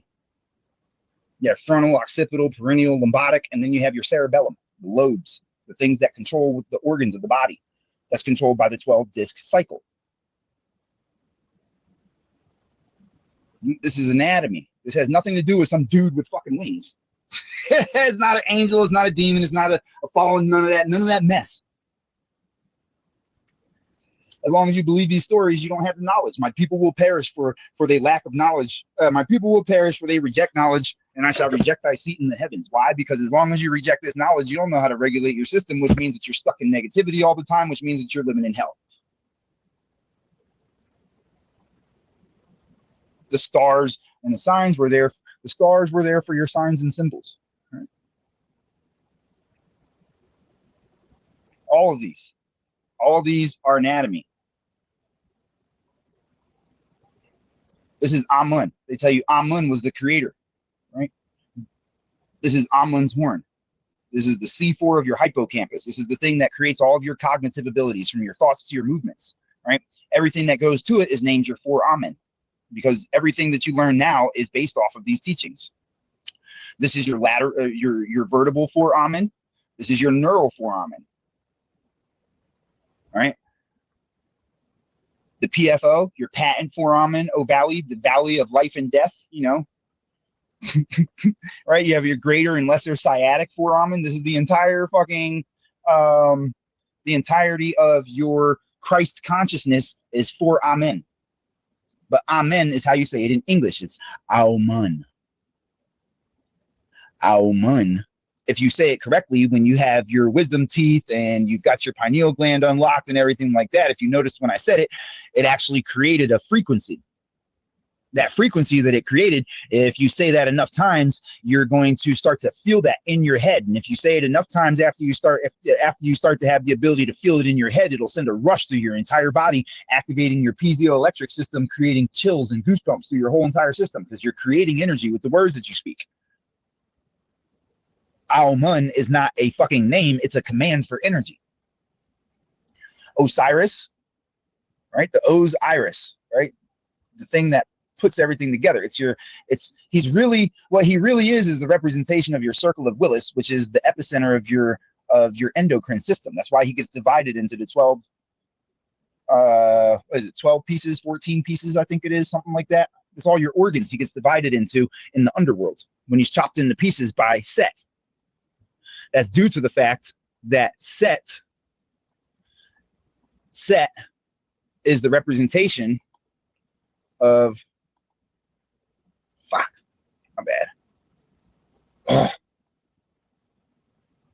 Set is the pons and the medulla, also known as your olive and your pyramid, because they teach you about the pyramids, right? But you think they're talking about those physical buildings that are on the land, but this is known as your pyramid here. And there's 2 rivers that run through this. That's your Nile River. So when they're talking about the Nile River and destroying the pyramids and the gods of Egypt, that's because they created gods out of this stuff so that you wouldn't realize what it was that they were talking about. The word Egypt originally means the house of God, which is what? The body, the temple. So when you're talking about Horus, right? That's Horus right there. Now, notice how Horus is tied to Amun's horns. See the horns coming off of him? Okay, that's because Horus represents the basal ganglia, basal ganglia, however the fuck they want you to say it, right? He's an owl, by the way, not a falcon. The basal ganglia is the thing that sends all the information down through the body and back. Why? Because this vertebrae right here is known as your atlas. Below your atlas is your axis. The atlas is the map of the world. The axis is the way that the world is turning. Above that is your brain, which is known as your hemispheres, right? So those are your clouds, because your brain is made out of gray matter. So Horus goes from the heavens down to the earth. The earth is your heart.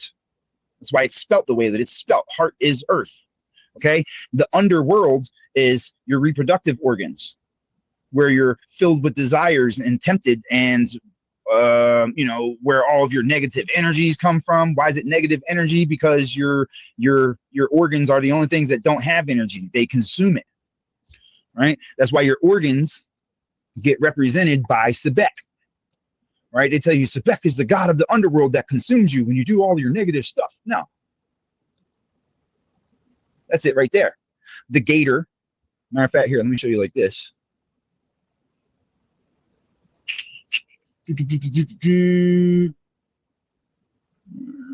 Where's he at? Where is it?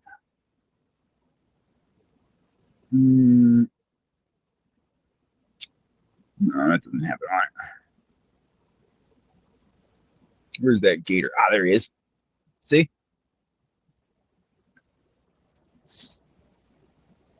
You see the gator that sits on the back of the hippo? The hippo is your stomach. It's got the one arm that comes down to the small gator, and then it's got the big gator that sits on the backside of it. So Sebek is the combination of the intestine, the stomach, and the thing that controls your adrenal gland, the lion. You know, the thing of your pride and your envy and your fucking ferocity, your adrenal gland. Where is it at? Let's see. Let's pull up this right here. See? That's why he's underneath the scales. That's why he's at the base of it. Because this is your intestine, your adrenal gland, and your stomach. The three things that cost energy that control your desires, right? Because you have the word, you have the thought, you have the intention, the action, right? That can balance out your scales. You've got the 12, 1, 2, 3, 4, 5, 6, 7, 8, 9, 10, 11, and 12 that sit behind, right? Because they're being led by what? Your circle of Willis. Your circle of Willis is sending signals through the body, through your basal ganglia. That goes all the way down to your hips, where you have the renewed blood that gets created because it's energy that's traveling through there. It's done you see how there's white, blue, and red? You have 1, 2, 3, 4, 5, 6, 7. 1, 2. Oh, sorry. 1, 2, 3, 4, 5, 6, 7, right? You have 7 white, 7 colored. Then you have 1, 2, 3, 4, 5, 6, 7 that are carrying energy, right? So that's every 21, right? 21 what? Days. Why? Because there's 1, 2, 3, 4, 5, 6, 7, 8, 9, 10, 11, 12, 13, 14, 15, 16, 17, 18, 19, 20, 21, 22, 23. And the rest of them would be over here. It goes up to 28 because this is a calendar. Because there's 28 days in a lunar cycle. That's why he's holding the moon over the serpents. Okay. So your circle of Willis is what sits inside of the brain that controls the frontal, the occipital, the perineal, the limbic, your cerebellum, and your brainstem. That's altered by the two emotions, the amygdala and the cerebellum. The energy that's being carried, or the charge that's being brought to the mind from the new blood that's being created every 21 days. Every 21 days out of the month, there's new energy that's carried down to the reproductive organs that, when it isn't sacrificed, is then brought back to your system to balance you out from the inside out. As long as you have pure intentions, pure thoughts, and pure actions and words, then your body will be balanced by the scale of the energy, which then is then processed and then delivered back into the mind.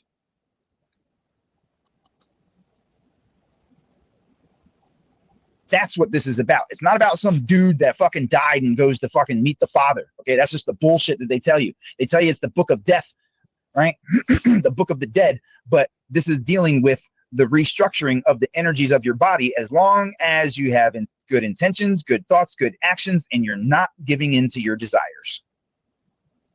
Right? The foods that you eat, the adrenaline that gets created that absorbs that energy, the fucking gluttony that you go through, the pride that you go through, your ego having to be in check, your food having to be aligned. Because the dog, wherewithal shall man be led by the dog to be cleansed. right? These are your Bible scriptures. Because the dog is the tongue. Deliver my soul, my darling, from the dog and the power of the double-edged sword, the tongue.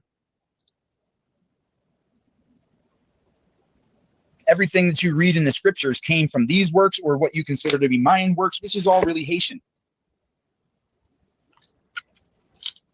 All of this came from the Americas. That's why the people that are across these can't tell you none of the shit. They don't know how to read it properly because it's not theirs. It's not theirs to read. They were banished for trying to create religions out of these works. These are works that are supposed to grow you and teach you. That's why you find the sun in everything. Because the sun doesn't represent the sun. This represents your thoughts being delivered. Right? You have the breath of life, right? And you have the new energy that uplifts you. The reason why you have the female and the male is because one is controlled by the emotions. One controls the emotional growth of things, and one creates the physical life. Man is physical, woman is emotional. So you have the two instead of the one. But it's the breath that gets created. If you notice, these hands go to all of them. Except over here, you have the Ankh that's being received because it's the energy that's being given that's redistributed to the physical. This is where you learn about frequency and vibration, not in some fucking book. It's right here for you to know in all of the different civilizations because it's all the same information. They told you that the world used to speak one language. They're not lying to you. The thing is now that they've created all these extra languages, you can't see the connection between everything that was meant to be. The very things that are left behind in order to teach you about yourself are the very things that they demonize and tell you are horrific and all this other bullshit.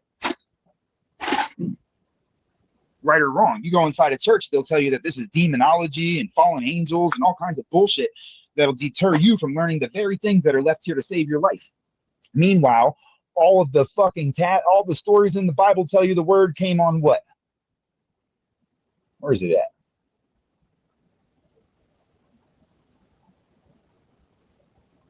Where is it? Hold on, I've seen it in here earlier. Clicked on it by accident. Let me see something. Man, he's really listen. Get that. He's dropping the information. Oh, right. Hey, look, this is the other thing is they always try to pervert everything. The Ankh is not the male and female reproductive system. The Ankh is literally your vertebrae. The face that's in the middle of the Ankh, remember that neural foramen? You know, the instructions that are sent through the body, that's this part. That's what the face is. It's this guy right here. This is your circle of Willis. This is the thing that sits on the throne in the cloud of the heavens. Now, what was I looking for? The tablets. Where's the tablets at?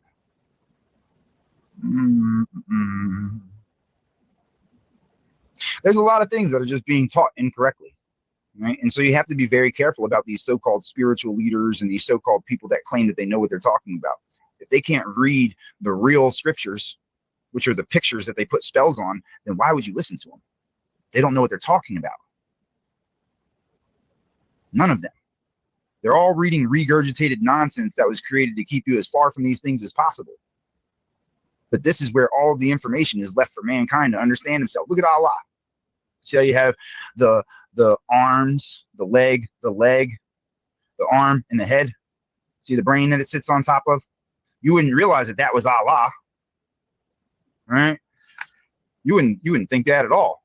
But that's because you don't realize that that bone that he's holding in his hand is the femur. They borrowed so much stuff. Look, and it all came from the Americas. This is American right here. This is the entire breakdown of how you create life.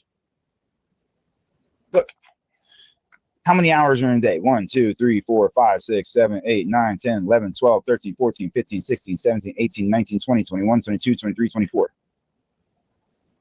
In a 24-hour day, you've got 60 seconds in every 60 seconds or 60 minutes, right? That's why you have these 60 dots that go around here. Right? Now you have the 1, 2, 3, 4. Why? Because there's 4 seasons, right?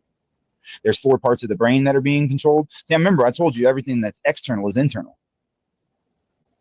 Notice how the ear is a serpent, right? Why? Because they're serpents. These are your serpents. You see my serpents? You see them moving? You've got serpents all over the fucking place. You know, the ones that crawl the earth for all eternity but never look up? It's your veins, your arteries.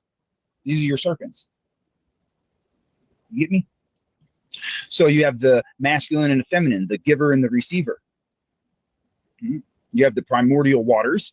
You have the male phallus with the seed in it. You have the waters that it's receiving the seed with the seeds.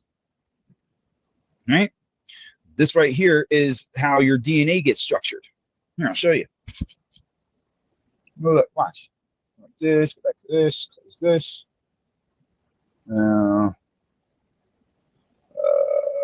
Which one is it?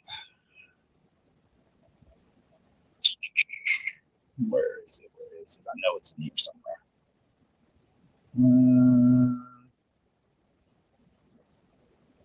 Make sure you guys. I haven't done this in a minute. I've been really distracted lately, so I kind of needed this for myself too. Man, you're on a roll. Where is it? I believe it's in this one. Let's see. Where is she? And where from America was that you showed earlier? Was that like from what part of America was that picture you showed before? Oh, that was one that Father Crespi stole. So there's really no telling exactly where he found it. We just know that he stole it and he was in Mesoamerica when he had it, because he was collecting different artifacts from around the country. You got to look up Father Crespi's collection. He was a thief of a priest. Lied and said he was trying to preserve things, but really he was just stealing artifacts. Yeah, people did some fuck shit back in the day. Like they were really on some crazy shit back then. They were just out here stealing stuff, eating mummies, and fucking like destroying property they had no business touching. Now, where is that stack? All right, that's all sovereign stuff. Maybe it's in this one. I just want to show you this real quick. Then I got to get running. This thing's gonna die soon. And there it is. See? This one. Let me see if I can find the charger for my iPad real quick. It should be right around here somewhere. Because I just had it. I don't want this to die while I'm showing this. Or I could go on a spiritual journey and tell you that it just wasn't meant to be. Right? Do some dickhead shit like that. No, it's because you're in control of this shit. If you know something's wrong, you gotta fix it. You don't just sit around and let it go bad. Hold on one second. Let me find this charge cord. I just had it up there. See? It was meant to be. It's a sign. People are crazy these days. Is my still up there? I'm about to drop down and come back. Hold on. While you're looking for that, let me drop down and come back. Okay. Give me 1 second, guys. Is that going to close it out or something? No, I think it might. I don't know. But just let me leave and come back and see if that fixes it. It's it sounds like a computer thing. Let me leave and come back. Hold on. Hey, don't look at my doohickey.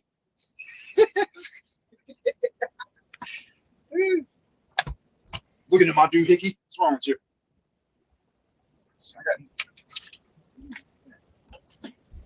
All right. Is it still doing it? I don't know what to say. I don't know what to say. I don't hear it, but I never heard it in the first place. Well, someone in the audience says, I hear it. They might hear my air conditioner. No, it's like an echo. Oh, yeah, no, I don't hear that shit at all. All right, hold on, I had to grab me some coconut water. Yeah, it's only me. Gotcha. All right, so I'm gonna show y'all some shit about this thing, and then I'm gonna have to get out of here because I gotta go and work on this house some more tomorrow, and I'm trying to get it done before Monday. Building homes for homeless people. All right, let's see if we can get in there. Okay. Hey, there we go. All right, where my bogeys go? Sorry, I know I'm holding you up. One second. This stuff takes hit the lights, guys. Is there people in here? I don't know. It must be weird. But I ain't worried about no lights. I don't do this shit for lights. I'll be all right. Or you might need them for your platform. No, it's all good. I just want to make sure that people can hear me. But if they can't hear me, it's okay. All right. As long as they can hear you, that's presenting. So go ahead. All right, let's see. Does this layer got stuff on it already? Yeah, it does. We got some math on here. Okay, good. We already got some math on here. So let's just go like that. Let me see if we're good to go. All right, we're good. Make this a little bit smaller. All right, so check this out. So on either side of this, there's 30 on either side, okay, which is 60 total. So that's minutes and seconds, okay. Now on each one of these eyes, there's 9, okay. Now down here, you've got what? You got the 4 times 3, which equals 12, right? Because you got the 1, 2, 3, and the 4, but you have the 1, 2, and the 3 serpents. So that's 12 right there. Okay. So you've got 12 days. You got 12-hour shifts, 24-hour shifts, and then you've got 60 seconds, right? So you've got the formation of time itself, right? So this is a cycle that's taking place, right? Now, the cycle, where's that chart? All right, look, check this out, right? So this is the creation of the cells, right? But it's a lot more than that, okay? That's why there's 1, 2, 3 in between H, right? This is where your 3 times 12 came from, your 3 times 4, right? It's these ones in here, right? Now, there is 3 serpents, however, but that's something completely different, right? So your 12 is what? It's your cycles, right? That's your time frames, your months and things, okay? Because you're dealing with a birth chart, right? Now, what you have is 1 that's going into the eye. Why? Because your eye is the thing that receives energy, right? So there's an energy that's being exchanged. Now, we know that it's masculine because it's giving. Everything comes from the masculine, is received by the feminine. Notice how the member right here, you know what this member is. Don't make me fucking say it. Okay, as a male's fucking member right there that's coming through the serpent. All right, so it's receiving it and it's creating it. It's giving it to the female that's putting it into a cycle. This is a womb right here. Right? It's not what you think it is. Right? Well, it is. You know what it is right now because I just told you. But originally looking at it, you would think, oh, it's just if you listen to the fucking Mayans and shit, oh, it's just the sun, and the sun's sitting on top of her because she carries the light. No, shut the fuck up. These people be lying because they'll know. They just be making stuff up. Now look, right? Notice how you got 1, 2, 3, 4, right? You got the 4, right? This is square, so it's separate. This is the end of it. That's also separate. So there's 4 right here, right? Frontal, occipital, perennial, limbotic, right? It's the lobes of the brain. Why? Because the lobes of the brain are the thing that create the controls that actually create these things. What you're looking at here, if we follow these marks right here, I want to show you something. Right? What you're actually looking at here is the formation of the muscles. And it's this right here, right? This is your stem cells. This is this thing up in here. All right, now, right? Because after the formation of the muscles, if you look down here, if you notice the little dots that are in each, because it's that energy or that seed that's being transferred. Okay, now this becomes a structure, right? Because I told you this is about building life. So that structure that you're looking at, right? If you notice, that's this right here. Okay, now this wheel right here with the cycle in it, right? Because if you notice, right, first it's going into the waters, and the waters have the holes in them, but this has the energy on it, right? These pop out and these go in, right? Because they're interlocking. Male and female go together. Right? The reason that it's always female carrying it is because females are the ones that transfer the energy. Okay, masculine gives it, female transforms it. Okay, that's why it's Isis, because Isis is on to Genesis, the gene of Isis. Okay, gene Essis. On to gene Essis, which is on to gene Isis, because that is the developmental growth. My bad, yo. It's kind of hard to write neat on this distance. Hold on.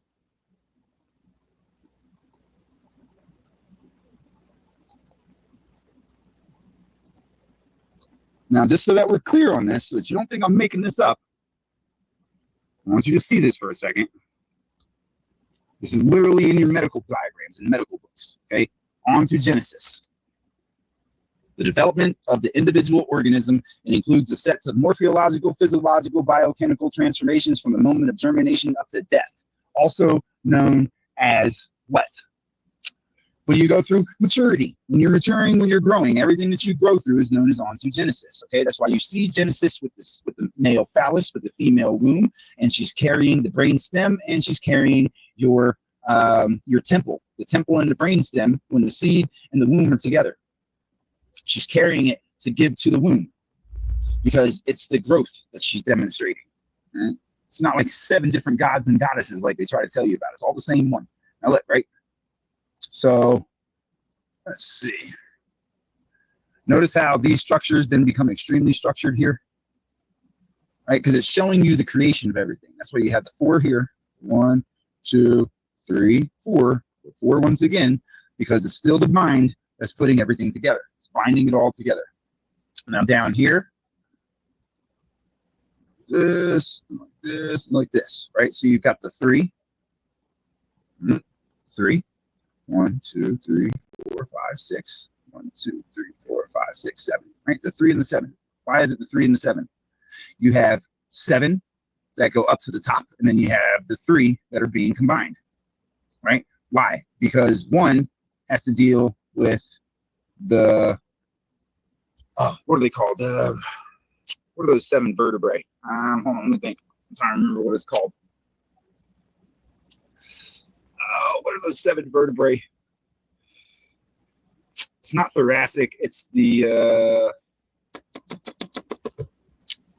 shit. I can't remember what the 7 vertebrae are called. Cervical. Huh?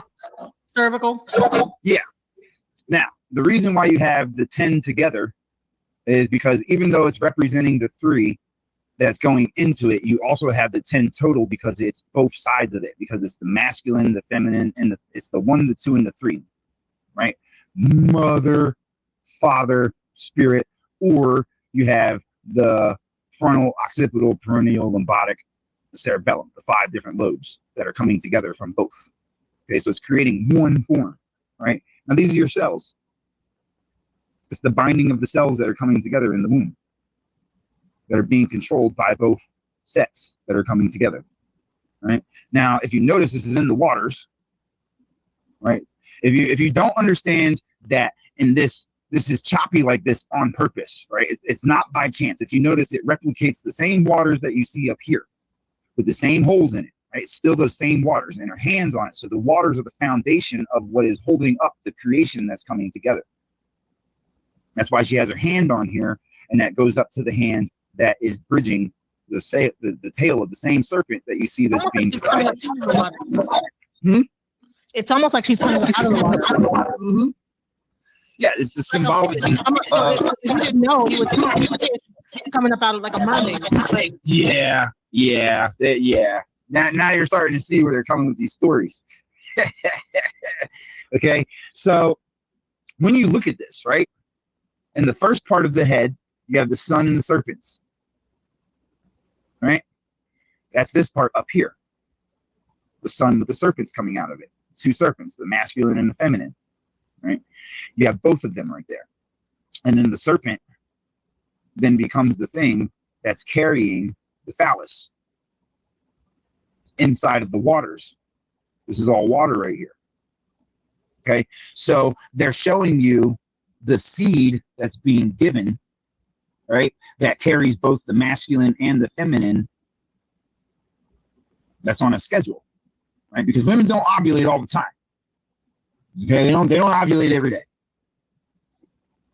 Notice how one of these is cut. Right? Because you got what? 1, 2, 3, 4 weeks in a month, right? Right? Think about that for a minute, right? There's 4. The lunar cycle? It is the lunar cycle. Okay, because why is that circle? The moon? Is that the moon in the middle? That circle that's in between each thing, is that the lunar cycle? No, that's not the moon in the middle. That's the egg. Oh, this is the egg. Wow. All right, but you don't ovulate but once out of the 4 weeks, right? Notice how it cuts directly into the egg. Why would it cut into the egg? Because that's when the egg is able to be split. When you're ovulating, you're able to receive. That means that the egg has to be open. That means that part of it isn't going to be closed off. During the other weeks of the month, it's closed. So only through a portion of it are you able to actually have something change or alter it. So during that time is when you can receive that serpent, that membrane, that member. So technically, people didn't even have sex, probably. Oh no, they were very. Look, this is a very sacred thing, okay? Because now you're going to get into. All right, here I'm going to give you one last thing before I run. Hold on, where's it at? Where's my calendar? And then I want to when you come back, I want to get into the moon and how the moon affects those same cycles, because everything you've been talking about is not based on sun cycle. The 12 lunar cycles. Huh? All of this lunar. Oh, it's all None lunar. of this is based off the sun. You have the 28 days. All right, that's what the 28 moons are here for. Because it's a 28-day cycle, right? And that's based off of your astrology, right? I want you to think about something, right? Now, this is Ophiuchus in the center, okay? That's the 13th sign, okay? Now, outside of that, I want you to think about this, right? They used to have a ritual where they would sleep, everybody would get together on what you call Easter, right? Now, they tell you this is a pagan thing, right? Just because they're full of shit. This is the thing, right? I want you to think about it like this. When you're born, right? You're in that womb for the 9 months. As a matter of fact, let me give this a different color so that you can really, really visualize this. I'll make this a little larger. All right. Think about it like this, right? You're in the moon for these 9 months. Is it going to fucking... whatever. It's going to be a little crooked. All right. So you got the 1, 2, 3, 4, 5, 6, 7, 8, 9 months that you're in the womb. Now, if you notice, each one of these months has specific attributes to it, right? This is why the stars are there for your signs, okay? Now, each month has an element. It has a stone. It has a nature, right? Water, air, earth, fire, right? The 4 different natures, right? And it has a color, right? Now, if each one of these has one, right? And you're in the womb for 9 months, and everybody that's in your village stops procreating for the 3 months before you get to Easter, what have you just done? You've just made sure that you've included the entire cycle inside of your child, making a perfect being. Nowadays, motherfuckers, even though it takes 64 days for sperm to fully mature, which is what? 20, 40, 60? About a 3-month time period, right? So if you waited 64 days, you would be including at least a minimum of about 3 months of elements in your reproduction practices, right? And then from that, when she got pregnant, you would actually be creating an ultimate child that would be fully packed with every single fucking element from every single month inside of it. But people don't do that these days. Instead, they got people bumping uglies just randomly all throughout the year. And people getting born with shorter lifespans, people getting born with deficiencies, people getting born with all kinds of fucked up things happening to them because they're not practicing like they used to.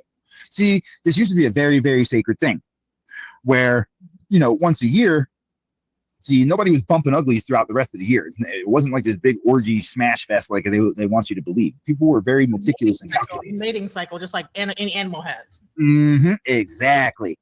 And because of that, men were smarter. Because men releasing their seed costs them energy every single time. It shortens their life.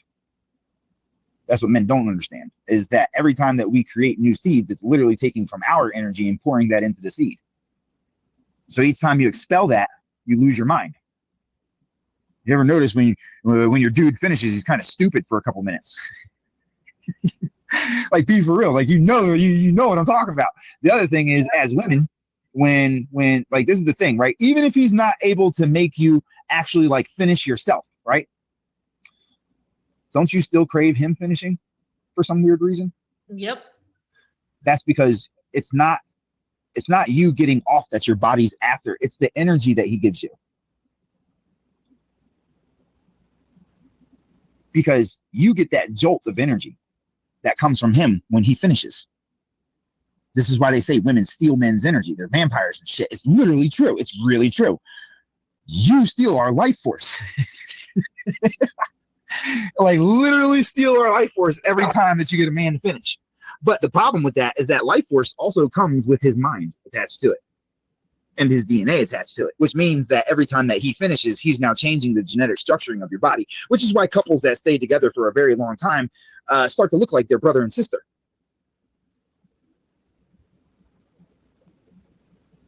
Because every time you take his energy, it starts to affect yours permanently. And the more that happens, the more you start to change. You'll start to use more of his language. You'll start to crave the foods that he eats. You start to crave the smell that he has. You start to, like, all these things are because you're craving more of that energy that he gives you. So it manipulates your own DNA. Absolutely. Well, if you take DNA from somebody else, what's going to happen? Your body's going to take it and absorb it. So here's a question. What about when you are orally ingesting it? So is it also closer to the mind and even closer to your brain and closer 100%. to you? So guys got to be careful about who you let ingest your sperm, because they are taking your life force and then they are taking a part of you into their self and becoming more of you. Well, it's not so dangerous for us. we just lose life. That's what we lose, is life when that happens. But y'all are the ones that start changing and shit. So it's more of a thing for women to be careful about, is because, you know, this changes your mentality literally. Why do you think that women become bipolar that have a whole lot of partners? They tell you that men and women are polar opposites. That's energy, the poles.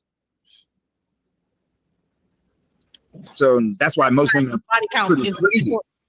A high body count is fucking dangerous. They go crazy. They don't know how to act because they got all this different DNA inside of them that's been altering them this whole entire time. They can never get back to being who they were, ever. There's nothing you can do to change that except for not have sex for years, like years and years. It takes years for that shit to fade away.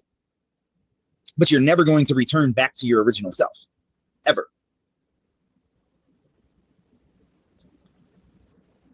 It's a very scary thing, the things that they've done to the general knowledge of how the body works and what they've actually done to people with using that against everybody. It's very dangerous what they've done. Because it's out here fucking people up.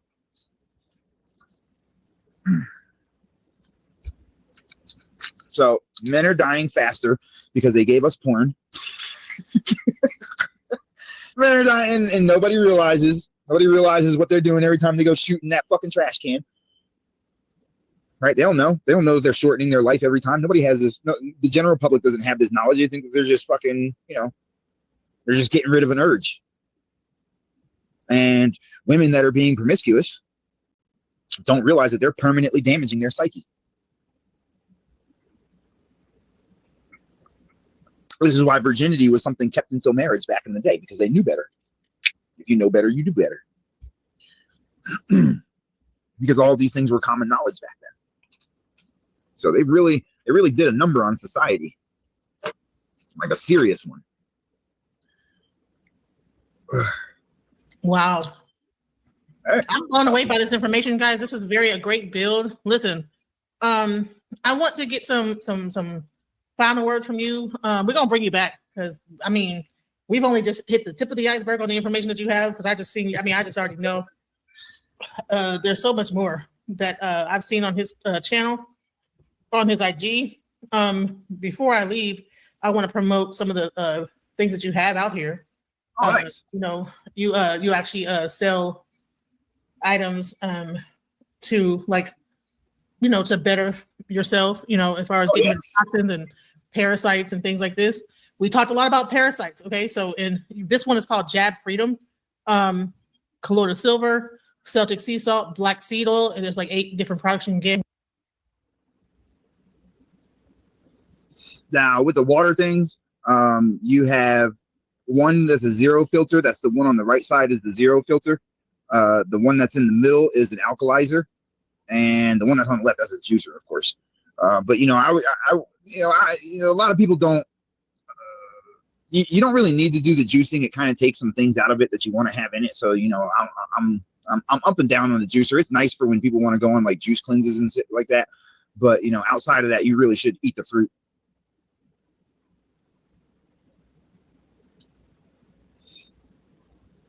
Are you still there? Because I can't hear you. I thought you were talking. All right, I was on mute. I was talking. Okay. He also has the Book of Johnson, that is his book, and frankincense and myrrh. So, what's the main thing about the aroma aspect of things? It's a calming thing. That's all it's about. It's something that'll calm you down. It'll just make it so that, you know, you're a little bit at peace. It's not like an air cleanser and all that kind of extra shit. It's just something that calms your nervous system. What do you think about like substances like weed and stuff like that? Do you think that that's a good thing to continue to do, or do you think that it's well, this is the thing. If you're gonna use weed, you need to know how to use weed. Like, all right. So when I was smoking and shit like that, like I was taking Shilla G and sea salt and things like that. So because when you smoke weed, what you're doing is you're activating your brain in a way that it's not normally running. Like your brain becomes hyperactive, which makes you think that you're like moving slower and doing everything slower and shit like that. But really it's because your brain's function has been increased, because THC is something that your body naturally produces. So when you're taking an additive like that, like you need to do things like add in minerals and things into your regimen so that you're not going back and then eating after that and crashing out. Because if you eat after it, you're basically, you've drained your body mentally, and then you've drained your body physically as well. Because once again, when you're hungry, it's not because you're craving food, it's because you're craving minerals to create new energy, or you can get energy itself. So if you're gonna smoke, like smoke and go do it grounded while you're sun gazing, and you'll have a result that you never fucking expected. But if you do this right and you don't fuel yourself with the proper minerals to make up for all the extra activity that your brain's going to go through, what you're going to do is short yourself. You short out. That's why you end up passing out after you smoke and eat. It's because you're basically on the verge of death.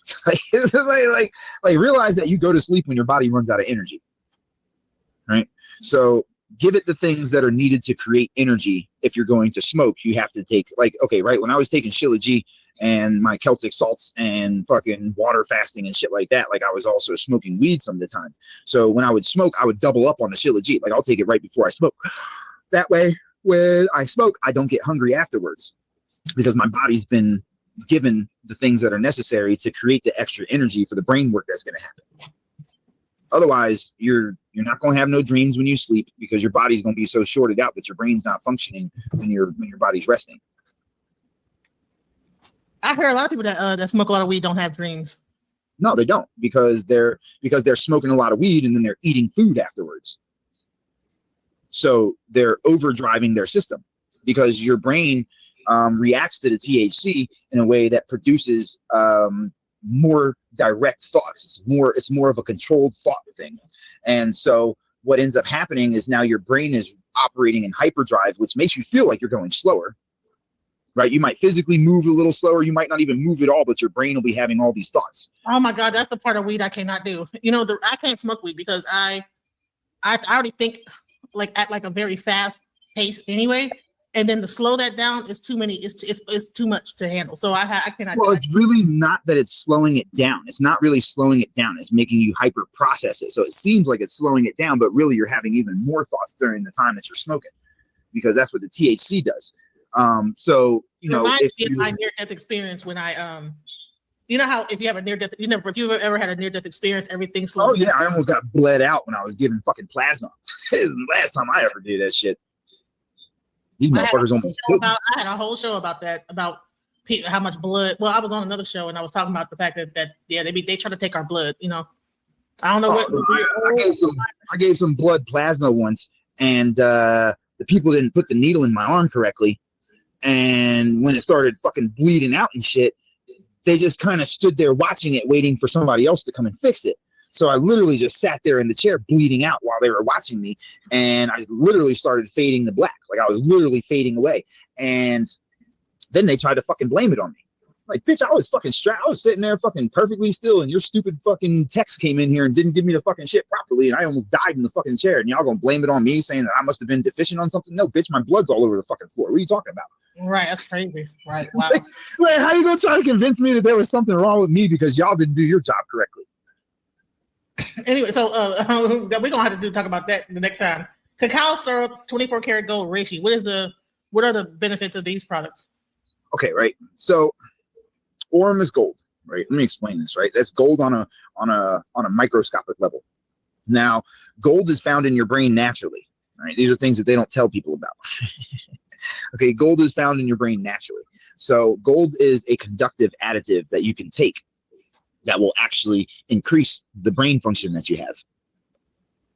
Now, there's several different forms that you can take it in. There's monatomic gold, and then there's that gold water, right? One is specifically designed to be absorbed by the brain. The other one is designed to be absorbed by your water system, which also affects the brain as well, but it also makes it so that your water in your system becomes more conductive as well. So basically, by taking golds, you're increasing the conductivity of your entire system. Cacao, what does the cacao do? Oh, cacao, that is that will increase the productivity of your melatonin. That's the, I don't want to say it's a decalcifier necessarily, but it will increase the activity of your pineal gland. It's like fuel for it. And then you have like the black seed oil, you have like the turkey tail. Oh, yeah, you gotta have the black seed oil. That's a cleanser. That's what cleanses your blood. Then you got the burdock root, which adds in that gives you the proper amount of iron that you need. Like that gives you extra iron for your system. And iron is something that pretty much everybody's deficient in. Why do you think that is? Why are we deficient in iron? Because your body doesn't produce it without enough energy. And everybody's low on energy. You think these phones are doing it? No, they just scrambled the fuck out of your shit. So listen, turkey tail mushrooms, that's another fucking thing. Any mushrooms are good for you. The best one to get is lion's mane mushroom, but turkey tail is really good for I think it's growing brain stems.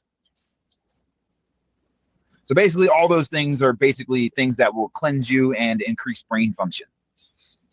So listen, guys, I want you guys to get his book on. It's on Amazon. It's called The Book of Johnson. You can also get it on his link tree, which let me just go ahead and post that into the chat. If you guys get a chance, please go check his book out. People that are watching the replay, because everybody comes and watches the replay. So even though there's nobody here right now, or like a few people here right now that's been watching, they come. Please look into the chat and get the link tree for his. Here is his Book of Johnson. If you get a chance, just type that in and go ahead and check the link tree, The Book of Johnson.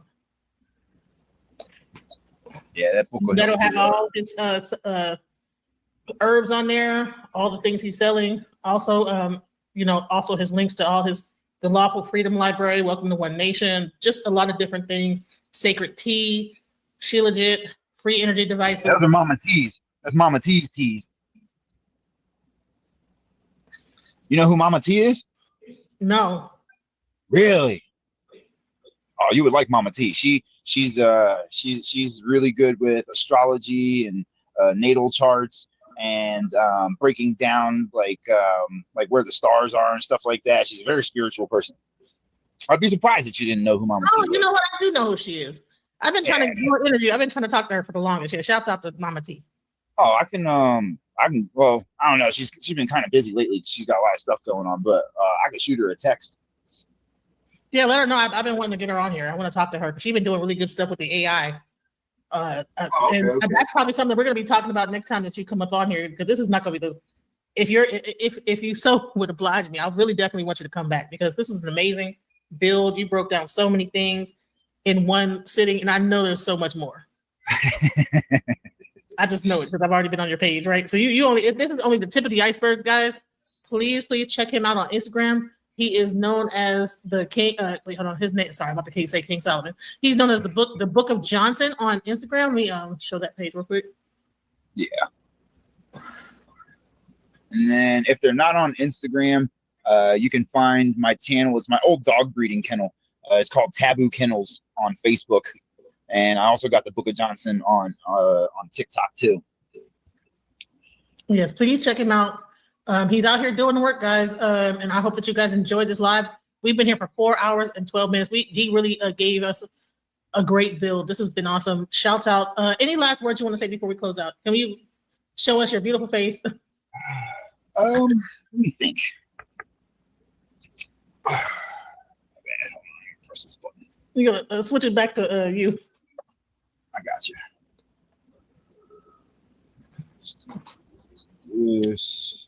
This. All right.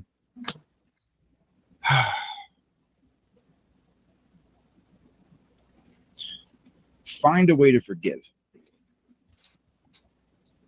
And the reason I say this is because the things that you think that you're not forgiving of somebody else are really the things that you can't get past in yourself. A lot of times people walk around holding a grudge towards somebody, but the reality of that grudge is that you feel like you failed them or yourself in some way by allowing the thing to take place, right? And so, we try to convince ourselves that the reason that we can't forgive somebody for something is because it's something that they did. But really, what you're actually missing in that is that the reason that you can't forgive them is because you feel like there was something different that you could have done, or that you could have done for them to help them not be the way that they were. And you need to remember that the things that you have in your mind are always going to be the greater than the things that you're going to be able to experience in the physical. And so holding a grudge against somebody is really just beating up on yourself for something that you feel that you could have did differently. And if you can learn to forgive for people for the things that you feel like were their mistakes, you'll find that you yourself will start to feel better. Because when you sit there harping on these things, what you're actually doing is harming yourself in the process. Don't worry about carrying around false teachings like karma, because the only person that's being affected by these ideas of karma is you yourself. As I've shown you earlier in the video, when it comes to dealing with the waters in your body, they're affected by your thoughts, not somebody else's actions or lack of.